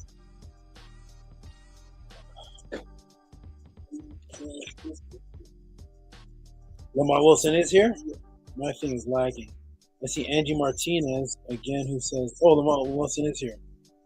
Who says, not only do I get educated, but I am with family, and it's truly amazing. Shout out to Angie Martinez. All right, everybody, I'm going to take a little break. There is Netzer, formerly known as. I'm going to take a little break. Hope you guys enjoyed the answer. The next questions coming up are going to be crazy. If Beget Leisure's in here, ask me questions about straw men coming to life. Oh my gosh. Go ask that question somewhere. Straw men he asked a question about bringing inanimate objects. Having inanimate objects affect the living and bringing them to life in golems. It's gonna be crazy, man. Let me scare. He's here. He's here. He's here. I'm here, but I'm here, but I don't know what that means, but I'm here, but okay. I'm gonna step away. Everybody, take over, gentlemen. I got a big night in front of me. I'll be back, everybody. Hope you all appreciate it. I know Arcad has a long speech to give. Slap up these people. Slap up these people trying to compare the Saba. Arcad's about to slap up some people. Scribe is about to reprogram some people. Hati's about to slice somebody's head off. Slice somebody's long nose off. And take their top hat and put some money in it and give it to the pod class. And AJ just wanted to get on the plane and come get his name. All right, here we go, everybody. I'm stepping off. I'll be back. Peace. I'll be back. It's going to be crazy when I come back. OTAP. Peace and love. Can y'all hear me? Can you hear me, Scribe? Oh, yes, we can hear you. Y'all can hear me? Yes. I'm having technical difficulties over here. Peace and love, everybody in the chat. Everybody who donated. Everybody who supports.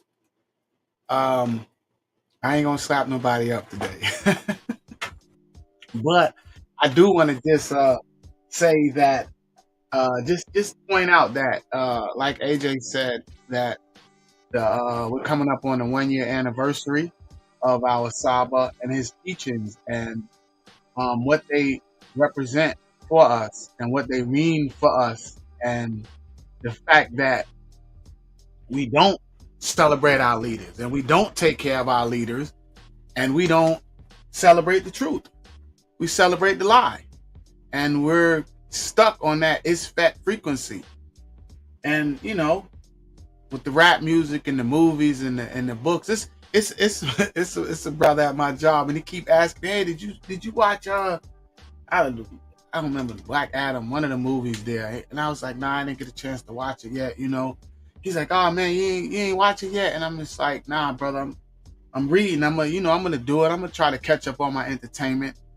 But right now, this knowledge and this wisdom and this information is way more important than watching a movie and entertaining myself. And if all of you in the chat are consistent, it's 80. How many people in the chat right now? It's a consistent 100 people in the chat right now. So y'all understand how important Saba's wisdom and knowledge is.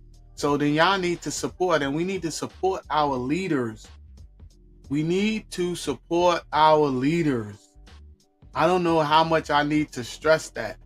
Who do we have to look up to? What are we looking up to? The basketball players and the actors? I mean, no disrespect to them brothers, because I actually met a beautiful sister over the weekend, and she's an actor. I'm not gonna mention no names, but I was really, really, really surprised by the conversation that she offered up to me and the way that she supports the truth. Basically, I'm gonna leave it at that. But I was really surprised, and I didn't even ask her. She was just talking. She just was offering it up. And when I left, I just told her, I said, thank you, sister. I just want to thank you for fighting that fight, because a lot of us are out there fighting those fights for our people in different ways. And I just want to acknowledge that. She's a beautiful sister, and she's on a she is very well known, and she's out there fighting those fights for us. And I gave her a little bit of Maat. I didn't want to push her, because being in Hollywood, it in the music industry and these different environments, we have to behave a particular way at times. So I understand that, when these people say these things about the truth, and then they have to go apologize for the truth that they said, it's a shame, because we're not supporting our leaders. We're supporting the wrong things. And Saba, for the last year, has consistently dropped truth after truth after truth after truth. And the knowledge that he has dropped on us, and the wisdom, and the way that he breaks it down for us in the last year, is more valuable than any movie that you saw in the last year. It's more valuable than any book that you read in the last year. And we could argue semantics all day, and I'll just point you to the podcast, and you can go back to December 16th of 2021, and you can start from there, and then you can meet me wherever we'll be at in 2023, right? Actually 2026, if you were really taking in this knowledge, because I'm still digesting and processing this wisdom. But my point is that Saba needs to be celebrated, and he needs to be protected. And now all of our leaders do. My good brother Ahati, my good brother Scribe, AJ, all of us that are standing on Maat need to be protected and celebrated. But Saba is a one of one, and I don't even have to reiterate that to those of us that know. And I just want to acknowledge how important he is. And when he asked for support, I gave it to him. I did my part. So the only thing we're asking is for everyone to do their part and support our Saba and appreciate this knowledge that he drops on us. And that sister said that it was him that got her out of the Matrix in 1992. In 1992, I was knee deep in the ISFET. In 1992, I was gone. I was lost, man. In 1992, I'm not even gonna get into it. I was lost, and I'm gonna say I was lost because in 1992, the enemy looked like me. To me, that's how much the Matrix had me so lost that I viewed the enemy as myself. Right? And it's a shame, because most of us do that now, even right now to this day. A lot of us still are not acknowledging who our true enemy is. And we're not acknowledging who our true leaders are and who's actually for us. Saba is for us. Saba is for the truth. He is for us, and he needs to be supported. So I'm not going to slap nobody up today.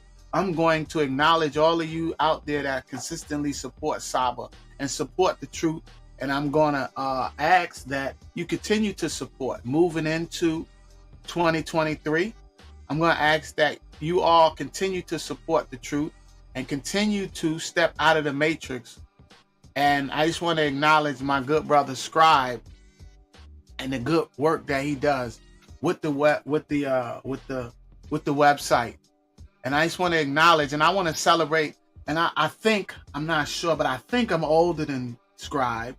But even being old, I can acknowledge my young brother and the work that he puts in. And he's a bar. He's a standard when it comes to creativity and when it comes to something to be acknowledged. So like the website, I'm like, wow, I want to be able to do that. And I look to that and I'm like, wow, like this brother did this from scratch.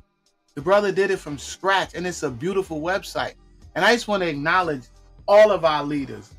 Ahati, when I read your book, good brother, I was blown away. I was those of you that don't know, go to the website, and Ahati also has a book on the website. And check that out and support my good brother Ahati, because I want to celebrate our leaders. I want to take this time out to not slap nobody up today. I want to take the time out to celebrate. There it goes. There's the book right there, Ahati's book. We need to celebrate our leaders, and we need to stop celebrating the foolishness. And we need to understand the value in the truth. And we need to understand what it means for our family and what it means for us moving forward into 2023.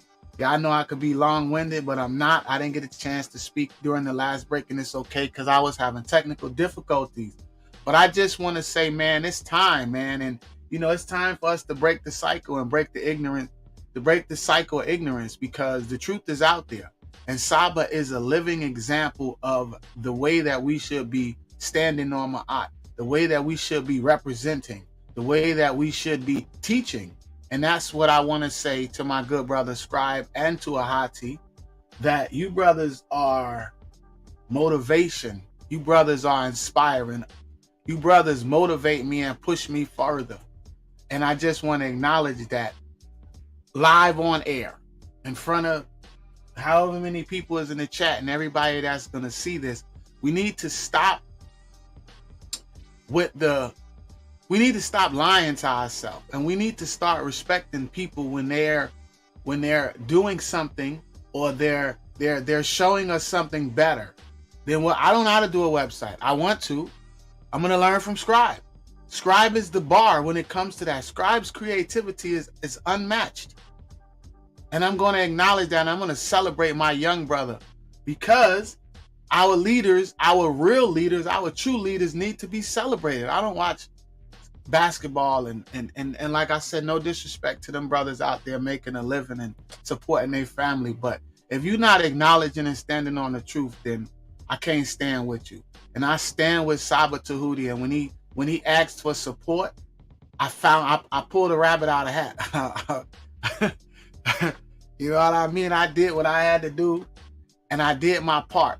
And that's all that matters, is that you do your part, right? But you do your part for the right things. That you do what's important to you. You put the value on the truth. If you don't value the truth and you don't value our leaders, then what do you value? Foolishness? If you don't value the truth, then that's the same reason why we in the situation that we in as a people overall. And I'm not going to get all into that, but the Saba is the breaker of the matrix. And that sister said he broke her out of the matrix in 1992. So shout out to you, sister. Shout out to everybody in the chat. Shout out to Shannon. Shout out to all the sisters and brothers and everybody that supports and that continues to support. And we're moving into a beautiful 2023. And I just want to say that if we supported our Saba last year, we need to support our Saba 3 times this year, moving into 2023. We need to support him 3 times. And I say 3 because those of us that have been following our Saba, we understand what that power is.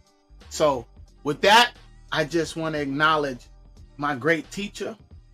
And I just want to say that all you out there, y'all know y'all ain't messing with Saba. Y'all know it. So just acknowledge the truth and support our teacher and join us.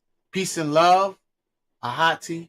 Peace and love, Scribe. Peace and love, AJ. Peace and love, Tehuti Most. Shout out to Tehuti Most. Shout out to my good brother, Tehuti Most. And with that, I'm going to let you brothers talk. Peace and love. Otep Maat. Peace and love. Yeah, once again, thank everyone for your support, for being here. Make sure you're sending in your donations. Make sure you're sending your support for Saba. I'm going to let AJ, if you want to go ahead and go and speak more about the 1-year anniversary that we got going on next week. This brother is orchestrating the overall plan, so I'll let him speak on it. So peace and love. Peace and love to everyone in the chat. Recently, I've just been getting these downloads, and I'm playing with this thought of this word to subscribe. Lately, the word scribe has been coming up a lot for me. My whole life, I've known we have heard subscribe all of our lives, but maybe you didn't think of subscribe as it pertains to Kemet and Maat. So we have been subscribing to things all of our lives and have not been giving homage to Maat and Kemet. And so most of the stuff that the Tamahu has owned, we've subscribed to it. And to subscribe, sub means under, and we know the scribes are the authors of the Metal Netter. And so we've been subscribing to the Tamahu, but we don't subscribe to Maat and Kemet. We haven't been paying homage all of our lives.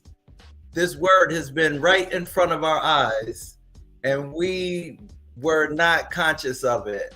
And so this 1 year anniversary, we should be giving homage, respect, due to the breaker of the matrix.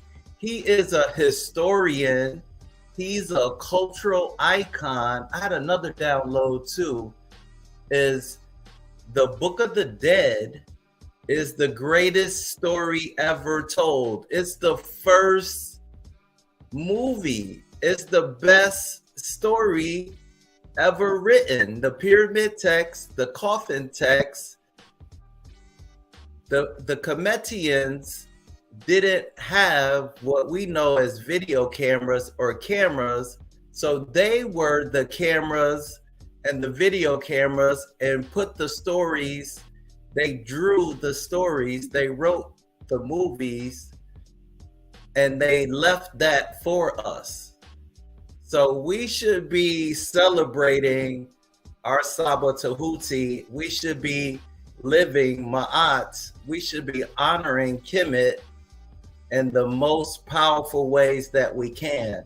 So I'm excited about the 1 year anniversary. I'm excited. I love seeing people succeed. I love seeing people reach their goals. I love seeing people walking in their power. And so I'm excited about the 1 year celebration. I want to see Saba in the best possible position he can be in. I'm excited about the video montage that Ahati and Scribe are putting together. People are gonna, give their tributes. They're gonna say words of encouragement. They're gonna give their reciprocity. If people want to have an artistic way of honoring Saba Tehuti, that's what we're looking for. I'm hoping everybody will be excited in the chat to celebrate this milestone. I think it's an opportunity for us to have fun. I'm going to donate a little money so we can have some t-shirts to give away. I'm pretty sure the brothers have good ideas of how they want to contribute to this 1 year anniversary. I'm super excited. I admire and I am proud of all of you brothers, the moderators that supported Tehuti along the way, his goddesses, everybody that support him is a friend of mine. I respect y'all. I love y'all. And he did this, and we need to celebrate it. And we need to figure out how we can take his success and make it our own success. A win for Saba is a win for all of us. A win for Ahati is a win for all of us. A win for Scribe is a win for all of us. A win for Arcad is a win for all of us. And that's all I'll say. Peace and light. You okay? Okay. Yeah, it's not bad. Okay, thank you. Move the microphone. Thank you. Now we'll put it back in the bowl. Okay, peace, everyone. Beautiful, beautiful, beautiful. I overheard some in the background. Thank you, Arcad. Thank you, everybody. Thank you, Magul. Thank you, everybody. Thank you, Hati. Thank you, Scribe. Thank you, everybody, for the energy of dedication and support to what it is that we're doing here. I look forward to the anniversary as well. Thank you for that idea, Magul, the anniversary idea. Thank you, Arcad, for acknowledging, the skill talent of Scribe, the skill set of Scribe, and his technical website building abilities, and for also acknowledging that you were highly impressed by Hati's writing. This just goes to show that everybody is a part of this family, and everybody respects everyone for what they bring and what they've brought. It's like a Voltron. It's like a set of bees or ants. Everybody's bringing something, and everybody appreciates everybody. There's only good vibes happening of appreciation, and this is like an extension of my family at home. We wake up in the morning and we praise each other. We do praises to each other, and before we start our day or do anything, we wake up thanking each other for what we did the day before we can start our new day. So that's the kind of energy that I wanted to expand. And every time I see you brothers on here, you brothers are giving one or two of each other respect for something that you've done, and that's what happens in my home. So I'm glad I could take this energy and expand it into this pod class, into the world. Really, everybody's in different part of the world, so I appreciate it. Angie Martinez is asking, is there a P.O. box we can send physical gifts as well as a crochet hat? Thank you. A crochet hat and a crochet hat and a scarf handmade. Wow, what a unique what a unique question. Is there a P.O. box? There is an address. Contact me and we'll discuss that, and I will have to set up a P.O. box. There are people that want to send physical things, and we are going to set that up. But there is an address. People have sent me send gifts, and there is an address that you can send things to. So go ahead and I don't know if you're on Facebook, but if not, you can email me at mysticaltelvin@gmail.com, and I can give you an address where you can send things to, definitely physical items. Okay, so go ahead and email me that, or you can contact me, Tehuti Brown, at Facebook, and go ahead and send the crochet hat and scarf and anything else. You can send a rock, a feather, anything that is important to you that means something. I appreciate. Thank you, everybody. Thank you, Angie Martinez. Okay, everybody. We are going to. I canceled my. What is it? I canceled and deleted my subscription to the Matrix. That is awesome.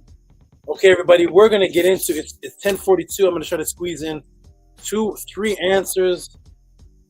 I don't know. I'm gonna try my best, but let's go ahead and get into it, everybody. Let's get into it, everybody. I got so much to do. She says, "Will do, Saba," and Zeptepi Slim says, "I don't know what that is. A hammer? Those are axes. Axes. Oh, the Netzer symbol. 3 axes, the Netzer symbol. Wonderful, wonderful.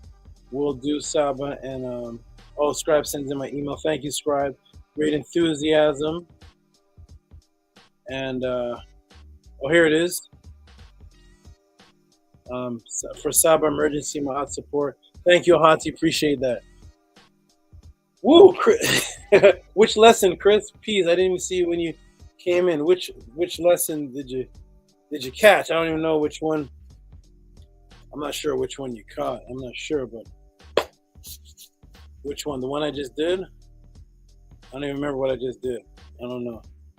What did I do? It comes through me, it's gone. I don't know what I did. I did something on Mansa, Musa, and what did I just do?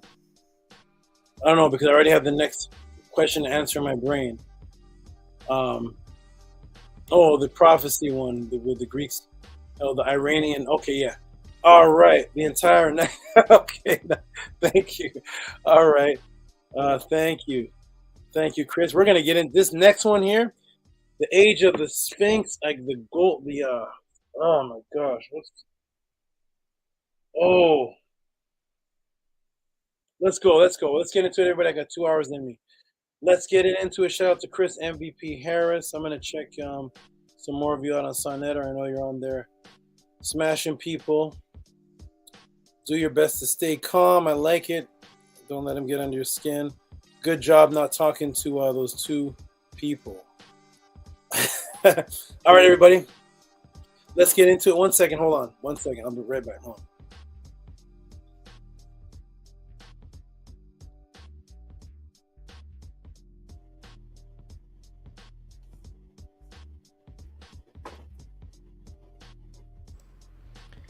Yeah, peace and love. Shout out to you, Chris MVP Harris.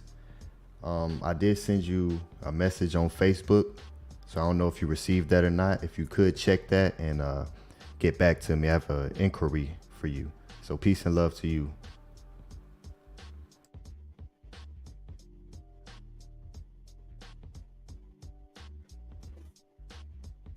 Ahati, you gonna talk, brother? I love your background too, brother. I don't know what that is. Yeah, I was just chilling, man. That's what's up. I'm feeling calm, peaceful, Yes, just sir. listening to you talk.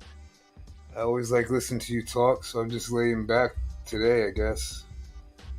Sometimes it's good to be silent, you know? Yes, sir. But We appreciate you. I like hearing you every week because you seem like you're definitely growing every week, and your energy is getting stronger and stronger and stronger, and it resonates with me. So I like it, man. Like you're definitely filling your role as a Tehuti and as the backbone, as a spokesperson for the movement, and that's exactly what I envisioned. And you're actually going above and beyond that, so I appreciate that. Yeah, just to piggyback off what you said, I'm in agreement with you with us being more serious about the lifestyle that we want for not only us, but for our children's children's children's children. Start having a Haru vision, a long-term goal, as they call it, or a long-term vision for our children and our families. I'm not just doing this for Saba and me and you, because like Saba says, I know that what I want is not going to happen in my lifetime. But if I am steadfast and don't quit and keep that energy that you have within you, Arcad, going, then our children's children's children will have an opportunity to just step into what we're building here today. So I'm very excited about the movement. I'm very excited that Saba will get what he's asking for tonight. I know he will. And because we're a very unique people up here on the panel here. We're people that are living exactly what Saba is teaching. And there's no other brothers or sisters out there. I talk to a lot of them on the streets, and they're just amazed at what I tell them about what Saba teaches. And actually, I met a young, and real quick, and I'll end here. I met a young sister and brother today, and the brother was all excited, tell me about this Marvel movie or TV show. I don't know what it is. It's called Moon something Night. And the guy has dreams, and there's like pyramids in the background of the television series and all this Kemetic stuff. And he tells me, yeah, the guy has dreams, and then he lives out his visions. And I'm like, yeah, that's actually a meta-neta word. And I start breaking down the meta-neta word for him and the sister. And they're like, wow. And it's basically just to show them that what they're seeing on these comic book movies and just in television and movies in general, it's just all stolen material. As Saba has pointed out in the past, it's all stolen material. So, in my opinion, it's my job to expose the plagiarism as much as I can, even if it hurts my feelings, or even if I lose people in the process, because that's how important Maat is to me. That's how important the truth is. And from talking with Saba personally throughout the years, it's interesting because we're on the same page with that we don't compromise Maat. So as long as you brothers up here are constantly living that and thinking about her, and then treating our females that are worthy of Maat's attention, then we can't fail. We really can't. So again, I'm very confident that Saba will get the support of the people out there, because the people have to prove within themselves if they're speaking the truth or not to him. So I know there's brothers out there that are ballers and pimps and all what we used to call it. You guys are making good money, and you're thinking about saving for something that's worth it in the future. And the future is now. And hesitation is fatal. And the man of the hour is on the screen right now, and he's worth every penny, because this teaching is eternal. It's proven from what he's teaching right now. The teachings are older than 5,000 years old, and we're still teaching them today. So it's definitely worth it. Thank you. Thank you, my good brother Ahati. Appreciate it, everybody. This is awesome. 10:49. Let's go. We're going to get into it. Love you all. We're going to get into the next questions here. Take one more break and then close it out. I got to get these ones here. We got. Dude, don't forget to show us that news clip you're talking about either. Oh, yeah. If there's even time. Wow. We'll see. Okay. I'm going to show it too. Okay. All right, everybody. We're going to put you back in the chat, and let's get into the next question. Next question sent in is from Lamonte Wilson. Is Lamonte Wilson in the room? Are you in the room? Are you in the room? Lamonte Wilson, are you in the room? If not, I have 3 more questions here, but probably have time for 2. I want to make sure the people that I'm answering are in the room. Lamonte, are you in the room? Lamonte is here on deck, ready. Here we go. Welcome to Tehuti Podclasses. Here we go, everybody. We're going to answer Lamonte's question. Got sent in, and this question here is boom, boom, boom. What is it? Lamonte says, first of all, $25 shout out. But respect, Lamonte. Appreciate that. You're awesome. Let's get into it, everybody. What is the question at hand? What is the question at hand? The question at hand is, let me read it out loud. It is, hello, brother. Question. I read a book called Land of Osiris. In the book, there were geologists who carbon dated the Sphinx and found water erosion on the backside, dated 10,000 years ago to 12,000 BC. That's actually right. 10,000 to 12,000 BC. We'll get into it. I actually believe it's at least 36,000 years old. This evidence proves beyond a doubt that Egypt is much older than Sumeria. Can you break it down when you get a chance? Thank you for what you do. Shout out to Lamonte. And I got a chance. So let's break it down, everybody. Welcome to the Tehuti Podcast. I'm going to get this off the screen. If I can fix the... Okay, let's go, everybody. We're going to break it down. Welcome to the Tehuti Podcast. If you can hear me, I'm going to do a mic check. Make sure you can hear and see me. Press A1 if you can hear and see me. Clear. I want to get into this and just go. Here we go. I'm going to go as in go, like continue to teach. Let's go, everybody. Okay, Scorpion King, what are you doing? You on the mic? Okay, good. Everybody can see me. Here we go, everybody. Welcome to the podcast. Let's break it down. Yeah, Scorpion King's on the mic. Yeah, he's black. You can't even see him. He's part of the mic. Here we go, everybody. Boom. Let's go. Let's go. Here we go. All right, let me go ahead and screen share. I want to be asleep by 1. I'm gonna try. Here we go. Boom, boom, boom.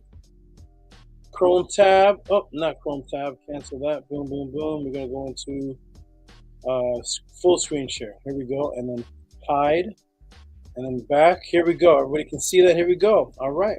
The age of the Harakuti Sphinx, quote unquote Sphinx. People date it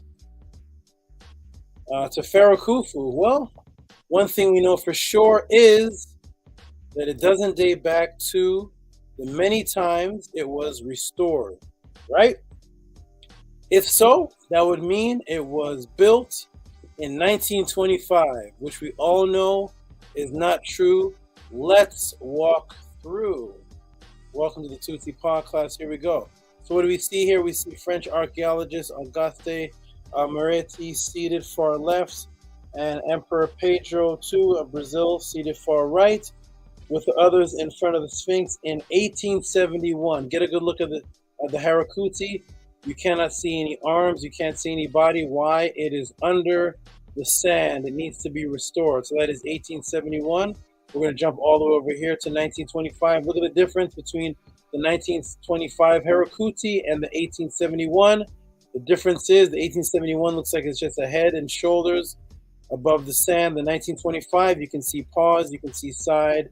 You can actually see the Tehuti Stela in the middle. What a big difference, and that is because the 1925 one is in a restoration stage. As you can see here, they are. They're doing work. You can see the frames. You can see them doing work.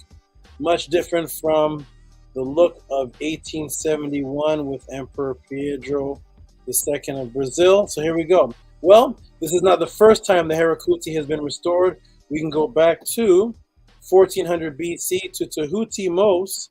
Let me take the timer off. 1 hour for that answer. Holy smokes. What's that? All right, let's go back. This is not the first time the Harakuti has been restored. We can go back to 1400 BC to Tehuti Mos. What happens in 1400 BC? Look how nice it looks now. You see? You see that restoration, how good it looks? 1 second, let me get the Scorpion King. Hold on, man. Come on. Oh, come on. Scorpion King. Come on, man. I know you're going to fall off the mic. Don't fall off the mic. Let me go like this. Okay, you're going to stay there? I don't think you're going to stay. Nope, you're slipping. You're slipping. Remember the old KRS-One song? You're slipping. There you go. Boom, Scorpion King, go right there. All right, now I can teach without you jumping off the mic, going crazy on me. All right, here we go. So we see, look how nice it looks. See how clean it looks? Okay, good. So what is this? This is actually the stela, or the you'll call it stela, in between.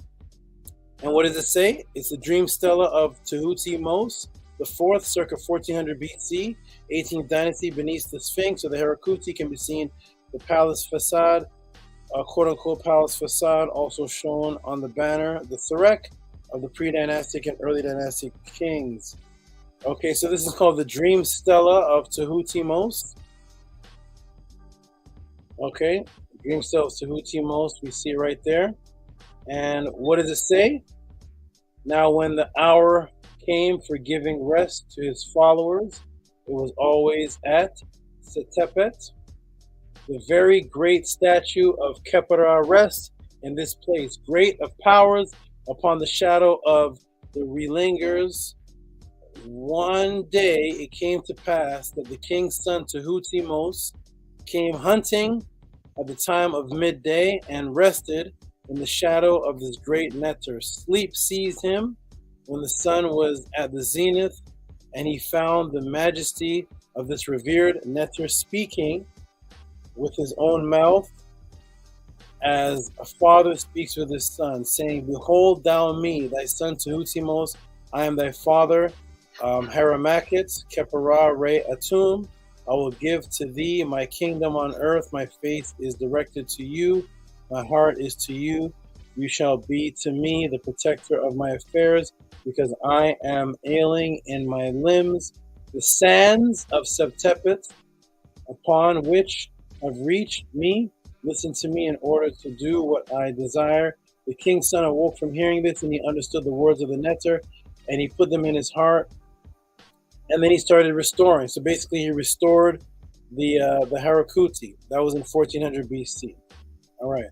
So just as it would be illogical to believe that because the Harakuti Sphinx was restored in 1925 means it was created in 1925, is as illogical to believe that it was built in 1400 BC because Tehuti restored it at that time. It wasn't built at that time.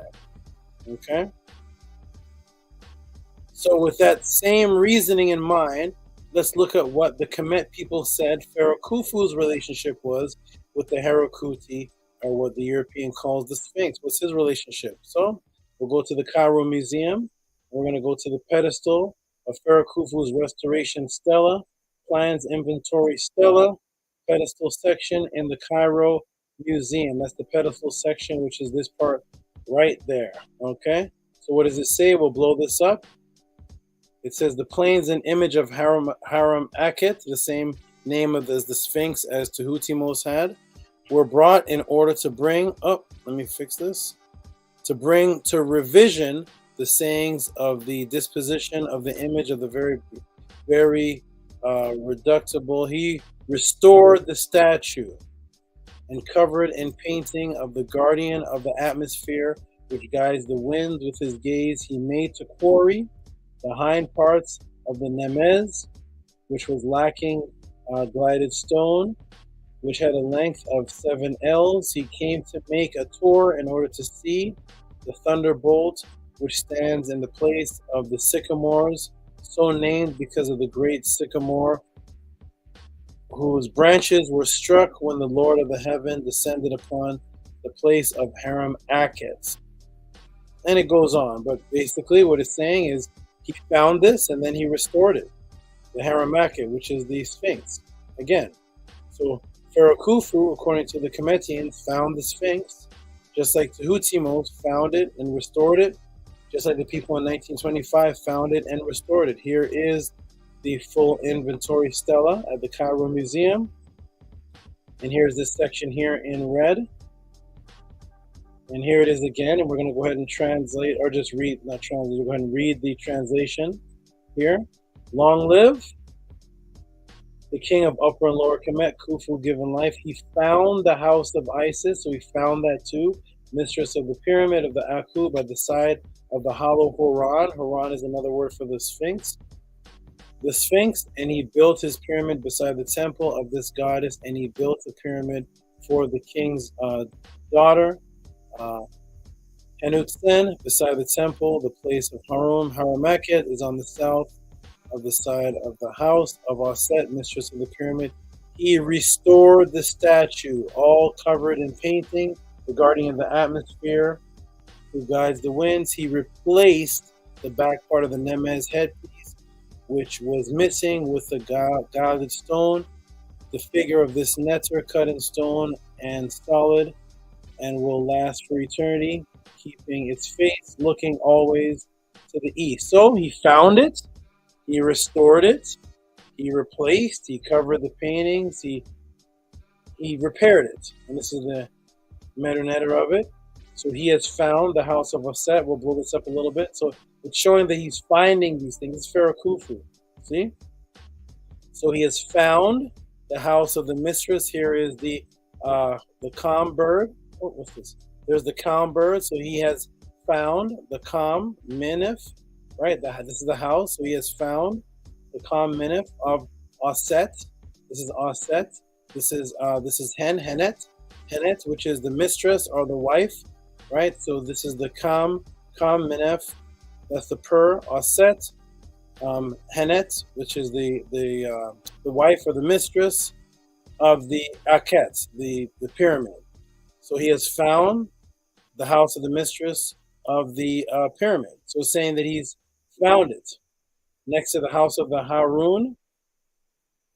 Right, and that's the Harun right there next to the house. So, right, that's the Rem per Harun next to the house of the Harun. So it's saying right here in the meta-netter and in the English that he's finding these things next to the house of Osar. The house of Osar, that's the Per Osar, Lord of Rastal. This is Lord, this is Neb-Utter Rastal. See, so this Per Osar, Neb-Utter Rastal. So there it is right there in the meta-netter and in the English. He's finding it. He's finding all these things. He didn't build it.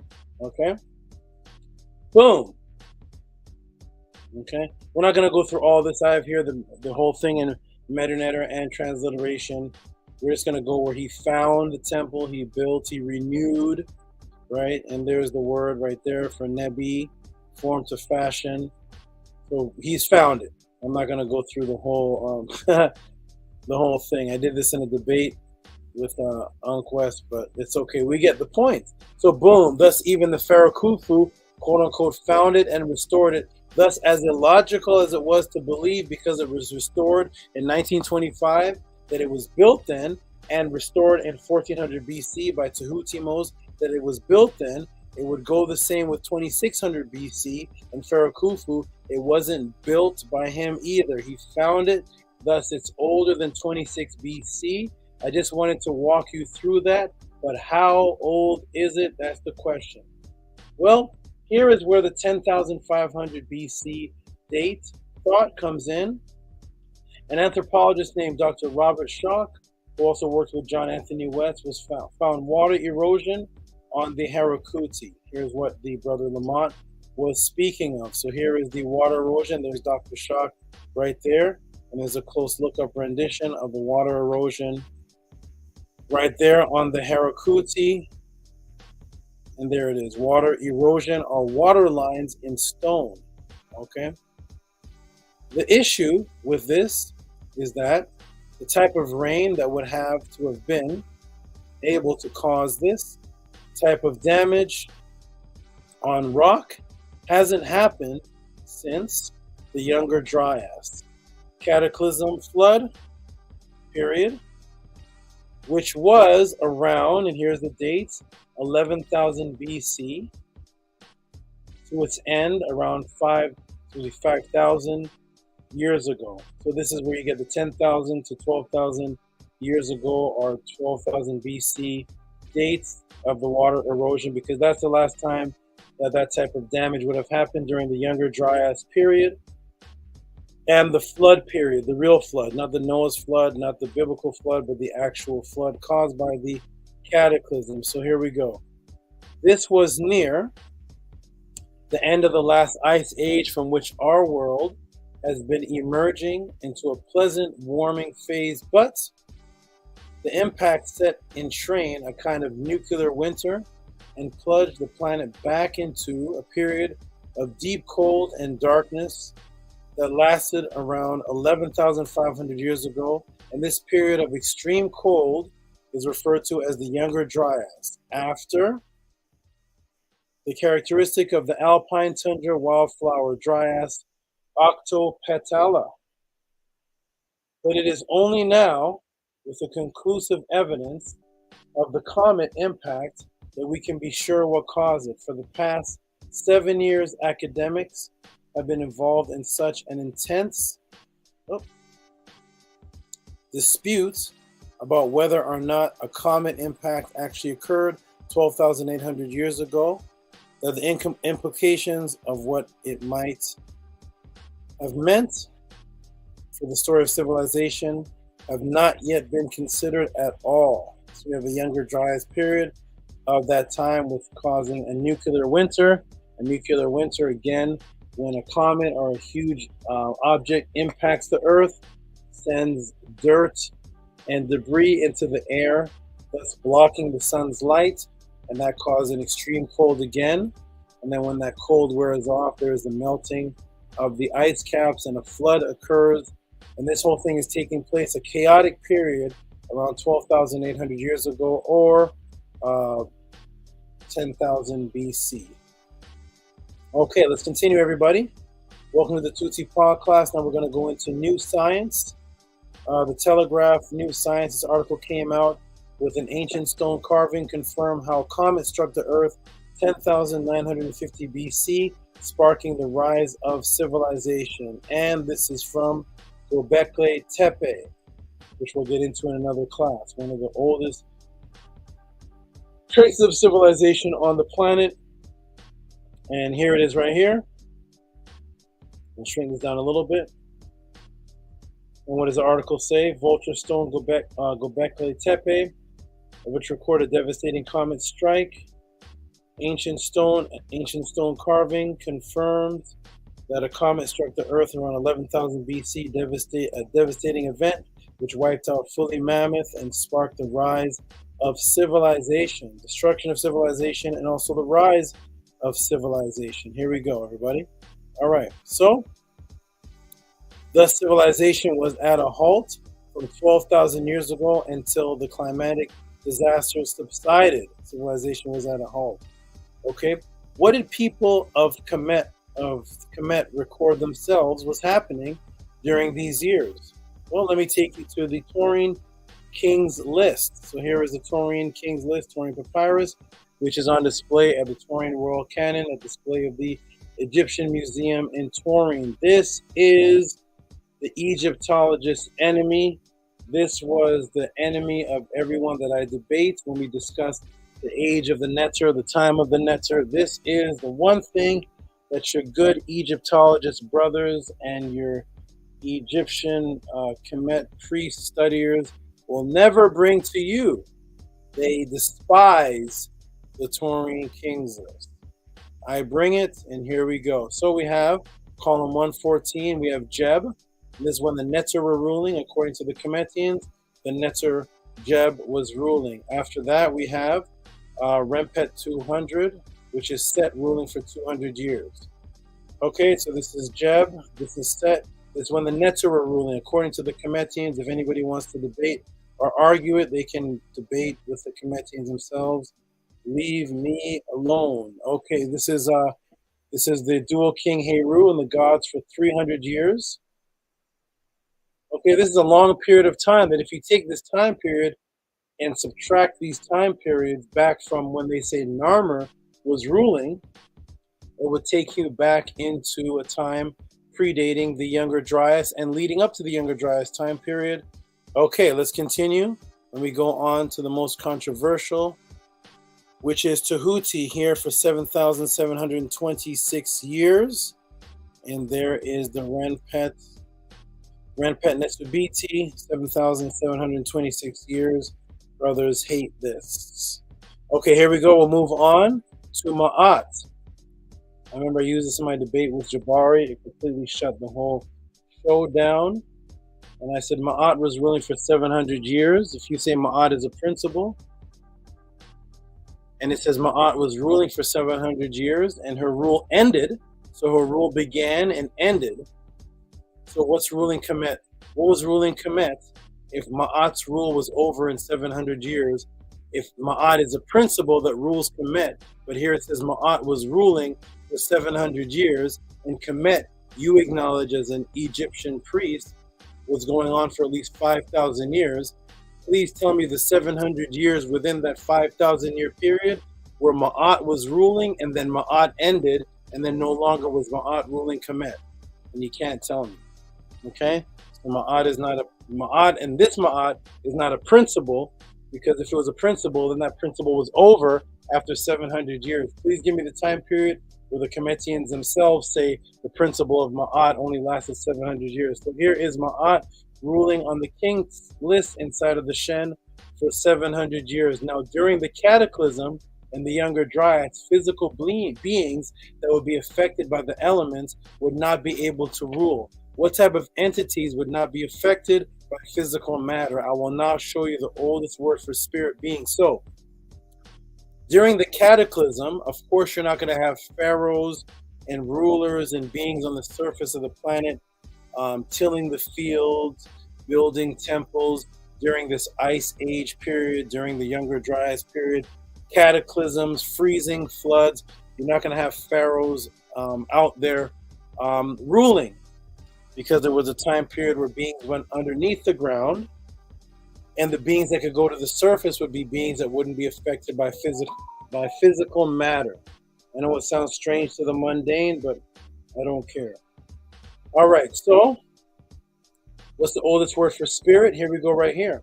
According to the Kemetians themselves, this is the word for spirit right here, which is the word found in the Scorpion King's Abydo tomb, Scorpion King 1. That's why I have my Scorpion King Scorpion, because this is where the word for Tehuti was first found. It's also the word for spirit, which is Aku found in 3400 BC in the tomb of Scorpion 1, tomb of Abdi, and in the Per Haru at 1250 BC on page 78. Same words there, which is the Tehuti bird. What does the Tehuti bird translate to?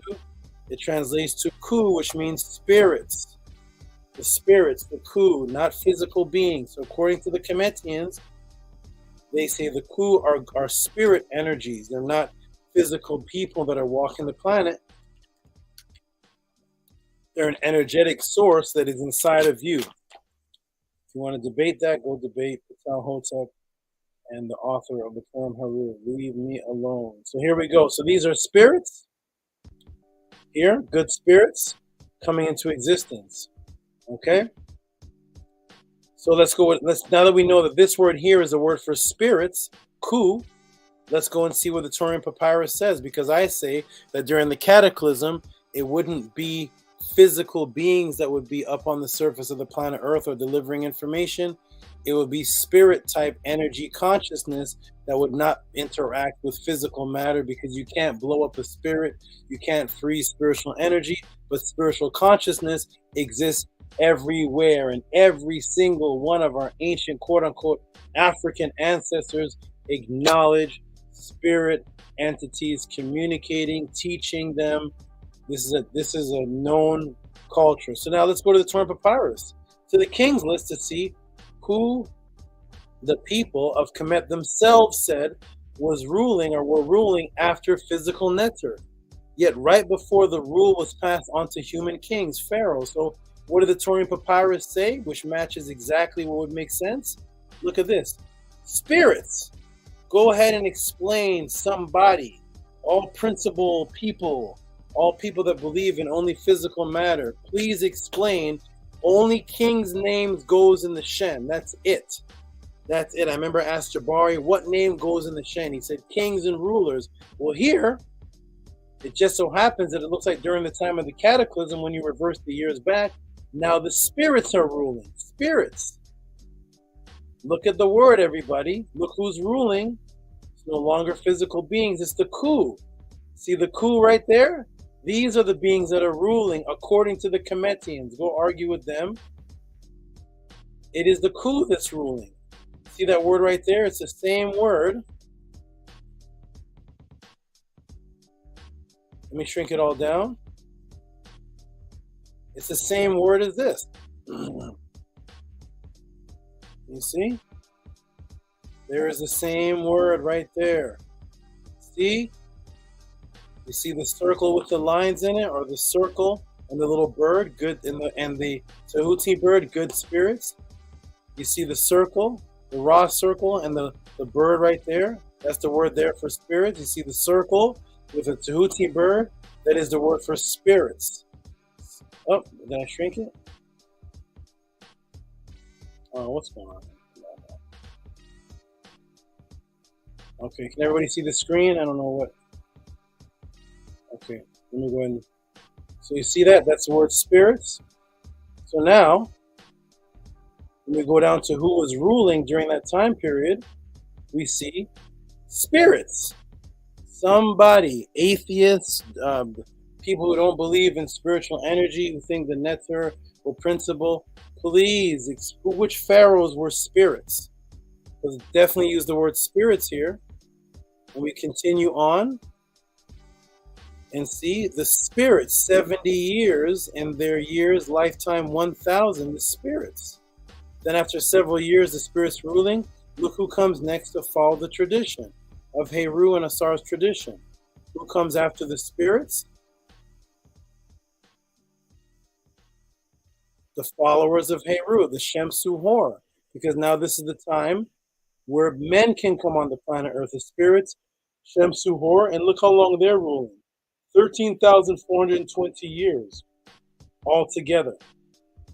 Okay, so now let's go ahead.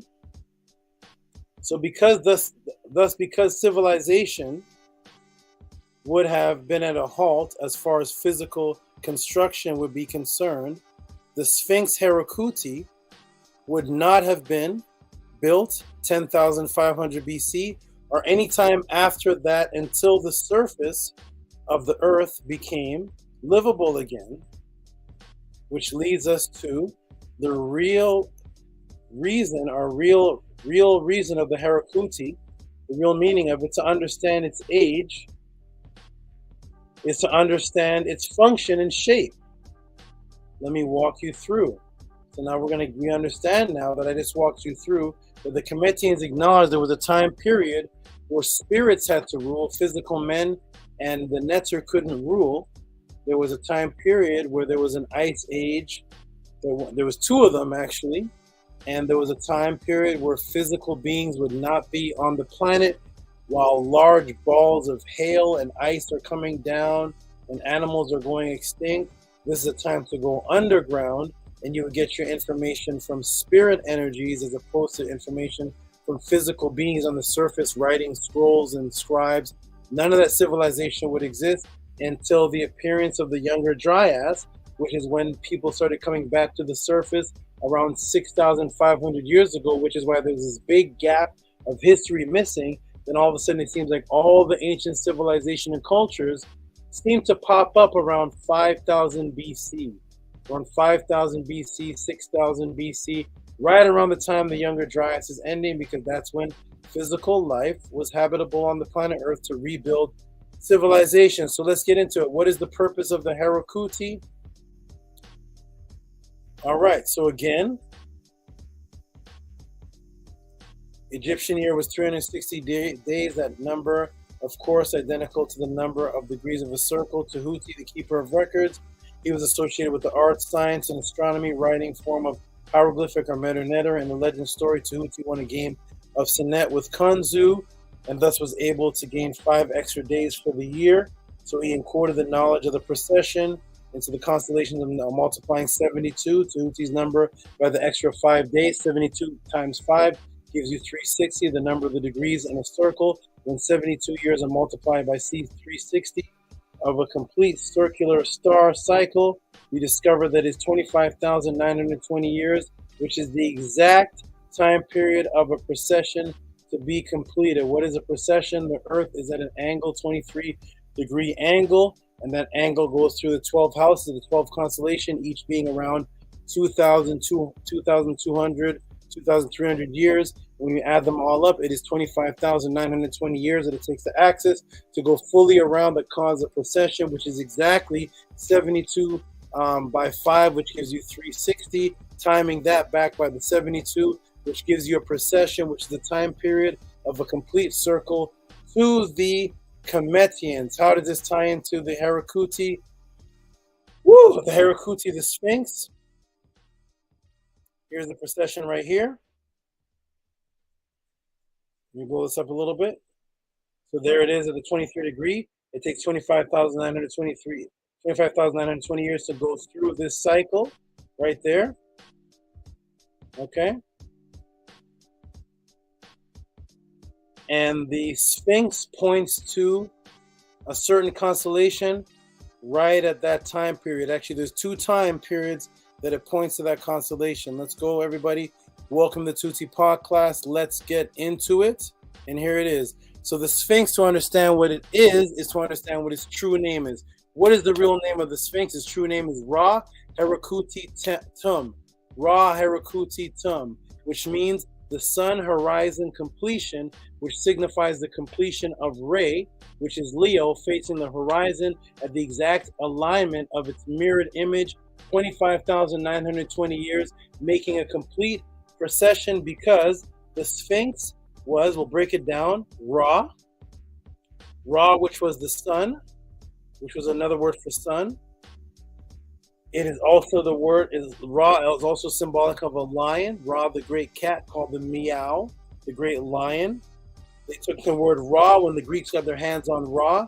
It's Ra, which is also said Re or Li. They took the R, turned the R into an L, that became Li, and then Li became Leo, and the word Leo became lion, all from the word Ra. So we know the word Ra symbolically ties back into a lion, and the Sphinx, which looks like a lion, is called Ra Harakuti. So that's Ra on the horizon, the Heru Kuti, but Tum, the word Tum, means a completion.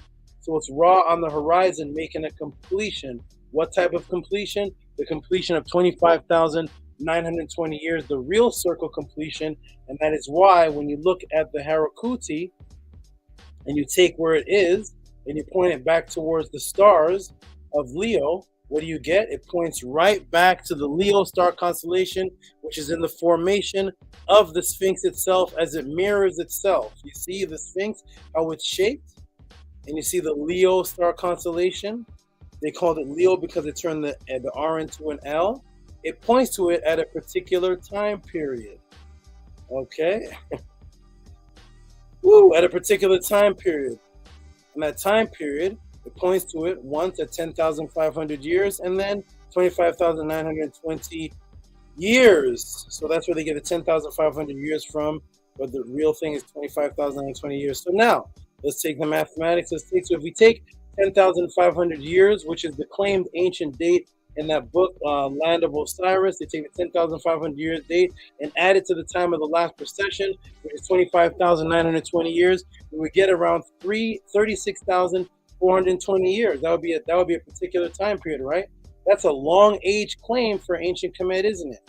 Right. So if we say that 10,500 years is one of the alignments, that's actually when the pyramids align to the Orion star constellation 10,500 years ago at a 45-degree tilt. But you take 25,920 years, the complete circle, and you add those two, you get around 36,000 years. That's a long time claim for Kemet, isn't it? Well, let me break the matrix for you and read the last line of the Taurian Kings list. What does it say, everybody? The very last line of the Taurian Kings list. Here's the Taurian Kings list. And what does it say? Let's see if that's a long period of time. It says, remember the Shemsu Hor? The venerable Shemsu Hor, 13,420 years reigns before the Shemsu Hor, 23,200 years total, 36,620 years. Does 36,620 years look close to the time when you add these two together? This is 36,420 years. Of course, not going to be the exact same date because, of course, all the calendars are changed up, but it's around the exact same time period, off by 200 years, which is the claimed real date of the Kemetians, which is 10,500 years ago, which is the last alignment. But then you go back to the last precession before that, and you would get around 36,000 years ago, which takes you back to the time of the Zep Tepi. Boom, it all fits. I'm glad I could make that clear for you. So yes, the Sphinx, the Harakuti, goes back to the time of the Zep Tepi and the original time of the beginning when there's a complete circle, which is T.O.M, which is around 36,000 years ago, which you were right again. Lamonte, 10,500 BC or 10,500 years ago was in a time when they couldn't build it, but you go back before then, and that's when you get the time period that the Sphinx actually represents, because it represents a complete cycle pointing to the Leo constellation at the time of the last precession. So thus it was built before 10,500 years ago, because 10,500 years ago was the time of the beginning of the Younger Dryas cataclysm. So thus it was already there 10,500 years ago and got rained on. So that means it was built before then. They weren't building it as it was being rained on and cataclysmed and hailed on. They weren't there building at that time. It existed first for its purpose of marking the last precession. Then while it was there, then the cataclysm hit. So yes, the Sphinx is around 36,000 years old. Boom. And that is when the Kemetians, according to the Taurian Kings list, says was the beginning of their time of the Zep Tepi. I am done. Boom. Welcome to the Tehuti Podclass. That is my answer to your question, Lamont. I hope I help confirm your thoughts that yes, the Ra Harakuti Tim goes back to the reason why it was even named that, which is the time of the last precession, 25,920 years, way before the 10,500 year in the land of Osiris. Boom. That is my answer. Hope you liked it. If you get answers like that anywhere else, put the link in the chat and I will take all of you there to watch the others break it down. But they can't break it down because they refuse to read the Taurian Kings list. They refuse to believe that Kemet goes past Narmer. It wasn't called Kemet, of course. It was just Nile Valley culture people. There's no such thing as Nakata 1, Nakata 2. Those are all Arabic words. It is just a large civilization along the Nile that goes back thousands of years and thousands of years, and it doesn't fit into the narrative of today's academia, so thus they don't even talk about it. Torian's Kings List. I got a video I could probably show next week of somebody going to the Kings List, and the Arab tour guide said, no, that's nothing. That's nothing over there. He goes to the 5th Dynasty Kings List, and he says, over here it says the gods are ruling. No, that's nothing. That's nothing. The list starts here. It starts with Narmer, but over here, no, there's nothing. They get, we're here to break all that. Boom. That is my answer. Mind-blowing questions again and again. Give you mind-blowing answers again and again. Thank you, Lamonte. Let me check the room and see if anybody heard that answer, and then we'll go on to I'm gonna have to go on to Beget Leisures and do the secondary brain one. It's gonna take too long. Oh my gosh, I don't know which one. Yeah, this one, let me see. I did the timer on this one. 34 minutes. Okay, boom. 34 minutes. Lamonte, let me see if you heard the answer. Let me check the room and see if anybody heard the answer. Jess Wood said, Jabari went silent when you presented that. Yeah, he did. And Son Edward was calling me afterwards. You want to do a rematch? We'll do round 2, a rematch? I'm thinking, how can I do a rematch with Floyd Mayweather, who never lost? But okay. All right, so let's go ahead and check the room and see. We got Shannon putting her brain blown. I don't know what this one is. Looks like a cat. I'm not sure. We got Nania Mer putting thank yous with these the prayer signs. Thank you so much, everyone, for all your love and support. We couldn't do this without you. And what does Lamonte say? Lamonte heard the answer. He says, you are the GOAT, Tehuti. As long as it's the GOAT of Mendez. Thank you, my brother. Okay, now, and then he says, wow, my head is spinning right now because of these mind-blowing answers. Answers again and again. All right. Just Wood says, Tehuti dropping bars. I am says, the numbers don't lie. Angie's blown away over there. She's blowing up. Blowing off the, what's the thing she wanted to send me? The head wrap, the scarf. The scarf is blowing off. Nania Setmer says, wow, amazing. Kemetic says, boom, Tehuti dropping more knowledge in the room. He says, I'm trying to picture Tehuti playing Sinet. I love Sinet. I used to play it all the time. I'd gotten that for one of my goddesses, and I used to play that all the time on the computer, and I have the actual wooden game where I had it. I love Sinet. It's one of my favorite games. All right, so Ascari says, your rivals are watching and learning, but don't have the courage to join us. Galactic answer, thank you. I know there's 75 people watching. I don't know. All right, Kemetic says, Tehuti's rivals are now admirers. Ha! Nice. Okay, everybody. Boom, that was my answer. I got another question or two to go. I got to decide which one. I don't know if I can get them both. This is tough. I already answered one for Kemetic, but the Kemetic question, the secondary brain, oh my gosh. Oh. Is Beget Leisure still here? Beget Leisure with the straw man. Oh man. Cannabis Spa pops in. Bev is here. Hey Bev, I want you to see something, Bev. This is very important. You weren't here in the beginning, so I'm gonna present something to you and give you the announcement that I made a couple times in the class. Bev, if you can hear this, is very important. Let me see if it's in the room. Okay. Oh no, that's not it. What the heck is that? That's it. Wait a minute. Hold on. Wait a minute. Oh, I cut it off. 1 second. Let me put it back. Hold on, Bev. This is very, very important because I need assistance from everybody who respects me and wants me around. Let me give you an update that I did to all my heavy hitters, which I included you in there as one of the dedicated supporters who has supported me on the podcast and off. So let me go ahead and do this for you. Let me go ahead and give you an update. Okay. What happened to the Blackamoors from last week? Nothing. I'll try to get to it next week. It's 11 something. It's on the list. It's actually a short answer. It's actually really short, but I'm going to get to it when I can.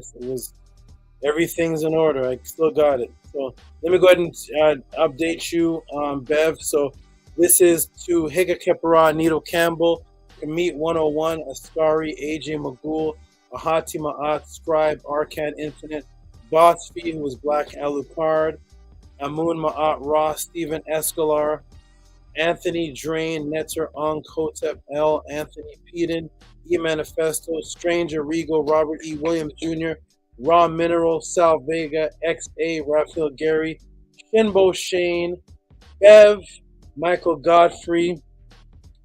A situation has happened. I got a letter, an unfortunate letter where the government messed up a file of mine that pertained to this COVID pandemic, whatever they call it. That file actually, their mess up actually has put me in a situation where I'm now on file owing several thousands of dollars due to a mistake on their end. Maybe it's not a mistake. Maybe they just want to put something on me. But this is a situation that will come to light starting January 22nd. So I am looking for great donations from all my great donators. This is separate from the Tehuti podcast, meaning that when you send it, there's no question attached to it. This is for support. I've already gotten 5 donations in tonight, starting with AJ's Magul and others, and Scribe and Amin Matt Ra. This is a fundraiser to get me out of a situation, because if I don't settle this by January the 22nd, I may have to step away from the podcast to solve it, because it's a very serious situation that pertains to my direct living situation because of an error on their part, and they're not going to take back the error, so they're going to enforce this mistake. They said they can't release any information to me to fix it, so I just have to go ahead and pay the situation, which means that I may have to step away or be pulled away, and I don't want that. So I'm telling all my heavy hitters and all the great supporters of the Tehuti podcast to please send in donations with the words attached, support for the situation, and I have it all logged that it's a separate donation, still sent to the Cash App, still sent to the PayPal, but it's not questions asked. It's for this particular situation that is actually extremely serious, that could have the podcast on halt or have me have to disappear for a while, because I do live the life of Morpheus. I do live the life that you see in the Matrix movie. So every once in a while, the government and other situations do things where I have to become invisible or disappear or get captured or whatnot, because that is the life of Morpheus, or the life that I live. So to get rid of all of that, I'm asking for large donations so I can take care of this by January, get them off me, go invisible from them for as long as I can until they find me again, and teach you all for as long as I can. So that is the latest update. Thank you for any donation you can give for that purpose. All right. That is for everybody, but it's for Beth because she just got in here. And okay.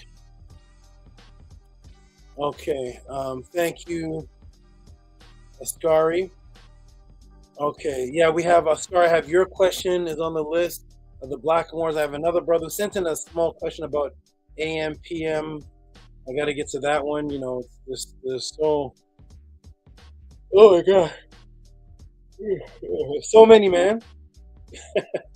So many. It's just me. It's just me. One man team. Here we go, everybody. Welcome to the 2C Podclass. Let me give a couple more shout outs to some of the donators. I already see somebody sending in support for the situation. And I don't know what happened to John Presley's donation is still pending, and Arcad said he sent something. Oh, okay. Okay, here we go, everybody. I see some. I see. Shout out to E Manifesto who sends $10. Appreciate you, my good brother. Let me go ahead and put you in the screen here. I have to give everybody their respect for what they give. And E Manifesto is definitely one of the great givers, great supporters. Okay, share screen. Boom, boom, boom. Shout out to E Manifesto. Thank you, my good brother, for the $10. Appreciate you. I don't even know if you're in the room anymore. But shout out to you for the support. Thank you very, very much. Appreciate that. Who's next on the why is John okay. Shane Harbor. E Manifesto. Lisa. Okay. Okay, here is Shane Harbor sending in I think this is support for the situation. It says support. Let me go ahead and put this in the screen. Shane Harbor, which is Shimbo Shane. Shout out to you, my good brother. Let me put this in. Oh man, which question am I going to answer? Shout out to Shane Harbor. Appreciate you, my good brother. Support from Shimbo. Thank you, thank you, thank you. Let me see if that went in the room. Is this Shane Harbor? This is Eduardo. Shane Harbor. I have so many things on my screen. Shane Harbor, where are you? Shane Harbor is disappeared. Hold on, everybody. This Mac is so strange. It disappears things. Okay, I'm gonna go ahead and screenshot it again. No problemo. Shane Harbor, you will be on file. I always keep everybody on file from memory of their support. So there it is. Shane Harbor is on file. Okay. Sash Wallace sent an extra 5. Remember, everybody, he already sent in, I think, about 20. So shout out to Sash Wallace with the 5. Shout out to you, my good brother. Let me put you in the room here. Shout out to my good brother Sash with the 5. Did he go in the room? Shane Harbor's still on. Shout out to Sash Wallace with the 5. Where is he? There he is. So that's 2 donations of the night. Thank you, my good brother. Appreciate you, my great brother. Thank you, thank you, thank you. Okay. Let me do a couple more. I'm getting a little tired. I gotta answer these questions. Anthony Peden. Arcade Infinite gave 100. That's right. Okay, Anthony Peden, thank you, my good brother. He's one of the names on the list as my heavy hitters. And he sent in, he said support for the situation. Let me go ahead and log him here.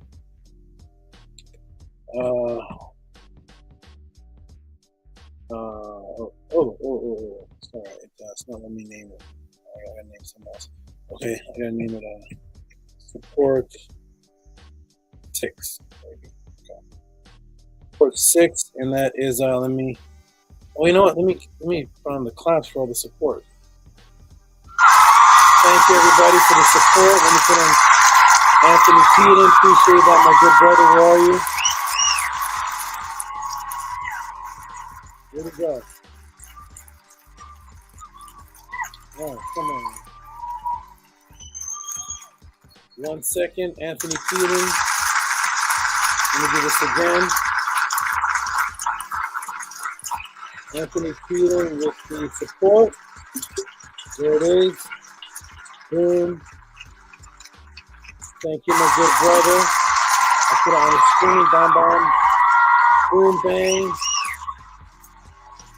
There it is.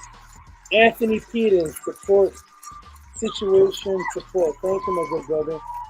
Appreciate that. Anthony Peden always looking out. You are great, my good brother. All right. I'm gonna stop right there. There is more support stem, but I wanna go ahead and get these oh look, Bev is right on it. Oh, I see more coming in. Thank you, everybody. Raphael Gary. Oh, he sent a question. Oh, Bev jumped on. Oh, she has a question. Okay. I get this question all the time. Shout out to Bev who sent a question in. Let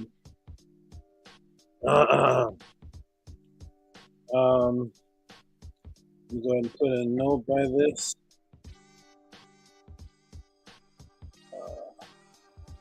Bev who sends in. She jumps right in the pod class and immediately sends in. What is this? 15. Where is it? Stop. Bev jumps in immediately within seconds of coming in. She sends in $15, which says, "Greetings, Saba. Was cannabis used by our ancestors?" Okay. The answer is no, but I'm going to go ahead next week and tell you why people think that. But no, definitely cannabis was never used. And I'm assuming you're talking about our Kemetic ancestors, because I can't speak for every ancestor, all the people in the world, but I'm assuming you're talking about in Kemet. No, and there's a reason why people think cannabis was used in Kemet. I'm going to go ahead and break that down next week. Okay. All right. Oh, thank you, Ascari. I will send all I can. You are more than worthy. Kiingi. Okay, let me see, everybody. The next question. There's 2 questions, but oh gosh, which one? Is B Get Leisure in the house? Is B Get Leisure still here? Is B Get Leisure still here? Is B Get Leisure still here? B Get Leisure.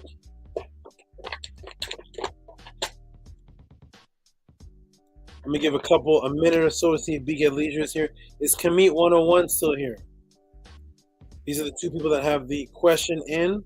Kemet 101 and B Get Leisure. B Get Leisure. Are you still here? Are you still here? Okay, B Get Leisure is here. Scribe says tour for everybody. And Kemet is here. Oh, God. They're both here. I got to roll the dice, man. I don't know. I can't. Both of these are the grand finale knockout questions.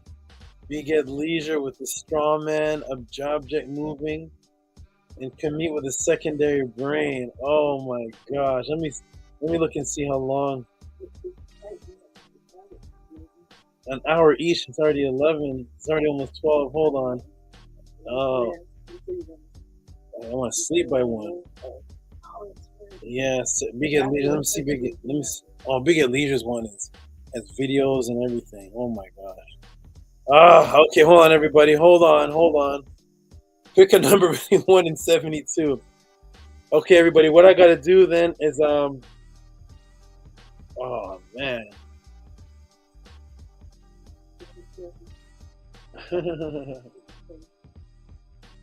Kemet said he's super patient. I have to go B Get Leisure. B Get Leisure. Oh yeah, because Kemet's question. That's gonna. Oh my gosh. Okay. All right. Let me do this, everybody. Oh, Kemet said he's super patient. All right. I do have to step off for 2 minutes. I got to relieve myself, and I'll be right back. Since only 1 more question I'm going to answer, I have time for the team to jump in for a couple of minutes, and then I'll come in, answer this question. Oh, it's so I want to answer both. because they're so crazy. That the second brain one is that one's gonna. I'm okay. I can though. I gotta see. Gotta work out tomorrow. Okay, everybody. So team, jump in real quick. I gotta step out for about 5 minutes. It's 11:48. I hope we can get this answer done by 12:30, 12:20 maybe. Do the shout outs for the donations and close out. So jump on, team, scribe, jump on. I gotta step out for a moment, refresh myself so I can tackle this question. That'll be good because next week I could just start off with the secondary brain. Everybody here fresh. I don't think your brain can make it through the secondary brain. This is going to be thrown off. Okay, here we go. Scribe is on here. Chewing on some red gum. We got lipstick. I don't know what. Scribe. Scribe on here with the vampire lips. Okay, good. Scribe. Eating some strawberries. I don't know what, but all right. Okay. You're going to love this next question, Bev. Okay, I'm going to step out for a minute. I'll be back in a few minutes. Scribe, go ahead. Talk to the people. And We Get Leisure is going to love me after this. I'll be back. Peace. Yeah, Hotep Maat. Peace and love. Yeah, I just want to, thank everyone for the support that you're sending in for Saba. I love being able to see that, because we should be able to do that, when one of us needs the assistance, we should be able to put out a call and get everything that we need ASAP. That's very important for us to be able to do as a community. And I'm super grateful, and I love seeing it that how quickly those are responding to the call. So peace and love to you. Arcade, there's a slight echo going on from your microphone. If you can mute your mic, please. But yeah, it's in between the teachings, I'm working out in between the teachings too. So, and I know, I'm a light skinned brother, so you see all the blood flow. So peace and light, I wonder, is he gonna get to Begat Leisure to his question? I'm not sure, but I'm excited for it. So yeah, just thank you. I really want to just really double down on that, the gratitude that I have for everyone here, for everyone who supports our Saba. This type of, it's more than information, it's frequency, it's wisdom. So thank you to and continue to keep doing it. Don't let up on the reciprocity. Don't let up on the support. This is just this is just the beginning of what we can actually erect into the physical. So just continue to keep doing what you can, and it'll always find its way back to you. Always, always make sure to let that be known. It'll always find its way back to you. Trifold, and it's always, you put, as Arcad says, you pay attention to what's important to you. You give your energy to what's important to you. So if these teachings are important to you, which for most of us they are that important. So where we support, in a way to be able to keep this flowing and keep it going. So shout out to everyone in the chat. Peace and love. Good brother Arcad, Darius McNair, Strawberry Twizzlers. Nah, we don't eat no Twizzlers over here, my brother. Peace and light. What's good brother Arcad? Hotep, peace and love. Yeah, people do what's important to them. People do what's important to them. That's the truth. And the truth is important to me. I'm like what Shannon said, bro. I just want to sit in the back of the class. I'm old school. All y'all, that's all y'all that's out there. I'm old school. I ain't with all them cameras and pictures and all. I ain't never been with that. I'm old school for real. But it was the truth that motivated me to this. It was the truth, like Shannon said, it was the truth that motivated me to get up here and show my face. Because all I want to do is learn. Like Saba, all he want to do is teach. All I want to do is learn. And you brothers motivate me to teach. You brothers motivate me to teach. I'm like, I'm not no teacher. I'm a baby in this. I'm still learning. But you guys inspire me and motivate me. So I appreciate everybody's patience with me in learning. But I also want to just encourage people to, like, what motivates you? If you're motivated by the truth, then it should be easy. It shouldn't really be that difficult. Like I said, if you guys remember, when I first was on camera, I was laying down because I'm tired. I get off I work 12 hours. I'm tired. I don't walk 47,000 steps today. And I do that generally every Friday. But it was the truth that motivated me, man, to show my face. And it's the truth that Saba presents week after week, week after week, that consistency. And then him breaking down the metal netter, and then us starting to understand it and internalize it and really start to understand. I was brought to tears, man. The truth brought me to tears. Just understanding, and just a little bit, because I don't know that much. Just a little bit. I just heard the word metal netter 2 years ago.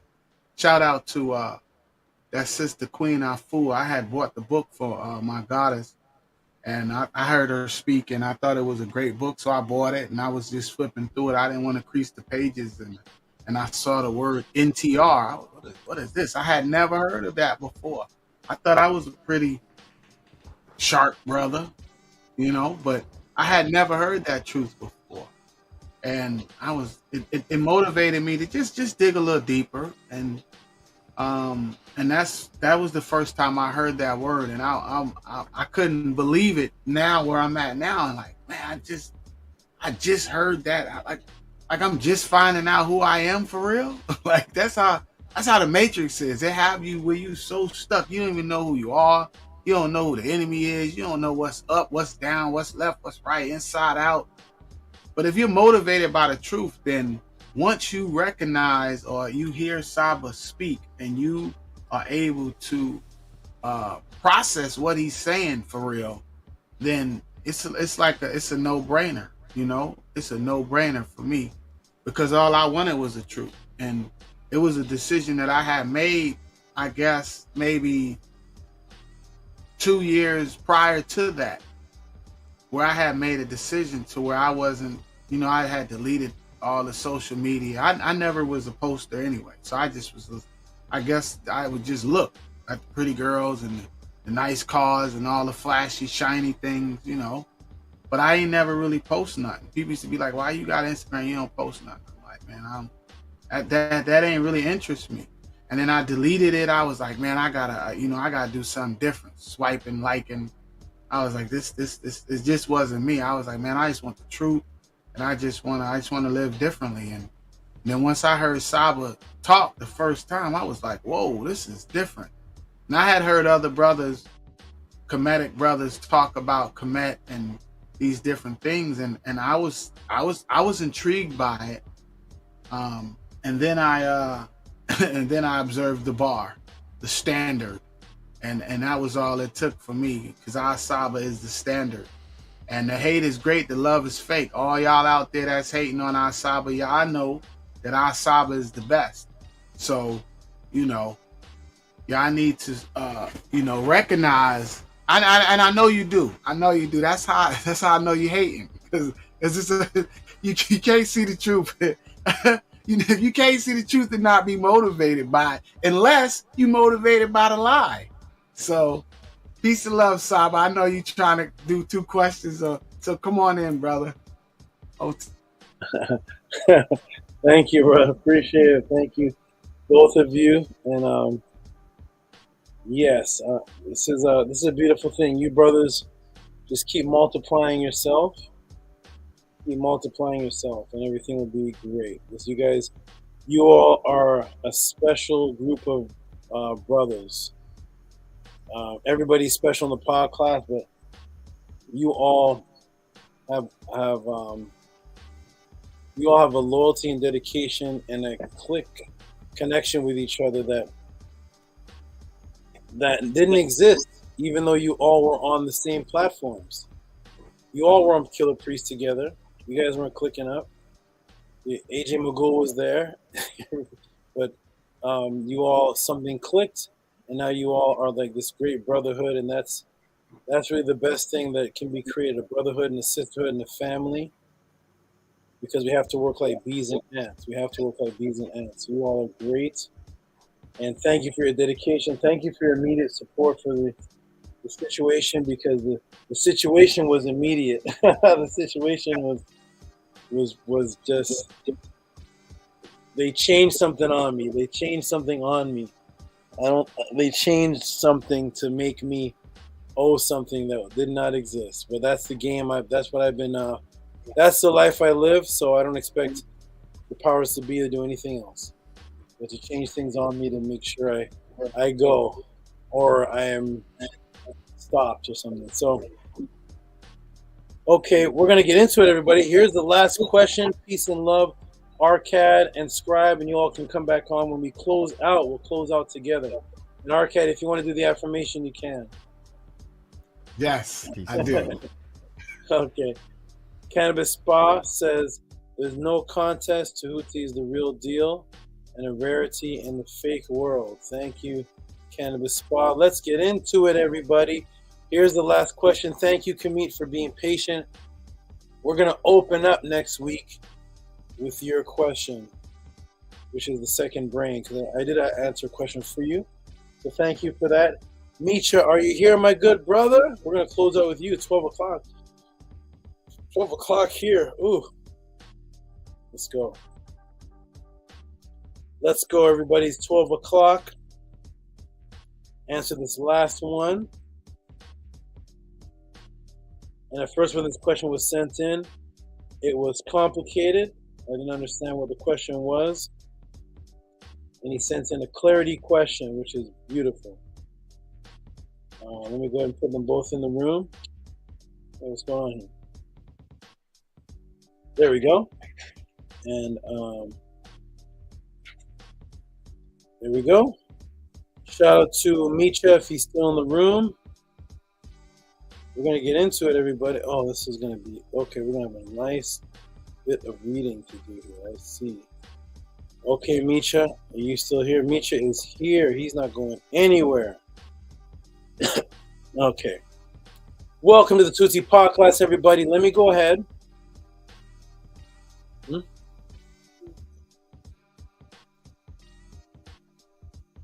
me go ahead and put the brother's question in the room. And here it is right here.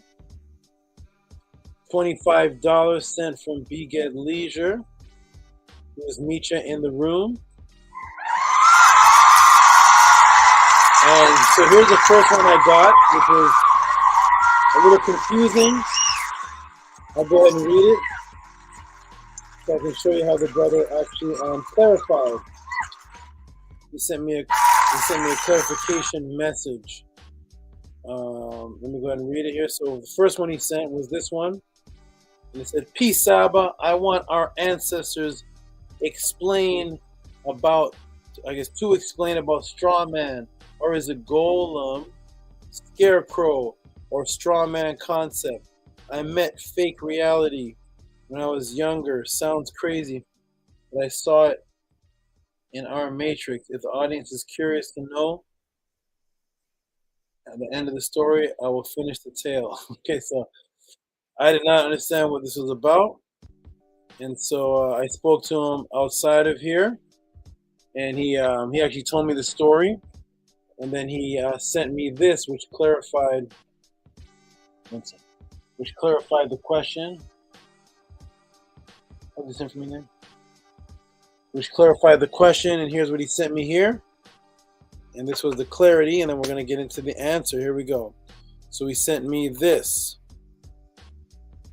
with the clarity, and here it is right here. So, Saba, then my question will be about my experience. Can a person or people use an inanimate object by using magic from Kemet to resurrect objects like dolls or straw men to do their bidding?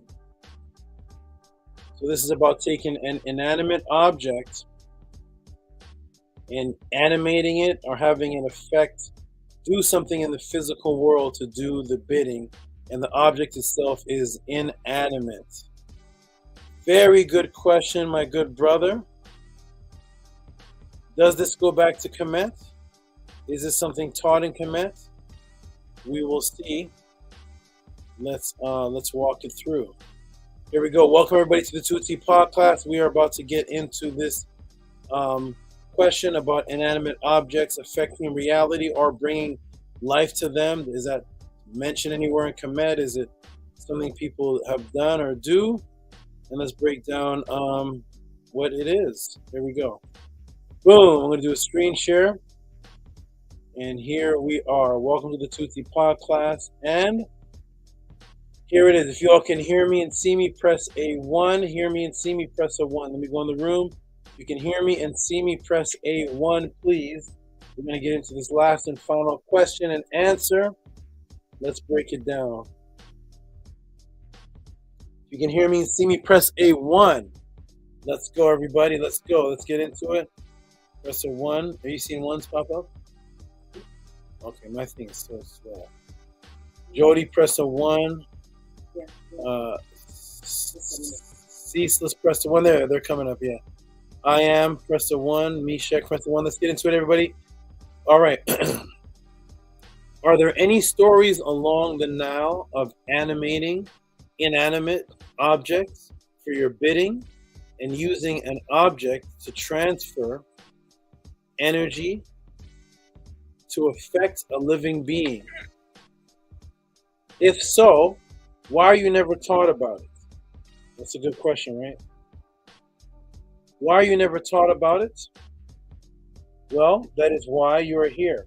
Let's walk through. In order to see the oldest story, we have to go to room 2.11 in Berlin. Let's go. Welcome to the Tehuti podcast, everybody. Here is how I answer questions. Send support if you appreciate what it is that I do. So this is the Egyptian Museum in Berlin, and this is room 2.11. Documents from Egypt in the ancient world, and this is the Egyptian Museum of Berlin. So in order to get these stories of anything inanimate, or can inanimate objects be animated, one of the sources goes back to the Berlin. Here we go. And there we'll find this, everybody. What is this? There we'll find this right here.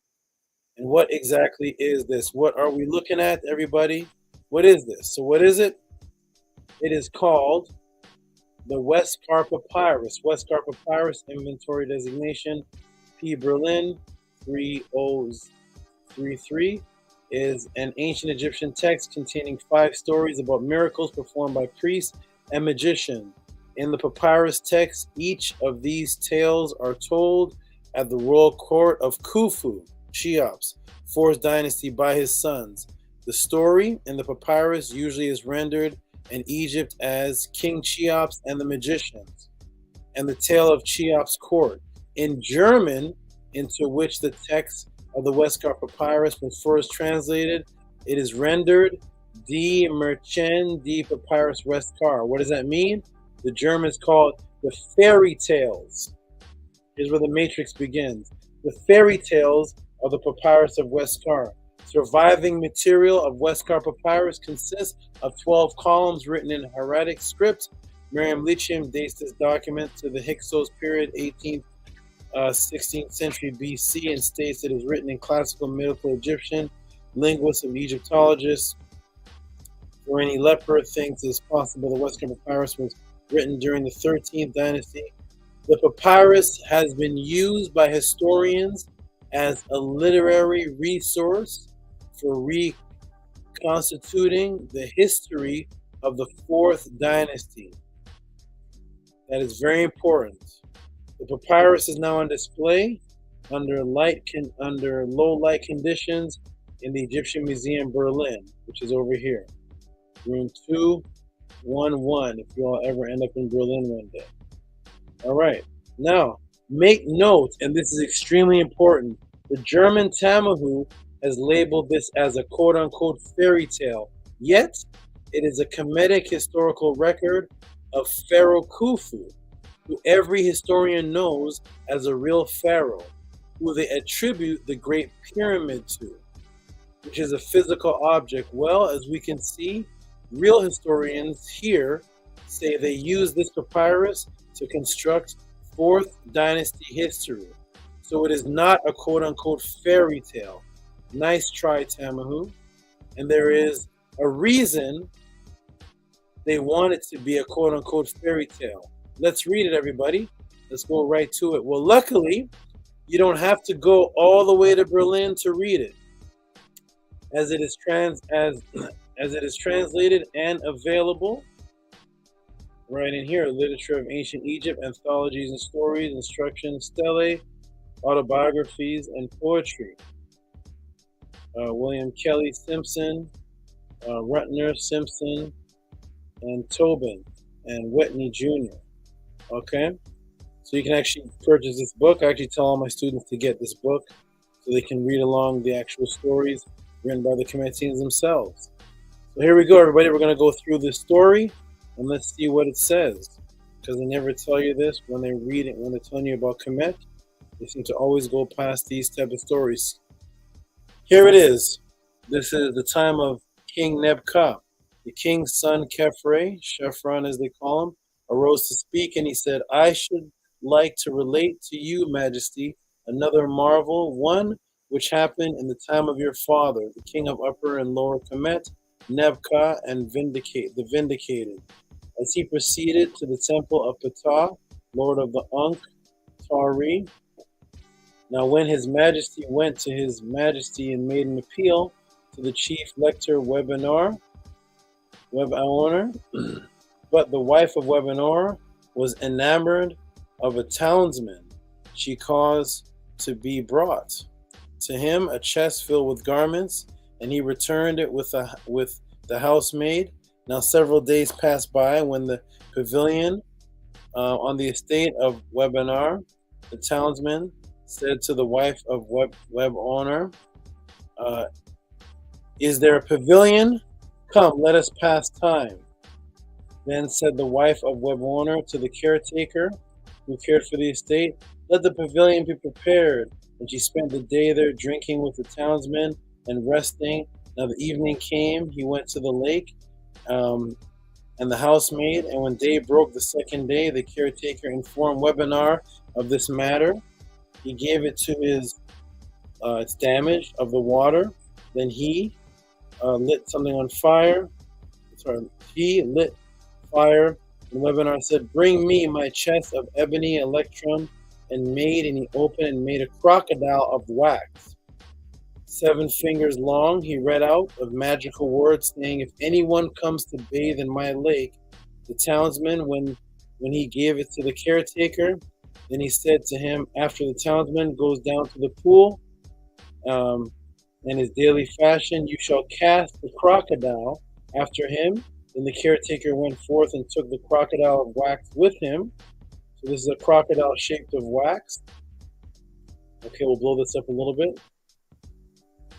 Now the wife of Webinar sent the caretaker who was in charge of the garden, saying, let the pavilion which is in the garden be prepared, for I have come to stay in it. The pavilion was prepared with every good thing. They, the wife of the maid servant, went forth, and they spent a pleasant day with the townsmen. After night fell, the townsman returned with his daily fashion, and the caretaker threw the crocodile of wax behind him into the water. At once it grew into a crocodile 7 cubits, and it took hold of the townsmen.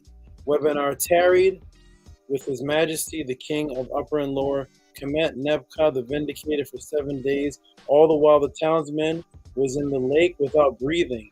After the 7th day, his majesty, the king of Upper and Lower Kemet, Nebka, the Vindicated, came forth, and the chief lector, Webinar, placed himself in his presence, and he said to him, "May your majesty come and see the marvel which has taken place in your majesty's time." And the majesty went, and Webinar, he called out the crocodile. He said, "Bring back the townsmen." The crocodile came out of the water. Then the chief lector, Webinar, said, "Open up." And he opened up, and then he placed and said, "His Majesty, King of Upper and Lower Kemet, Nebuchadnezzar the Vindicated, this crocodile is indeed fearful." The Webinar bent down, and he caught it, and it became a crocodile of wax in his hand.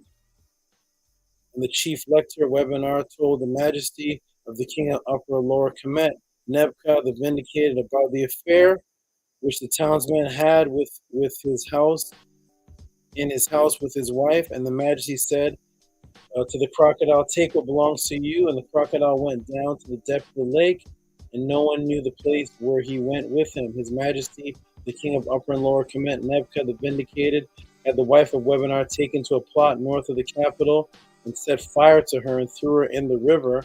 And such a marvel which happened in the time of your father, the King of Upper and Lower Kemet, Nebuchadnezzar, one with the chief lector, Webinar, performed. And the Majesty of the King of Upper and Lower Kemet, Khufu the Vindicated, let there be offered to the King of Upper and Lower Kemet, the Vindicated, an ox. And it continues to go on with the offering, but the focus is that this magician or this man was able to take something that seemed to be inanimate, which he made from wax, and somehow was able to change into something else in the Kemetic story. Okay, let's continue. So, even down to this pharaoh, we see practicing the wax figures to animation practice. So even down to this pharaoh, which pharaoh is this? Everybody, anybody know? What pharaoh is this?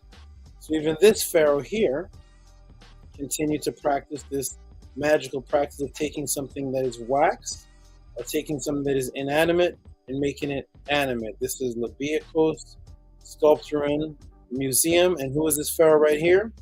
Who is this? None other than, but who is this? Well, we can find him in his animation practices here. What is this story? The Life and Exploits of Alexander the Great by E.A. Wallace Budge. Boom, Alexander the Great falling after his father Nektembu. And if you remember the story of Nektembu was able to take wax figures and put them in a bowl, and they were able to animate, appear to come to life, or move around, and they would show him how the war would go. They would foretell him how the war would go by moving around in the positions that the actual men in the seas at war moved about. So following his father's practice, Alexander the Great continued on with this particular practice. This is Alexander the Great doing this because his father, who he acknowledged his father, Nektembu, did the exact same thing. So here is the life and exploits. You all can pick this up if you want to know the life and exploits of Alexander the Great and the story of the Ptolemies and the Ethiopic histories of Alexander by the Pseudo-Chaldeans and other writings. This also has a story of Nektembu in it, which is where they got the Morpheus story from in the Matrix, which I broke down. Here it is. The origin of Alexander the Great. The two following examples of the use of waxen figures will shew what means and provide by the magician to secure for a lover of favors of the beloved one. In the one case, he directed to make a figure of a dog in wax mixed with pitch gum, and the model is to be 8 fingers long. Certain magical words are to be written on the dog's ribs. Next, the tablet is taken, and on it, certain magical words are named also to be written. The dog is then to be placed on the tablet, and the tablet on a tripod, and the lover must recite the words written on the dog, on the waxen dog, and the tablet, and the creature will either snarl or show its teeth or bark. If he snarls, the beloved will not come to him. If that lover of hers, then if it barks, will not come to him, that lover her, and if he barks, she will. In the other case, the lover is told to make 2 waxen figures One is to be in the form of Aries and the other in the form of a woman. The female figure is to be in the posture of kneeling on her knees with her hands tied behind her, and the male figure is to stand over her with his sword at her throat, on the names of the fiends to be written. And when this has been done, the lover must take 13 bronze needles and stick them in her limbs. Does it sound familiar? Saying that he does so, I pierce her, and he mentions the name of the limb, and she may think of me. The lover must then write certain words of power on the laden plate, which must be tied to the waxen figure with strings containing 365 knots. You all were never told Alexander the Great was a part of any of this, right? Did any of these things? But who was his teacher? Who taught Alexander the Great of this animation practice? We know that his father did it, but his father never taught him, according to the story. Who was Alexander the Great's teacher that taught him how to take inanimate objects and how to see them or visualize them moving as animate objects? Let's go back into the same story, and this is on page now 16. And both figures and plate are to be buried in the grave of someone who has died young, who has been slain by violence. He must then recite. You see how serious these Greeks are about these Kemetic practices? Okay, he must then recite a long incantation to infernal gods, and if all these things be done in a proper manner, the lover will obtain the woman's affection. Passing on to their times, we have a tradition that Aristotle gave to Alexander a number of waxen figures nailed down in a box, which was fastened by a chain, and which he ordered him to never let go out of his own hand, or at least out of that of the one of his confidential servants. The box was to go wherever Alexander went, and Aristotle taught him to recite certain formulae over it. Whenever he took it up or put it down, the figures in the box were intended to represent various kinds of armed forces that Alexander was likely to find opposed him. That's what his father did, Nektambu. Some of the models held in their hands laden swords were carved backwards. Some had spears in their hands pointed head downwards. Some had bows with cut strings. All these were laid face downwards in the box. This is serious. You see how serious these Greeks are following these practices, but they're here thinking that it's normal to them. It was normal to Aristotle. You never taught this part of Aristotle and Alexander performing these rituals, these practices. Here's Aristotle. There's Aristotle of 330 BC.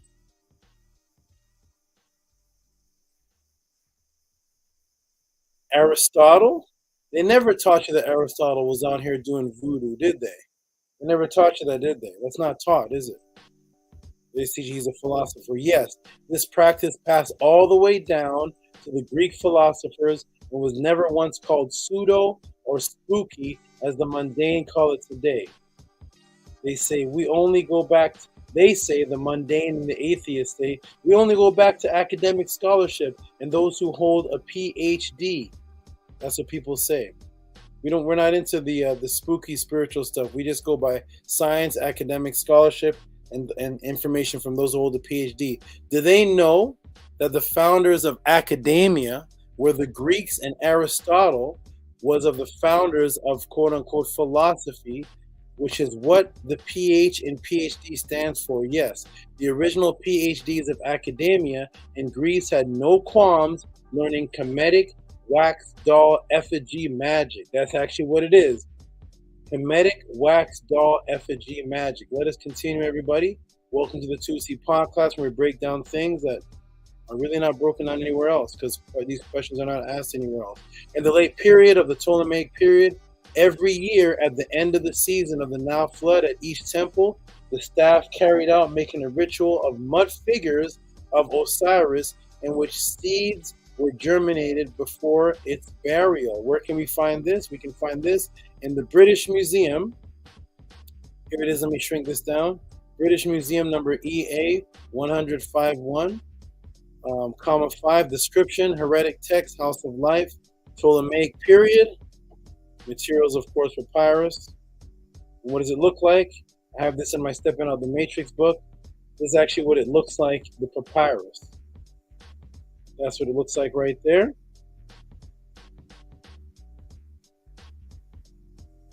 Okay, and here's the other side right here. Everybody remembers this is in my book, this section right here, where I talk about the house of life. Okay? So these are Ptolemaic rituals taught to them by the Kemetians of making mud and wax figures and bringing them to nice. Where? Nice. Where in the museum can you see this? So let's say you want to go to the British Museum and you want to see this and read this yourself to see what the rituals are like. Where can you find this? In the museum. Guess where you can find it, everybody? Location not on display. Okay, so if you go there to the British Museum to try to find this, to try to read it yourself, it is not on display. You can't find it.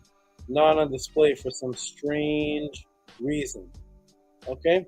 This wax effigy custom of the Kemetic culture continued all the way to the 1600s, so Christians aren't free of this either, all the way to the 1600 Christian writings, everybody.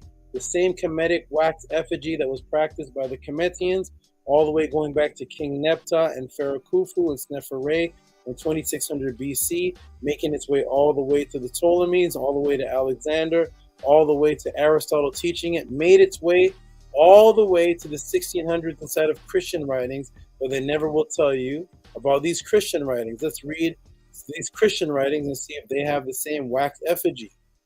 Because every time we think of the... You want to open the window a little bit? Open the window? All right, so here we go. What does it say here? To some others, these times he... Now this is going to be some strange British writing. The way that they spoke in the 1600s, it seems strange.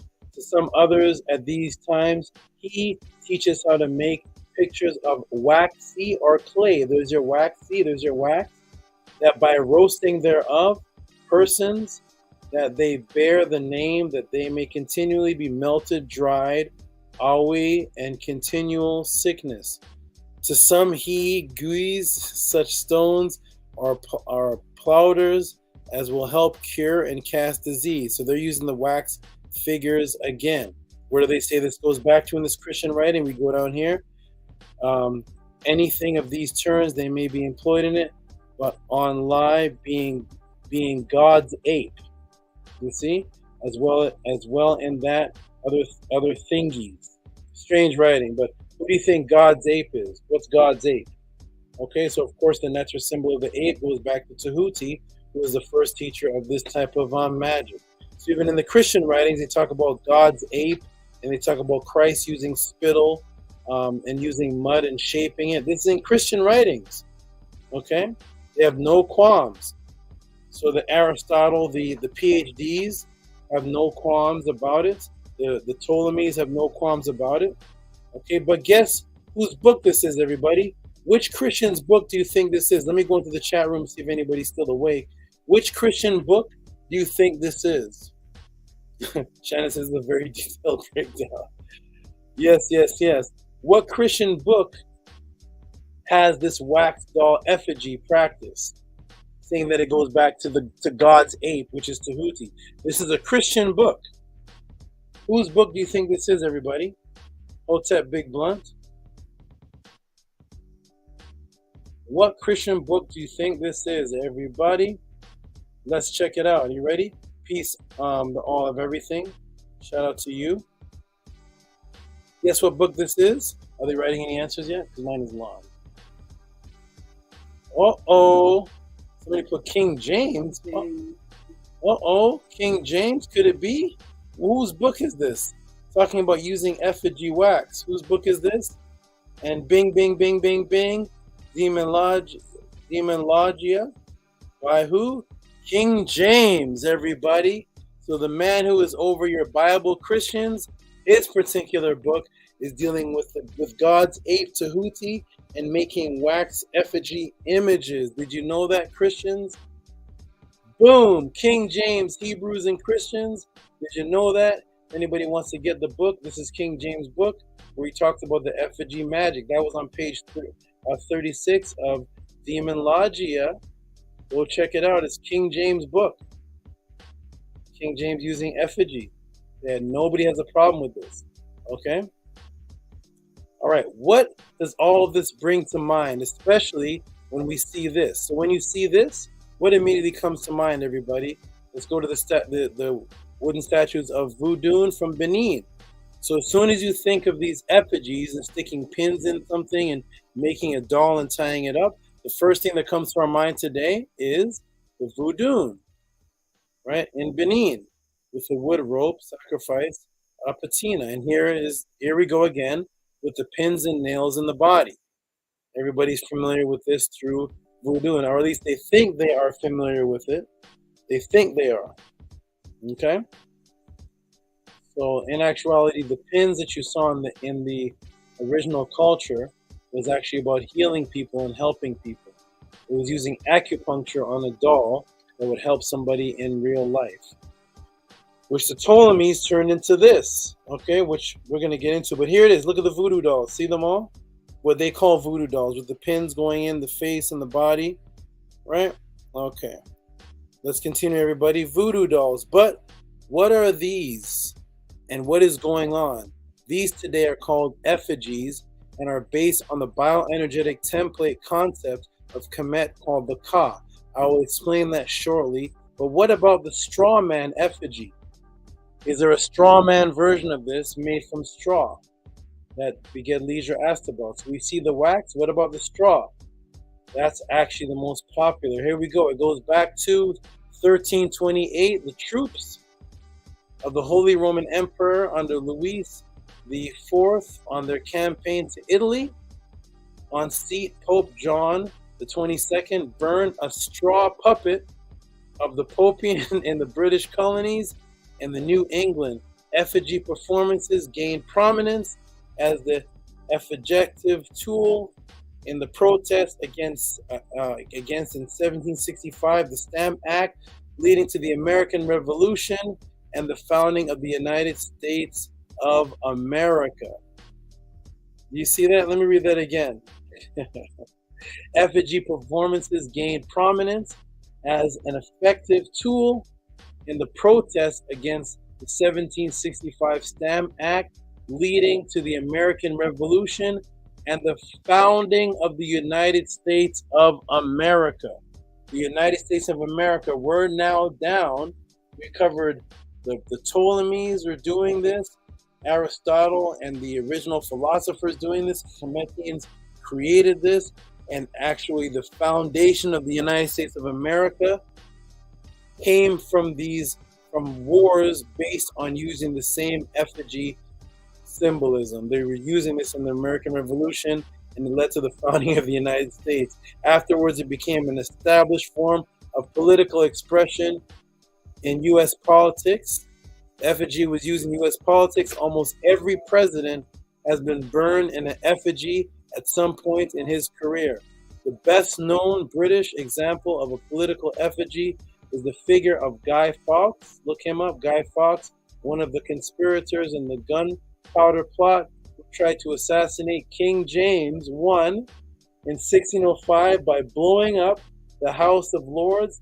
Already a year later, in the 5th of November, was declared a holy land to celebrate the survival of the king, and was celebrated with bonfires. Soon after, effigies of Guy Fawkes were burned. Traditionally, children make effigies from old clothes. Children made effigies from old clothes filled with straw to beg for a penny for the guy. And communities built their own bonfires. That's what those bonfires were for. They were all based on the effigy principle, building up the United States of America. King James using it. King James, his enemies using it. The Pope, they're using it against the Pope. Okay, here we go, everybody. Welcome to the Tuesday podcast. Yes, this is an elaborate answer, and this is how we break things down here. And yes, this concept was even used in your Judeo court system, everybody, in the courts. So everybody calling this spooky, pseudo, all these names, it's used by the original Greek philosophers, Alexander the Great, Aristotle. It was used in Italy. It was used in the Stamp Act, which led to the forming of the United States of America. Nobody was calling this pseudo spooky, and it even was used in the court of law and the Judeo court systems. Everybody, we're going to look up the word effigy. Effigy, what is this? An image? Woo! Image of a person, from Latin, copy, imitation, something, likeness, image, statue, related, effigier, mold, fashion, portrait, assimilated, from X out of CX, finger, shape, form, from dihai to form, build. Latin word was regularly as a plural, and the S was loped off by 1800th century, especially figures made of stuffed clothing and burning or hanging of them is attested by 1670s, formerly done by judicial authorities as symbolic punishment of criminals who had escaped their jurisdiction. Later, a popular expression against a person deemed obnoxious, effigial. So the judges were using this against this, the Judeo system was using this for escaped criminals. This was in the Judeo law system. And what of this? What about this? Everybody remember this? I show this up there. This image here with the pins. Where is this? A voodoo doll going back to West Africa. That is where these dolls originated, right? Whenever you think of the voodoo dolls, we think of the Yoruba, West Africa, Ifa. That's where these dolls originated, right? Let's get into it, everybody. Let's break it down. And the answer is nope. Nope, this is not a voodoo doll from West Africa. What is this?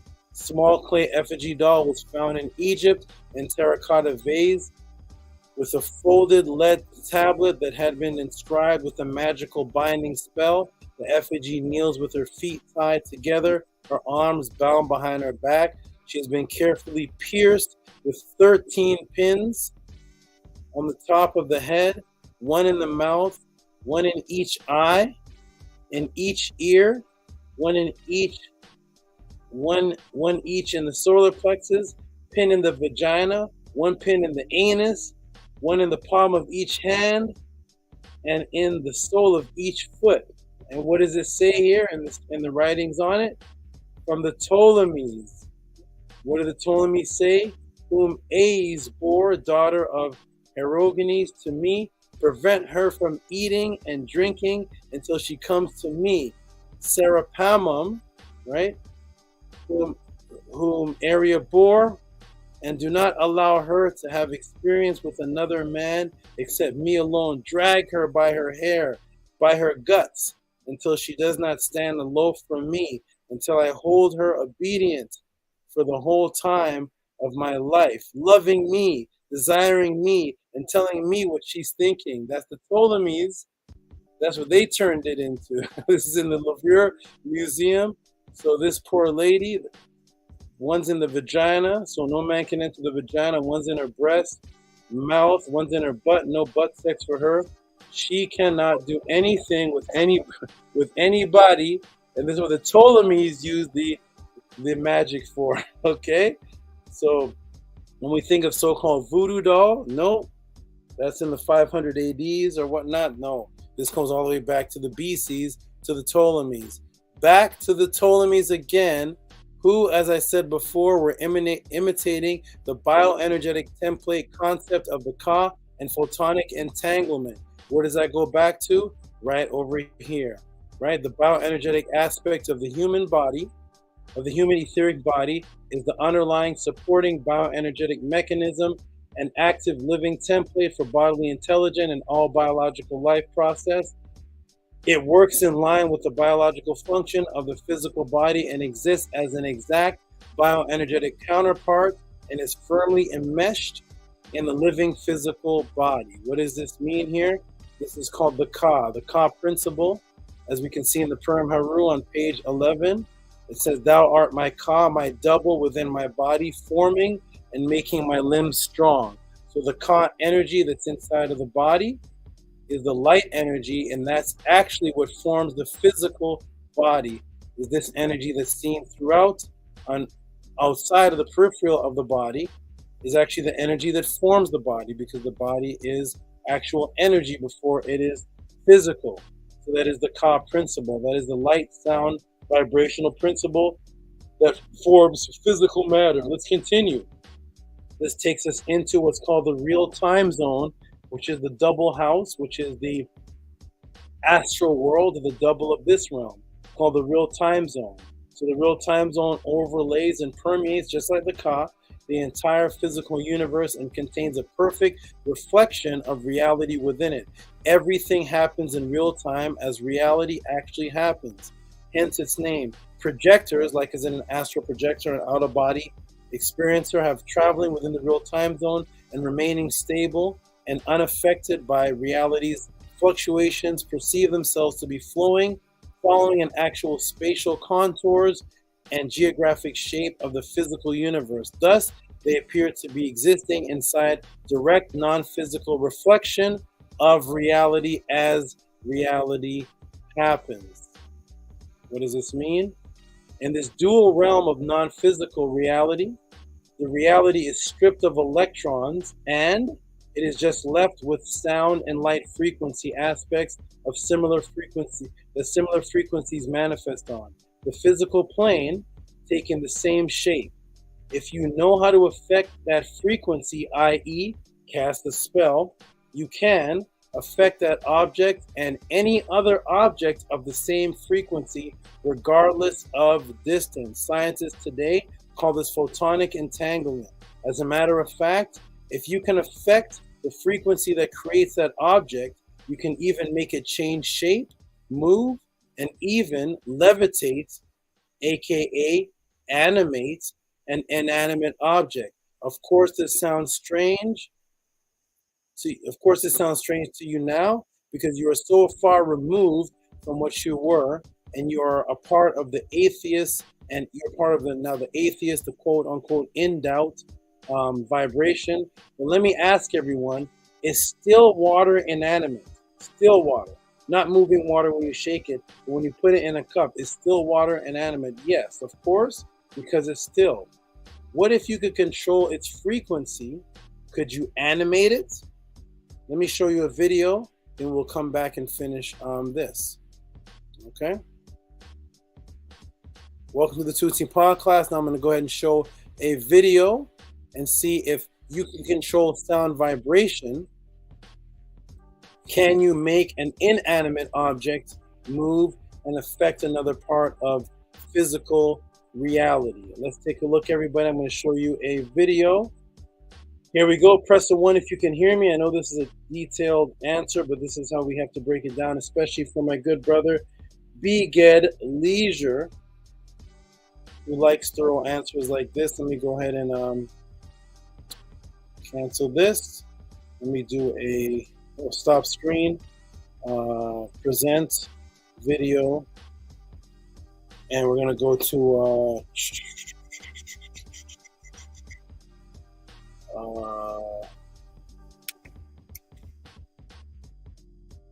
that's not it. Hold on, everybody. Let me go ahead and see if I can put this video in here. Star dropped it. Okay, here we go.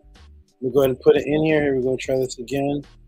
Under it's in the picture. That's why. We don't want pictures. We want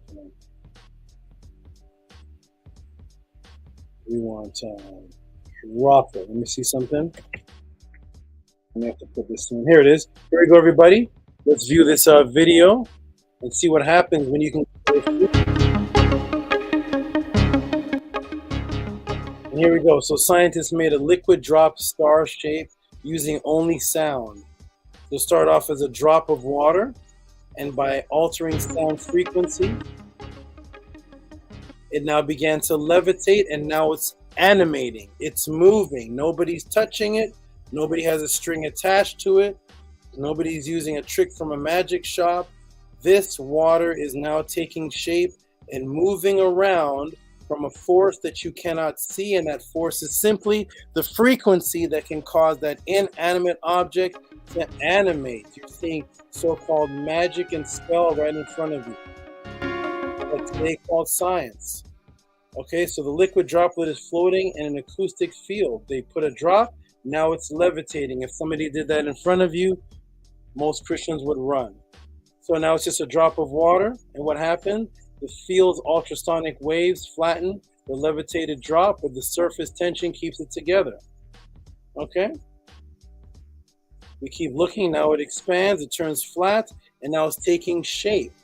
The waves start to form radiantly around the drop's field, strength is increased. But what's interesting, everybody, is that as the harmonics change to the number, the actual shape of the drop not only adhere to the frequency, but actually change to the number of the harmonic, which means that it starts off as the circle, like the circle of Ra, just one circle, which represents 1.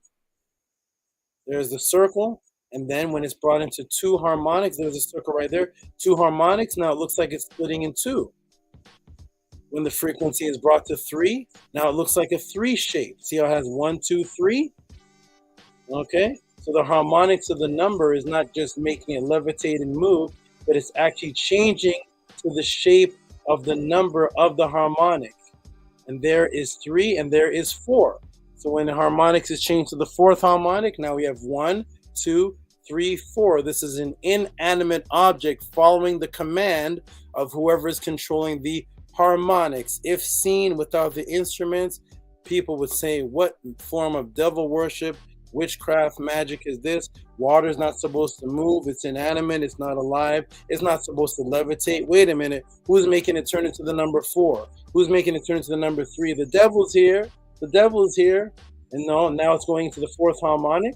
And then they turn to 5, and now look, there's your 5-pointed star. As it goes to the 5th harmonic, it goes to 1, 2, 3, 4, 5. So they're intentionally changing this to numbers right in front of you, taking an inanimate object and making it animate. When we read it in the Kemetic stories, it's pseudo, spooky.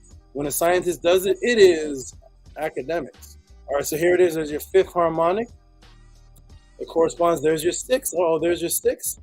And there's your 7. Look at the 7. 1, 2, 3, 4, 5, 6, 7. We go back. And there's a 6th harmonic turning into your 6-pointed star. There's the 7. And there's the 8. And then what happens is the frequency goes too high. The frequency is too high. The droplet disintegrates. So they can destroy the inanimate object can become animated, take the shape that they form, levitate, move around, do their bidding, and then they can destroy the object by changing the frequency. Okay, everybody. Okay, everybody. So you see it in front of you. Go debate the scientists. When the people in Kemet talk about it, it's spooky. And then scientists do it because the scientists are way behind what the people in Kemet are doing. Scientists are doing it with instruments. The Kemetians are doing it, manipulating the energies around them, which they don't want you to know about that. You can't even find the document. It's not on display. Anyways, let's continue, everybody. Welcome to the Tehuti Podclass. Let us continue. Let me go ahead and close this out. And let me go ahead and go to the next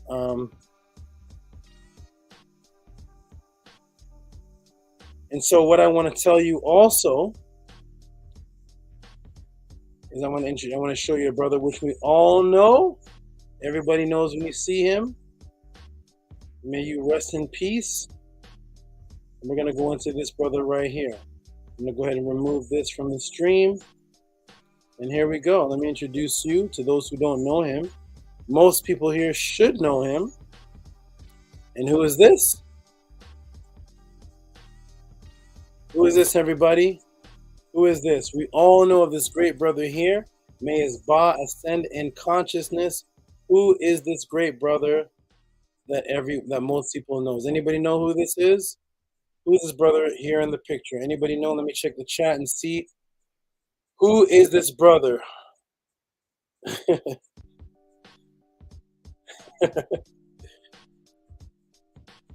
Got Mason swear oath and are terrified to tell Kemetic principles. Nice. Who is his brother? Who is his brother? Rumpel Rashidi. Renoka Rashidi. Here we go. Renoka, you all know him. Respect the Rashidi. There we go. There we go. Renoka Rashidi. Renoka Rashidi.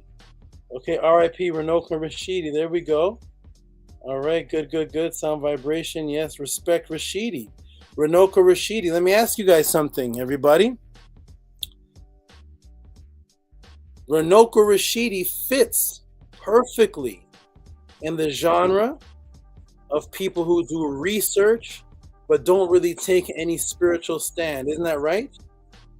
What is Renoka Rashidi's spirituality? What we know about Renoka Rashidi is that he takes you to places and he shows you African presence, features, phenotypes in areas where you may not think exist, and he shows you the presence of civilization, and that is his main job. You don't really have Renoka Rashidi talking about spiritual things. You don't really have Renoka Rashidi talking about the Ka and the Ba and leaving the body and astral projection and reading the Per Em Haru to line up your frequencies. You don't really have Renoka Rashidi talking about that, right? Because they didn't want to show you something. Let's go into it, everybody. Welcome to Tehuti Podcast. This is the good brother, Renoka Rashidi. There he is right here. Okay, who is Renoka Rashidi for those who don't know? There he is right here. A strong and proud, intelligent black man. I have no problem expressing my respect for and adoration of the black woman. Renoka Rashidi. Okay. Renoka Rashidi. Renoka Rashidi, August 16, 1954 to August 2nd, 2021, was a historian, essayist, author, and public lecturer based in Los Angeles, California, and Paris, France. He is the author of Introduction of the Study of African Classical Civilizations, 1993, and the editor of Unchained African Voices, a collection of poetry and prose by death row inmates at California's San Quentin Maximum Security Prison. He was a member of the editorial board of Africology, the Journal of Pan-African Studies. You can find him in www.jpanafrican.org if you want to go there. He held an honorary doctorate of divinity from the Amun-Ra Theological Seminary, Los Angeles, California. Okay, so he was up here with me and one of my goddesses used to see him go to harassed, right? There's Renoka Rashidi. Let's check out some of his work. If you guys want to pick up some of his work, let me go ahead and advertise for him. So we have The Black Image in Antiquity, Renoka Rashidi. Right, that's what he was about, exposing, showing black presence. My Global Journeys in Search of African Presence, Renoka Rashidi. Uncovering African Past, Ivan Van Sertima's Papers, Renoka Rashidi. That's what he was all about, African Past, African Presence. Black Images in Antiquity, that's what Renoka Rashidi was all about. Black and Beautiful in the Ancient World, Renoka Rashidi. Asata Garvey and Me, Global African Journey for Children. He did things for the children, wonderful. See? He's all about exposing African presence to the world. With all that Renoka Rashidi has brought, what was the most impressive demonstration to Tehuti? So you know that Tehuti is not too impressed with those type of topics, African presence. This is things that, I was breaking down when I was 18, 19. We're much beyond that. That is for definitely newcomers and beginners. But what has Renoka Rashidi done that would be most impressive to me? What is a demonstration that is not popular? What did he show people? You know what his quote is? His quote is, in a community in Togo today, I saw what I would normally call an inanimate object move on their own. I cannot explain it. They don't talk about that part of Renoka Rashidi, do they? So he went to Togo and he saw inanimate objects move on their own. I cannot explain it. Renoka Rashidi. Did anybody know of that? Anybody heard of that? We're going to go ahead and take it off of the screen share. So Renoka Rashidi went to Togo, and he saw, this isn't even about black images anymore. This isn't about black presence in Togo. He's in Togo where everybody's black. He knows that. And now they're showing him something else. They're not focused on we're black, black power. Look at my nose. Look at my lips. I'm black. I'm blackity, blackity, blackity, blackity, black. They're not focused on that. They're showing him something else that he says, I cannot explain. Okay? Let me go ahead and show you what Renoka Rashidi saw himself. Are you ready, everybody? Because they don't talk about this part of Renoka Rashidi. Let me go ahead and show you. I've been holding on to this for a while, waiting for the right time to show. And here's the video that Renoka Rashidi put out. Are you ready? Here it is. This is from Renoka Rashidi. When he went to Togo, he videoed this and showed this. And he was in the Togo, around the Togo people, and they kept showing him this and other things, objects. That was just one of them that he caught on video. Of course, people aren't going to associate Renoka Rashidi with this. They're going to say it's spooky, it's pseudo. Renoka Rashidi simply said, I saw this. He videotaped this, and he said, I cannot explain this. That is from Renoka Rashidi himself. This is the part of Renoka Rashidi that I was most interested in. This is his video. This is from his site. This is what he put out. It was in the Togo region, and he saw that they had the ability to move and was considered in front of him an inanimate object, and they animated it in front of him, and he saw it. He was shocked. He said, I cannot explain this. So there's Renoka Rashidi showing live video footage of the people still in Africa today taking the same science that you read about in Kemet. Scientists are doing it. The Ptolemies did it. Aristotle's doing it. Alexander the Great is doing it. Nektambu is doing it. If you talk about wanting to study this, you're pseudo, you're spooky. And here is Renoka Rashid, which they all follow, who's seeing it with his own eyes, videotapes it, sends it back, says he can't explain it. Unfortunately, shortly after, he passes away, so you can't ask him more about it, but this is directly from him. Boom, my brother, I hope I helped you out with understanding that, yes, in Kemet and parts of Africa, passed all the way down to the Greeks, all the way down to King James, all the way down to the forming of America, all the way down to the Judeo system. They use effigy dolls to affect the physical form, to even make them move, to affect things that have the same frequency. Scientists are doing this today by harmonics, making inanimate objects move. Renoka Rashidi saw it himself. So yes, this is possible. Yes, you can bring those things apparently to life, make them move. This has happened all the way back from Pharaoh Khufu's time, actually back from the time of the Neter, all the way to today with Renoka Rashidi. Boom, I hope I helped you out. I hope I showed you all the facts that you can research this. Of course, how to do these things are not taught in the Tehuti podcast. They're taught separately. I'm not going to even talk about the applications of it, but I'm showing you how far this goes all the way back to all the way to today. It's happening today in every form. The PhD, the academia, whether you go to the Ptolemies, the king, the Khufu, whether you go to the scientists studying the harmonic, all the way to the Judeo system, all the way to the popes doing it, King James doing it, people doing it against King James and having the revolution, the Stamp Act of 18, all the way to Renoka Rashidi. So it's never ended. It's still going on. But of course, they want to move you away from this until it's not real. It's a bada, bada, bada, bada, and have you just watching the Knicks game all day.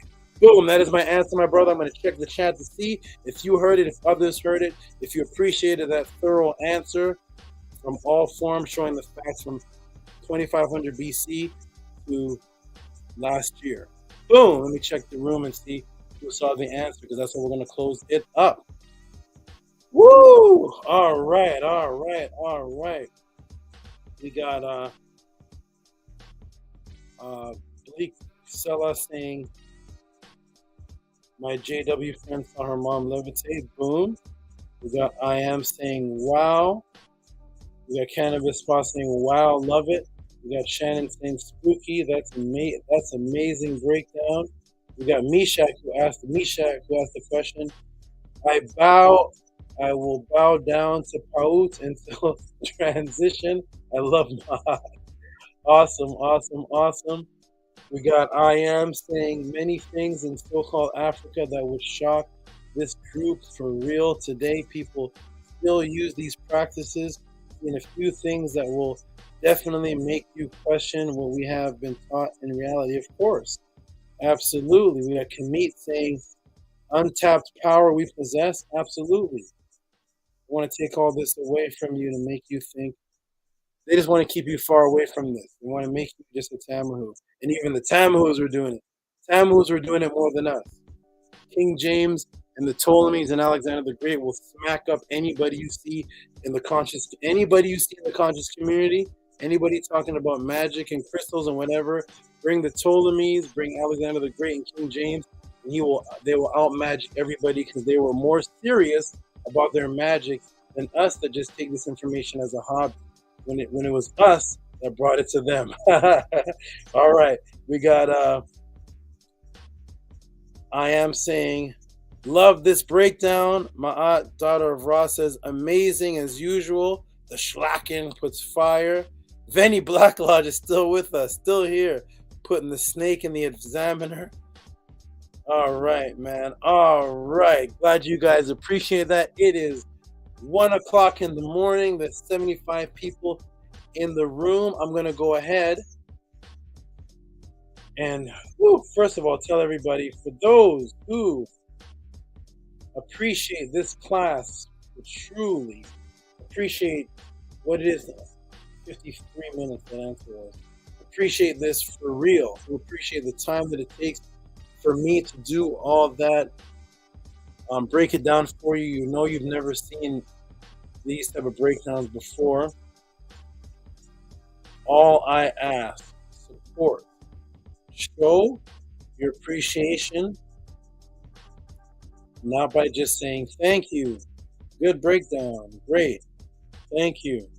Because if you went to work tomorrow and you worked your 2 weeks and your boss said to you, thank you, you're great, I appreciate you, you did good, time to go home, you'd say, where's my check?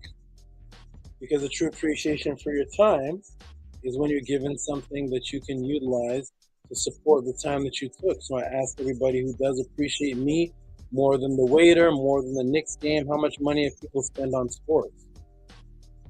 More than Netflix, more than whatever it is that you're doing, please appreciate and please send your Cash App, either in question form or in donation form, to TT Amun, Rocky SV. This is what I do for a living. This is all that I do. There's 70 people watching. And we just ask if you appreciate what I do, if you're watching for appreciation support, if you're watching to gather information to eventually take me down, then that is your mission also, and continue to do that. But if you're watching saying, wow, that was a good breakdown. Wow, he's up till 1 a.m. Wow, this show started at 6. Wait a minute, when did he put all this together? When was the question sent? How did he, where did he get all these books? How did he put it all on the slides? Why is he doing this? Let me go ahead and show that brother some support so we can keep him alive, because when this podcast gets shut down and something happens to me, you're going to go back to the rah, hood bugger, brother, you're stupid. Brother, you stupid. Shut the F up, brother. Shut the F up. That's what you're going to end up with when the Tehuti Podcast is gone. If there's something else equal to this, please feel free to put the link in the room that there's something equal to the Tehuti Podcast, and I will love to join and participate in that. If not, appreciate what it is that you have and send your support to the Tehuti Podcast, which will keep me continuing to do this. Okay? I'm going to go ahead and, speaking of support, I'm going to go ahead and show some of the last donations that were given. So we got brand new name here, Eugene Hargrove. I've never seen this name before, but Eugene Hargrove has sent a donation. Shout out to Eugene Hargrove. I'm going to go ahead and put this in the room. Eugene Hargrove has sent in $7. Shout out for the support. Eugene Hargrove appreciates what I do and feels that what I do at this point in time is worth $7, and I appreciate that because it all adds up. And thank you, Eugene, whoever you are, you're a new person to me. Thank you for spending the $7 on that and not a bag of potato chips in the Avengers movie. Oh no, you can't see the Avengers movie for $7. Okay, thank you, my brother or sister. Appreciate the support. I'm glad you appreciate me. Thank you. This is what I do, and I will continue to do it as long as the support is there. Moving on to the next, we have Arcad Infinite. Arcad Infinite, who always gives the same every week. I appreciate him. He is very consistent, and he always types the same thing every week. This week, he actually gave a lot more, because he gave this and he gave something else, and he gave something. Right, he sent a donation to your Ethereum too. Is that what happened? I'm losing track. Yeah, he did, but I had to send it back to him because I wouldn't be able to send it to you. Oh, okay. So shout out to Arcad with the 777. Appreciate that. Plus he sent $100 earlier. Thank you, Arcad. You are excellent, awesome. I appreciate that. Let's whip through some more of these. Raphael the Monster.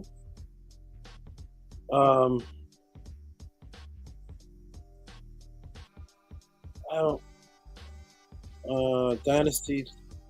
I'm gonna ask him to clarify this because I don't understand this question. He always has great questions. This one could be the way that it's typed. I just don't fully understand. Where'd it go? Hold on. I don't fully understand it. Let me go ahead and put this. I'll put this in the room, and I'll put this in my file to ask Raphael Gary for clarity to help me comprehend what this is. I'm going to put clarity notes. It looks like two questions. I'm going to put clarity Raf. All right, so shout out to Raphael Gary, who sends in the monster donation. He always sends in good donations. And shout out to my good brother who sends in let's see what this is here. Raphael Gary.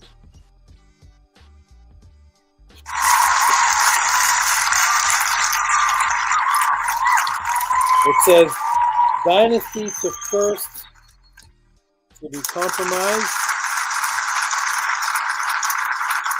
Did netters exist? I don't know. Shout out to Raphael Gary. I'm not sure. I don't quite understand what that is, but he will clarify for me. Shout out to Raphael Gary. Oh, we still got your question too, Scribe. Oh my gosh. What is the we still got that? Oh, I need to clone myself, Scribe. There needs to be a Tehuti podcast on Saturday with my clone, and I'll do the one on Friday because it's hard. This is hard. It's hard to get. It's hard, but it can't. It's gonna be done. It's always gonna be done. It's hard if I try to squeeze it all in. It's obvious that the amount of questions that get sent in, I have to break up into different podcasts. There's no way I can answer all these in one class. Oh, there's Raphael Gary. Okay, I'll go ahead and screenshot this and put it beside his note for clarity. Raphael Gary. Boom. I'll put it right beside your donation and read that right there. Oh, right there. Okay, Raphael, I got clarity on that. It says, in which dynasty did Kemet or Egypt begin to fall? And were the netters living on Earth at that time? Ah, great. Great question. Great question. Okay, thank you. Thank you, Raphael. Oh, gosh. Thank you for that question. Okay, good. On to the next. We have Just Balance out of nowhere. Just Balance. Oh, Mushman. Mushman. He pops up every once in a while. Mushman. I like Mushman. I'm going to put him under, he says support. So support, I'm going to put it under the support log. Mushman. Support. Boom. Thank you, Mushman. Oh, I can't name it support. Whoop.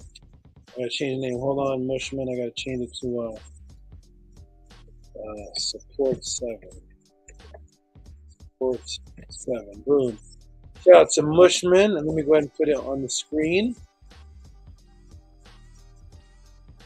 Mushman, who is Just Balance, pops up every once in a while with a donation. I like that. It's like a surprise. It pops up, donates, disappears for a little bit, pops back up, donates, like the mystery man. All right, let me go ahead and put this on the screen. Shout out to Mushman. Appreciate you, my good brother.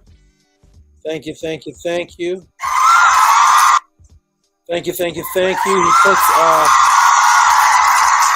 puts support the network. Thank you, Mushman, Just Balance. Appreciate it. You're great. Thank you.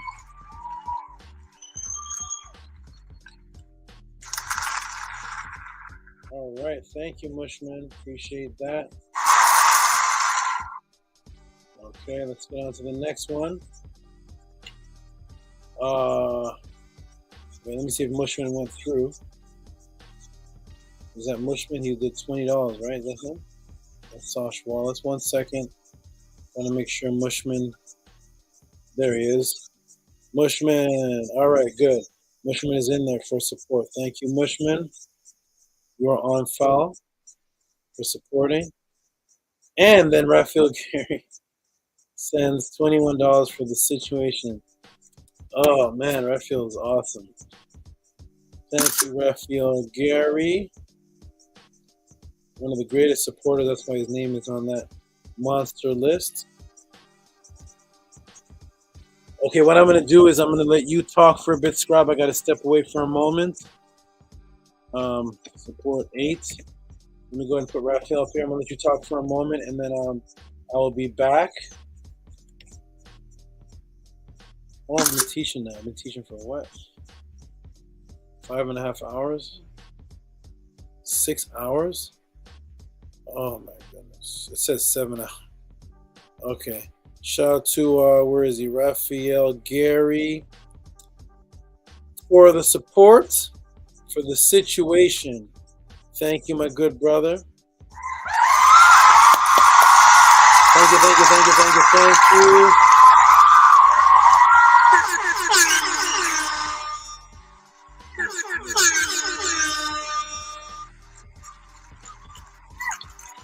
Thank you, my good brother. Appreciate that.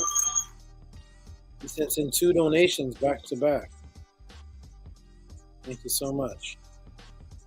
Okay, Raphael. Okay, I'm going to step away, Scribe. And you take it over for a moment, and I'll be back. Okay, peace. Peace. Hotep. Yeah, thank you. Thank you for all the support. Some excellent questions coming in. You know, once in a lifetime type of answers and breakdowns that we're gonna get. So always make sure to show your support. We have to support each other. And yeah, that last teaching about the inanimate objects was powerful, very, very powerful. And yeah, we over here on the west side of the planet, especially with Christianity being brought in and us all being raised up in it, our cultures and languages, our teachings being snatched from us. We have definitely forgotten the abilities that we have, you know, and to be able to tap into frequency, you know, whether it's sound frequency, light frequency, and what we can do with that. And, you know, Saba teaches on this every single week in various different ways, you know, because it does come back down to frequency. And that's how, you know, that's how we create, that's how we manifest, that's how we bring forth the realities in which we envision. So, you know, and even these physical bodies, you know, we're literally animating these with our consciousness now. So we're walking magic, you know. So we have to keep in mind that this isn't, you know, this matrix makes everything seem just like this is just what it is and how it's supposed to be. But we tend to forget that, you know, the things that we're doing, the ability to be able to speak, consciousness, you know, Tehuti, the Kim bird, you know, the consciousness behind everything that we're doing is magic in itself.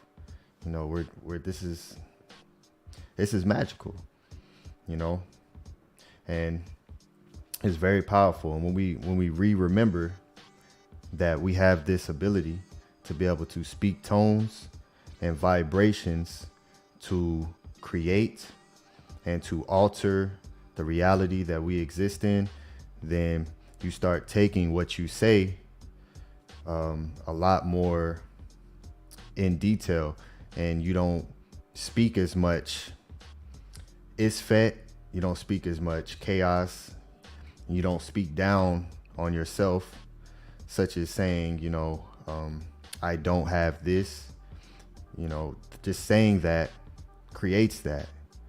So even for me personally, one thing that I practice is I don't say that I can't wait for something, you know, because I can wait. I do have patience to wait. So by me saying that I can't wait for something to happen is incorrect in itself, and I'm putting a spell on myself to make me more impatient to receive what it is that I'm wanting or asking for or receiving. So I can wait. And I usually switch that around and say, I'm excited for this to happen, you know, and that's just one ways that I become conscious of recognizing the vibrations of the tones that I speak to help bring forth the reality that I see fit, you know. And this goes back to, of course, Tehuti and the Medu Neter in itself, the divine language, the language of the Neters, the spoken language, and the Heka'u, the words of power, the Heka'u, you know, which is what they created into Hex, which turned into Six, which turned into Sex. So the sex magic is literally the Heka'u, you know, and the way that they've taken our tones and our vibrations and have flipped them. You know, everything here today at this time of this part of the planet is backwards. Everything. And, you know, you can go on forever and ever and ever revealing how everything here is just completely backwards.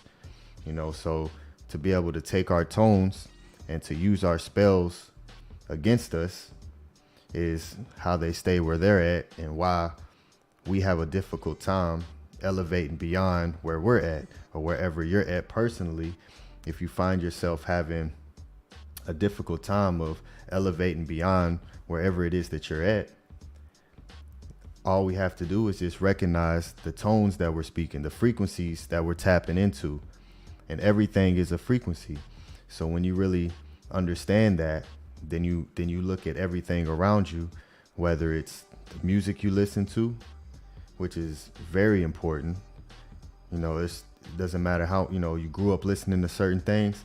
Sometimes you got to cut that out because it's not conducive to the frequency of where you're at today. You know, so the frequencies and the tones, and to be able to create magic with that is something that our ancestors have always taught and that we have forgotten.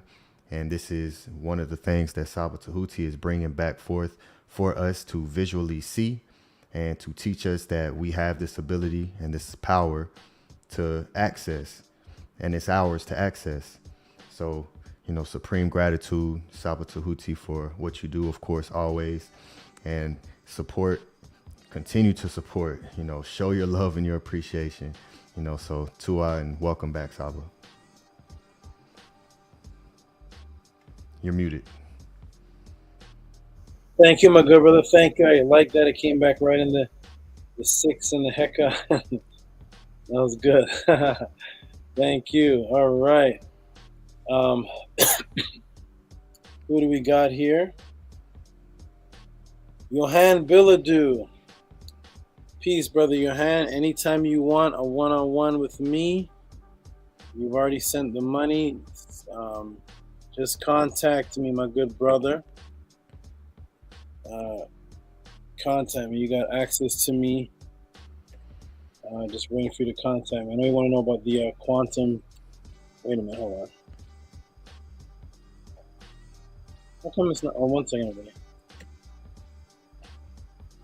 Okay, here we go. Shout out to Johan Billadou. Hope I'm saying the name right. Rename. Okay. Oh, this 4-8. You have access to me, my good brother, about the quantum jumping question. You can have a one-on-one with me. You've sent your money, and just contact me, and we'll set up and schedule. Shout out to Johan Billadou, who sends. Let's see what this is. Johan Billadou, who says support for the situation 1613. Thank you, my good brother. Appreciate it. Thank you so much for the support for the situation. I appreciate it. Thank you so much. All the support of the situation, I greatly, greatly appreciate it. Thank you, everybody. Thank you. Thank you, thank you, thank you. Johan Billadou, who always sends support. Okay, and who is this? Oh, the All of Everything. Shout out to the All of Everything. Always sends his donation through Scribe and Ethereum. I appreciate that, my good brother. I'm going to put you up in the room. The All of Everything. Let me see if you went to the files, All of Everything. It's actually under Scribe. Is it Scribe? Just Balance. Where does it go? Where'd it go? Where'd it go? Oh, is this it? Scribe. Yeah, the All of Every Empathics. Yeah, gotcha. Okay, good. Let me go ahead and put this up in the room. Shout out to you, my good brother, or sister. I think it's a brother. The All of Everything. Let me get this off and put him up. Shout out to the All of Everything, which is right here. Boom. Shout out to the All of Everything, who always sends his money through Ethereum to Scribe. Appreciate that. Appreciate that, my good brother, the All of Everything. Wonderful, wonderful, wonderful. Thank you for the support. That is excelente. Okay.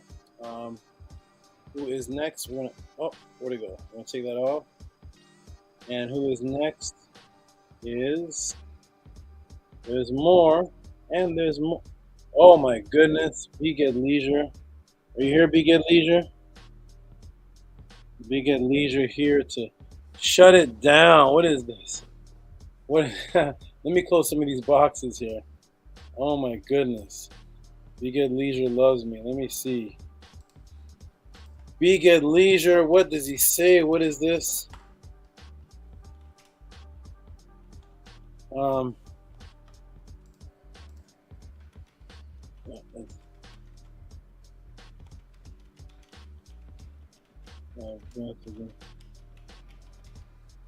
Hey, Be Get Leisure, are you in the room? Micha, are you here?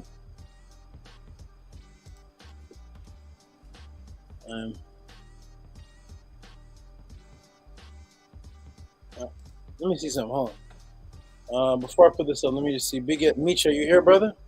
Is Micha here? Micha. Micha, are you here, my good brother? Okay. You sent me something, and it says, is that between? It says between me and you. Is that okay? So you just want me to keep? You don't want me to post that in the room, right? Is that what that means? You don't want me to? I'll shout you out, but I just won't put it in the screen. Is that right?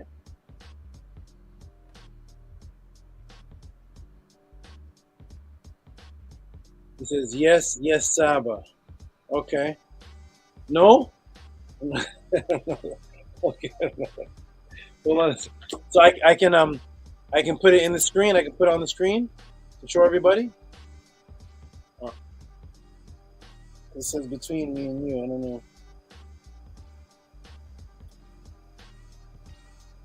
It's a huge support. Okay. No. Okay. All right. So I will just shout out to Micha, who supported for the situation. Appreciate that, my good brother. Thank you for the support. You are awesome, excellent. I appreciate it. I'm going to read this. I'll read this again. I don't really understand what it says exactly, but I know off the show you'll elaborate for me. I don't really understand what it says, but thank you, my good brother, for the great support. I appreciate it. Let me go ahead. Oh, God. Let me go ahead and put this in a file. Okay, Scorpion King, go up here. Just for a minute, man. Big at leisure, if you could reach out to me, my brother. Put my email there in the chat. Just send me an email as soon as you can, my brother. Okay, let me do something here with this here. Okay, so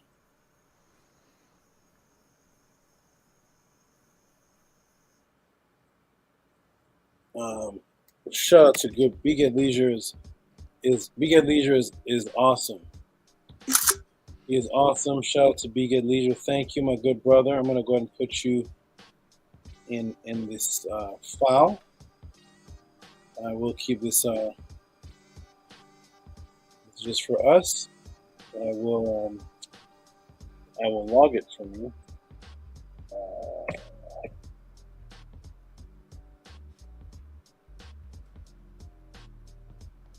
Thank you so much, Big Ed Legion. Appreciate you, my good brother. Thank you. I have you logged. I appreciate it. Thank you. Okay, next up is hey, who's this? This is Kadzania. Is that Kadzania in the room? Let me look in the room. Marvin Mudanda. Shout out to you, Marvin. Appreciate you, my good brother. And it says, thank you for the knowledge. Appreciate your appreciation. Appreciate the appreciation. I gotta get all these names right because there's so many names that people have that are Cash App names. Then there's the room names. Shout out to good brother. What does this say? 665. Thank you, thank you for the knowledge. From I am Kadzani. That's what it says.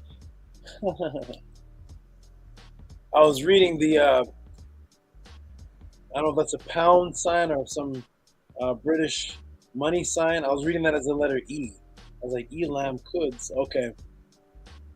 I am Kudzani. I get it. I got you. Shout out to I am Kudzani. That's the brother in the room for sure. Shout out to you, good brother. I thought it was Elam something. Thank you. Appreciate that. Okay. Next up, we got a couple more, I think. I'm going to refresh it. Oh, just one more. I'm going to refresh it. Is this it, everybody? Is that the end of the support from everyone? Let me refresh and see. If so, I can close up from the beautiful Bev.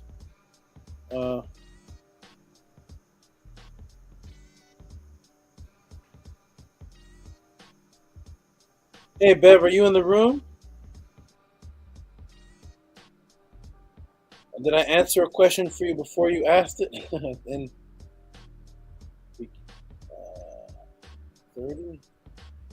It says 15, but then the note says 30. Let me put this up in the room. Shout out to Bev. Shout out to Bev, who says, okay, let me label this. I guess I maybe answered a question before she got a chance to answer, or the question she sent. I don't know. I lose track. There's so many questions sent in. But here, let me go ahead and put this in the room, everybody, from the beautiful Bev, who says I answered her question. Oh, the cannabis question. That must be it. Okay, let me go ahead and put this in the room. The cannabis thing. Okay.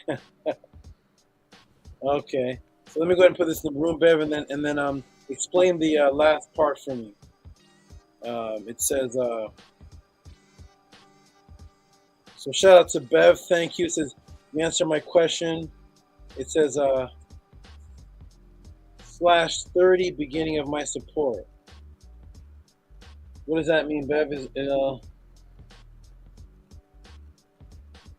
Is it 15 plus you sent 15 earlier, and that's 30? That's the support. So I appreciate it. Thank you, Bev. Appreciate you. Thank you. Oh, maybe she's okay. Maybe you're taking the money for the cannabis question added to this, and that's the support for the situation. Thank you, Bev. I think I got it. Thank you, Bev. Appreciate it. Thank you so much. Thank you, Bev.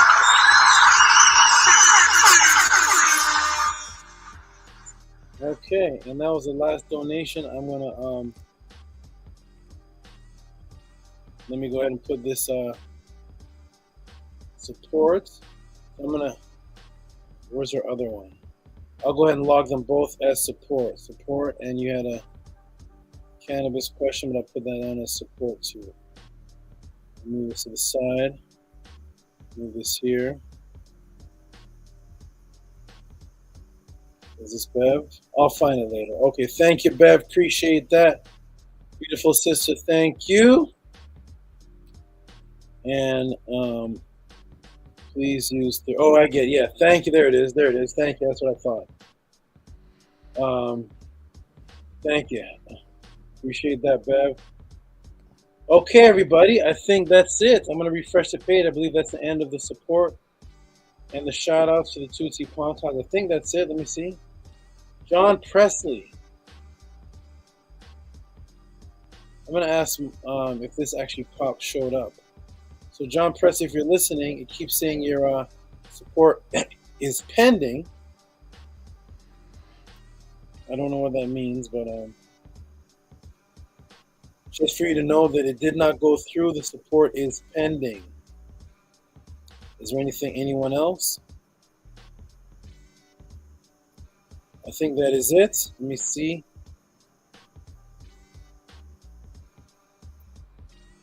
I'll go ahead and keep this refreshed. Thank you, John Presley. I don't think anything went through. So hopefully we can fix the situation. And that is everybody. Thank you, everybody, for coming to the Tehuti Podcast. I appreciate you, all of you who support, who helped the situation, who sent in questions, who did everything you could. Thank you, everybody. Those who are watching, who may be sending in support, and you're just not in the chats. I don't know that you're one of the people watching. Shout out to you. Shout out to the heavy hitters for helping the situation. Shout out to Scribe for the huge donations. Shout out to everyone who helped the Tehuti Podcast. If you appreciated this, PayPal is Rocky at Rocky SV. Cash App is TT Amun. Thank you, everyone. I appreciate it. If you appreciate what I do, you know what to do. Shout out to the one last time the moderators who help keep the room in check. And the moderators are none other than Nani Aset Mer, Anki Maat, Ahati Maat, and the scribe. Let me go ahead and remove this from the screen so you can see the scribe's name. Okay, so it is the moderators are Nani Aset Mer, Anki Maat, Ahati Maat, and the scribe. Shout out to the people that keep this room calm, that keep this room organized, the technicians, the promoters of the website, everyone in this moderating team that keeps everything smooth. Shout out to Scribe, technician of the website, Ahati Maat, leader of the team, Anki and Maat, who does so much secretary work for me pertaining to this podcast. She is the reason why I even see the donations. She figures out and sorts out the donations. Shout out to Anki and Maat. Shout out to Nani Aset Mer. She takes care of, she does moderation and takes care of things that you all cannot see pertaining to me directly, keeping things smooth here with me so that I can continue to teach while things are taken care of that you all can't see. Shout out to all the moderators. Appreciate you. I'm going to let, I guess, Arcad fell out, maybe, right? Yeah, I'm guessing so. I know he wanted to say the affirmation, so he's not here. I'm going to let you close out a little, Scribe, and then I'm going to go ahead and close the room. Let me go ahead and get Scorpion King here. I'm going to let you close out, Scribe, and then I'll go ahead and shut the room down. Peace, everybody. Peace and love. It's been 7 hours and 21 minutes. I'm exhausted. Scribe, go ahead and close us out, my brother. All right. Peace and love. Hotep Ma'at. Thank you once again for another beautiful class, Saba. Thank you for all the people here in the chat, who show support and who are interactive during the teachings. MetaNetter Mondays is get in on MetaNetter Monday classes. All you have to do is email Saba, and just get in, just get in, and that's all I'll say on that. There's no reason not to. It's a beautiful class. The teachings, I asked him about a word, the word sekem, which means power, and the next week he brought me a Tehuti podcast breakdown. And answer the question directly, and what is that glyph, what is that symbol, and he gave it to us in that MetaNetter class. So these are the type of things that you're missing out. So if you love this podcast, you will absolutely love MetaNetter Mondays. So join in on that as well. Continue to support, send in your support throughout the week. If you receive something, and you have whatever you have extra to give, think about Saba throughout the week. Do that as well. And our Sunday study guide class, we just finished up Saba Tehuti's Breaking Out of the Matrix, Stepping Out of the Matrix ebook. And we're going to go into some of the ancient ancestors' teachings. And then we'll start Melanin Dark Consciousness at the front of January. And we'll go through and we'll do that one just like we did Stepping Out of the Matrix. And hopefully by the time that we finish that one, there will be a third book that we can start to get into. So peace and love to everyone out there, and thank you. Tua. Okay. Thank you, Scribe Arcad. That was a great closing, Scribe Arcad. Go ahead and close us out, and then say a couple words. Then I'm going to do the affirmation, and I'm out of here. Peace and love, Hotep Ma'at. Those were great teachings, Saba. Great breakdown as usual. He said all his students have that book. Scribe, there you go, can it show? Yes. Yes, support our teacher. Support the truth, though. Support the truth. Support the things that are important to you. So if the lie is important to you, then continue to support the foolishness. But if you want to step out the matrix with us, then join us and step out of the matrix with us. And come get behind me, because I'm a baby in this. I'm young, so you better get behind me now, because Scribe motivating me and Hati pushing me. So, but peace and love. I'm tired. I know everybody's tired. It is what time? 4:38 where I'm at Eastern time. So I just want to say, if you support the truth and you value the truth, then we will support our Saba and our teacher and our leaders with whatever we can, when we can, as the good brother Scribe said. You know, we have to do those things. If we don't support our teacher and our leaders with the truth, then we supporting them with the lie. And then that's what we're going to teach to our children, not me. So peace and love, Hotep, to everybody in the chat. We will see you next time. Continue to support our Saba. Continue to support the #1 teacher on the planet right now, teaching the truth. So Saba, we love you, and Scribe, we love you, Ahati, we love you, Tehuti most. Peace and love to everybody out there. This was a great class as usual. And with that, I'm gonna let you brothers go. Okay, wonderful. Thank you, my brother. We're gonna go ahead and 1 second, I'm gonna put myself on the screen for just a moment, then I'm gonna put the affirmation.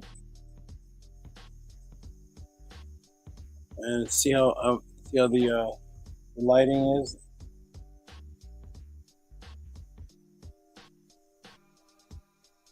Okay, that's better. Okay, everybody, peace and love. I'm going to go ahead and put the brothers back on the screen. You all have been wonderful, excellent, awesome. Thank you all for your support. You all, without you, there would be no Tehuti Podcast. Without you, it would just be me teaching.